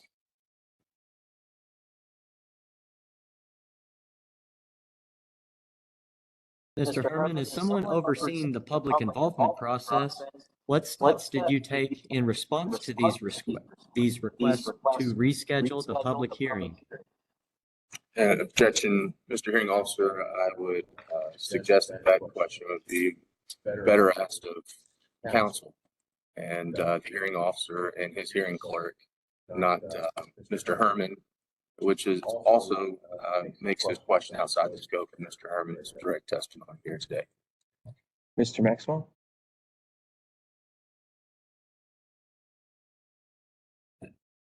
I would argue that one of Mr. Herman's essential responsibilities is overseeing the permit public involvement process. Mr. Maxwell, you know that a hearing officer was appointed in January. Yes. Okay. And the hearing officer ruled on your request. On my request to continue, yes. Yes. Okay.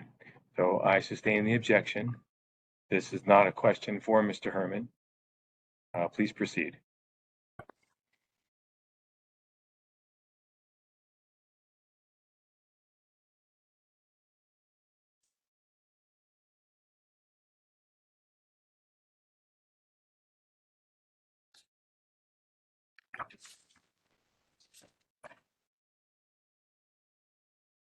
Mr. Herman, let's move on to the assessment of environmental and health risks associated with the draft permit. Were there any assessments conducted independent of the department?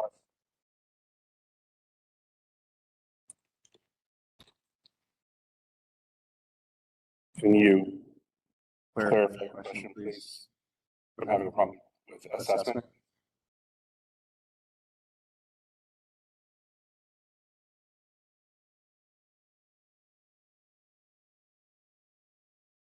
What was your determination for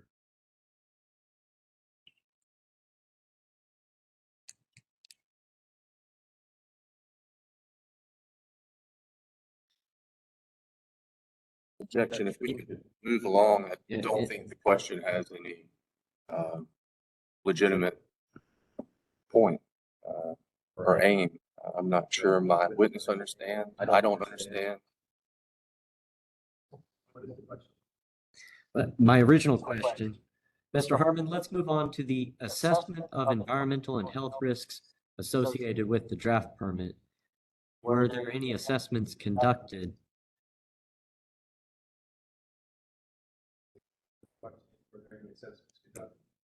Yes, of environmental and health risks associated with the draft permit.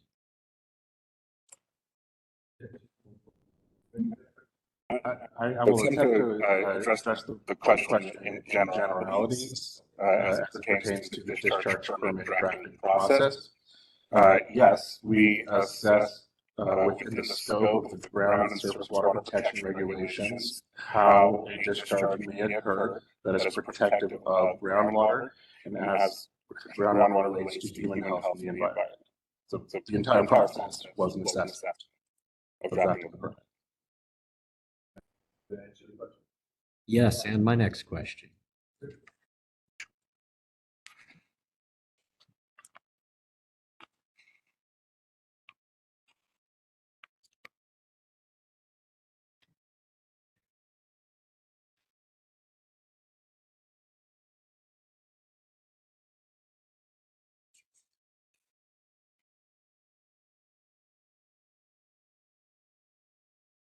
In the draft permit, what established emergency protocols are allocated for addressing any contingencies? There's an entire section of the discharge permit identified as the contingency plan, which includes requirements for actions that need to be taken if groundwater exceedances are detected in the monitoring wells, as well as any detections in the surface water soil sample, the surface water samples, the soil samples, as well as the plant tissue samples that are required by the discharge permit monitor.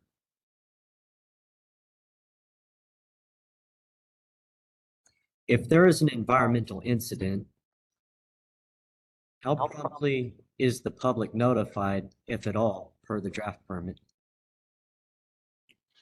Can you clarify, did you say the public? Yes. Objection, Mr. Hearing Officer, I believe this question is also outside the scope of Mr. Herman's direct testimony here today.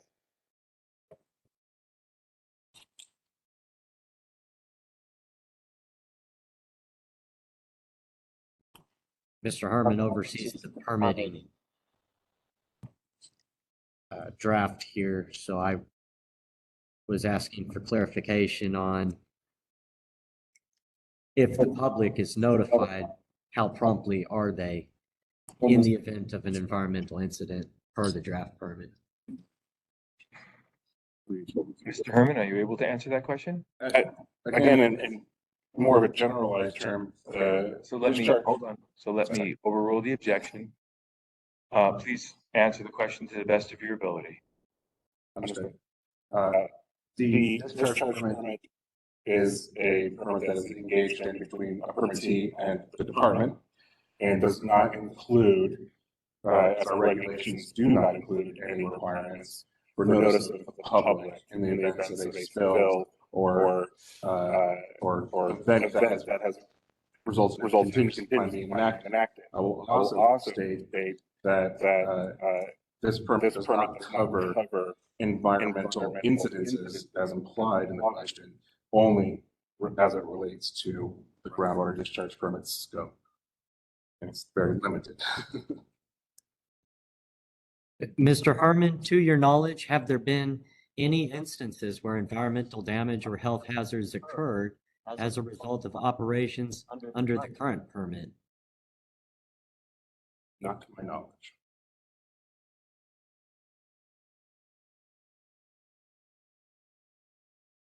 Mr. Harmon, how often are compliance inspections conducted at the facility?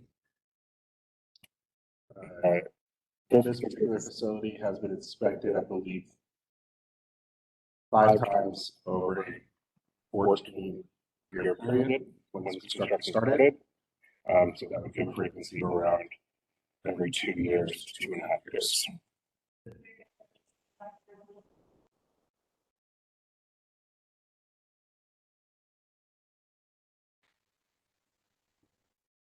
Mr. Harmon, in those inspections, are there any third-party audits conducted to ensure impartiality? Can you repeat the question, please?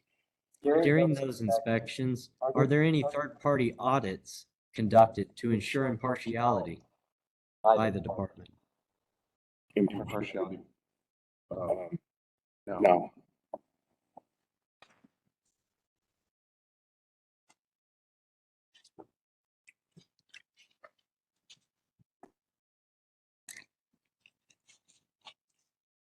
I would also clarify that there's none required by the ground and surface water regulations nor by Water Quality Act.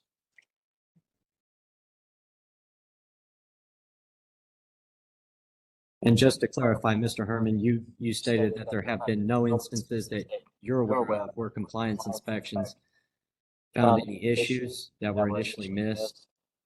That's correct. Mr. Herman, let's move on to discussing the changes in permit requirements. Were these changes supported by any scientific studies that you cite?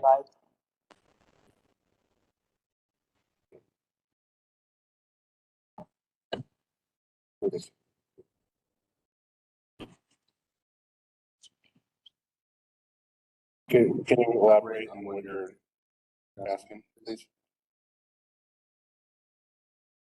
I mean, Well, let's talk about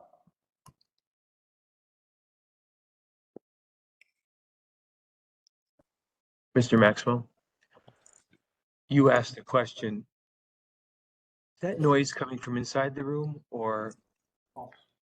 Thank you. Police officers with walkie-talkies. Thank you. Mr. Maxwell, you asked a question and the record has to be kept clean. Are you retracting, are you withdrawing that question? No, I'm considering the revision of I it. just need to know what you're doing. Yes, Your Honor. We need a clean record. I am considering revising the question momentarily. I originally asked Mr. Herman, let's move on to discussing the changes in permit requirements. Were these changes supported through scientific studies? yes. Can you elaborate on those scientific studies? In this instance, we went as a department above and beyond what is normally done at any other site, and we commissioned our own hydrogeologic conceptual model of the site and spent $10,000 of our own budgeted money for it to complete a meta study of site geology in order to support the protectiveness and the drafting of the permit.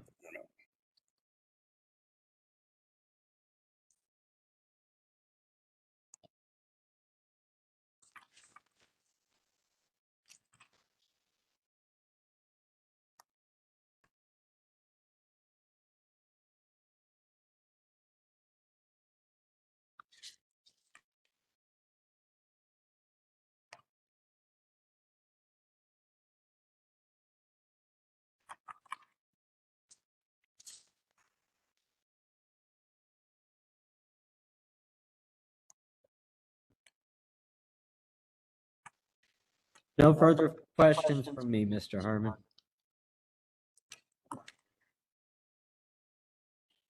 Mr. Knight, Are there any redirect questions based on the cross-examination questions? Yes, I would like to ask Mr. Herman one redirect question, if I may. Please.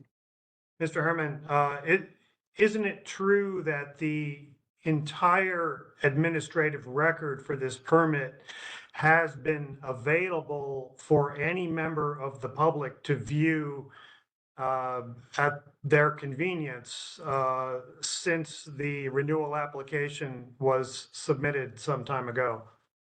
Yes, I consistently make available the administrative records for permits, either in my office in Santa Fe, or I offer to transport the files to Albuquerque and meet with someone in the Albuquerque area, or make any other accommodations necessary to make sure they're able to view the administrative record. Thank you. That's all the questions I have. Mr. Maxwell, do you have a cross-examination question specifically on that point? No, Your Honor. I do. Mr. Furman, have you received any requests to view the administrative record? I did receive one request in regards to some materials within the administrative record. Can you elaborate? Mr. Maxwell requested to see some materials associated with request for additional information as well as the application, I believe, December 21st, 2018. When did you get that request? 2 weeks ago? 2 weeks ago. And what did you do in response? I responded with the documents. Okay. Mr. Maxwell, do you have any cross-examination questions based on the question I asked? No. Okay. Let's go to the permittee for a moment. Mr. Vigil, do you have any rebuttal case to present? We do not. You do not. Mr. Knight, do you have a rebuttal case to present? We do not. Sorry, I had my speaker off. We do not. Oh. Okay. Okay. Are there any members of the public who have any further business before this tribunal?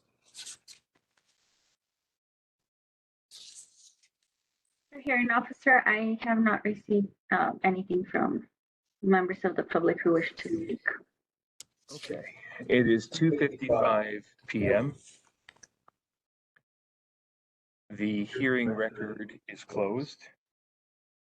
There will be no further evidence taken in this matter. We will go on to discuss post-hearing procedure. I'm going to refer to the Rule 20.1.4 NMED, subsection 500, post-hearing procedures. Ernie, when will we receive a verbatim transcript in the Office of Public Facilitation? In 2 weeks. Perfect. Thank you, sir.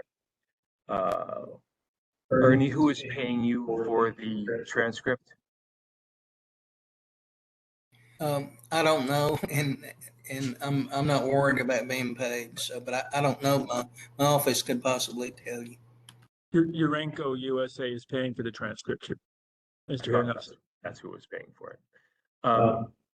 Ernie, you heard that the permittee is going to be paying you for this transcript. So you provide them a copy, but you also have to provide the Office of Public Facilitation a copy as well. Yes, sir. Okay. And Amada, does Ernie have your email address? I believe he does not. Okay. Would you exchange email addresses, Ernie, with Mada'i Corral? Yes, if I can give her my email address to get started. You have my name, Ernie Ambort. It's all together at AOL.com, and you can spell it from the screen. Thank you. Okay. Once the Office of Public Facilitation receives a copy of the verbatim transcript, the hearing clerk will file a notice of transcript filing. Mr. Maxwell, you'll get one as well. You're not going to get a copy of the transcript. You'll get a notice of transcript. Since you are a party, you have the right to come to the Office of Public Facilitation and view a copy of the transcript there.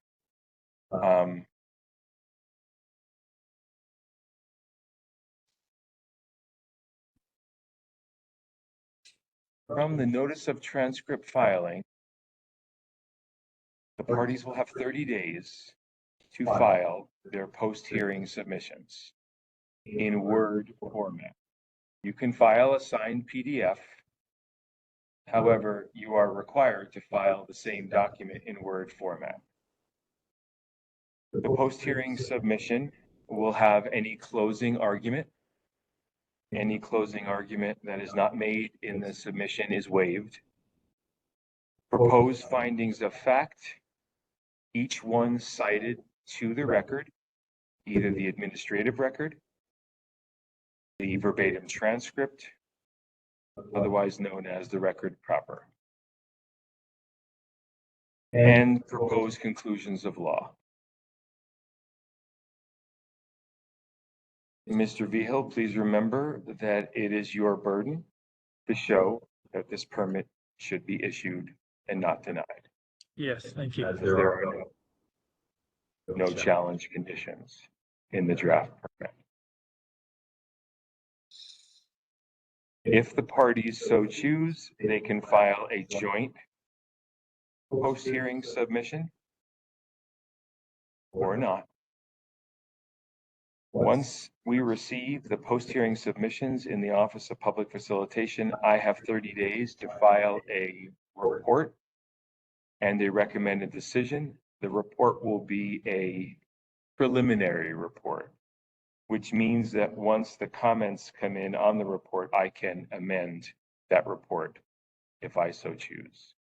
The parties will have a 15-day comment period on the report and recommended decision. Once I receive the comments and modify my report, the secretary will have 30 days in which to sign the final order or not. Are there any questions before we sign off for today? Mr. Walker says no. Mr. Knight? Questions? Sorry, Mr. Knight. No questions. No questions. Excellent. Mr. Vigil? No questions, thank you. All right. Are there any other issues that we need to deal with?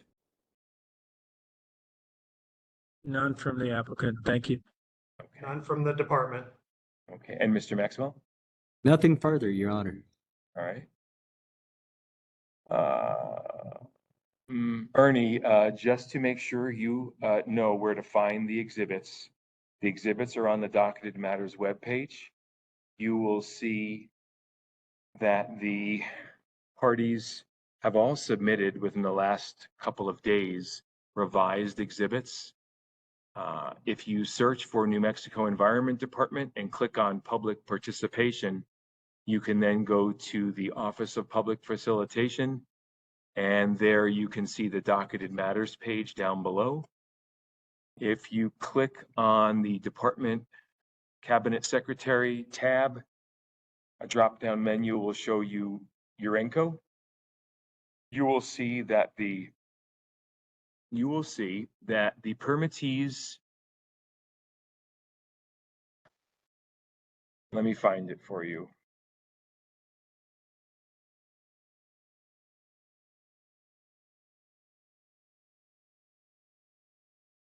They're out of order. I see what's going on here.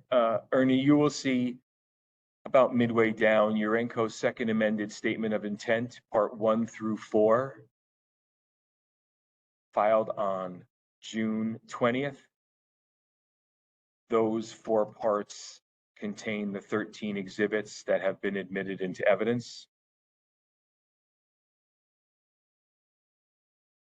Sorry, I didn't hear that. Unless you didn't mean me to hear that. Then today on the 21st, you will see NMED's amended statement of intent with its 4 exhibits that have all been admitted as well. Is that clear, Ernie? Yeah, that's quite clear, Your Honor. Okay, good. Do you have any other issues before we sign off? I do not. That's all I have. Okay, I want to thank you for your service. Ms. O'Grady, thank you and your interpreters for your work today.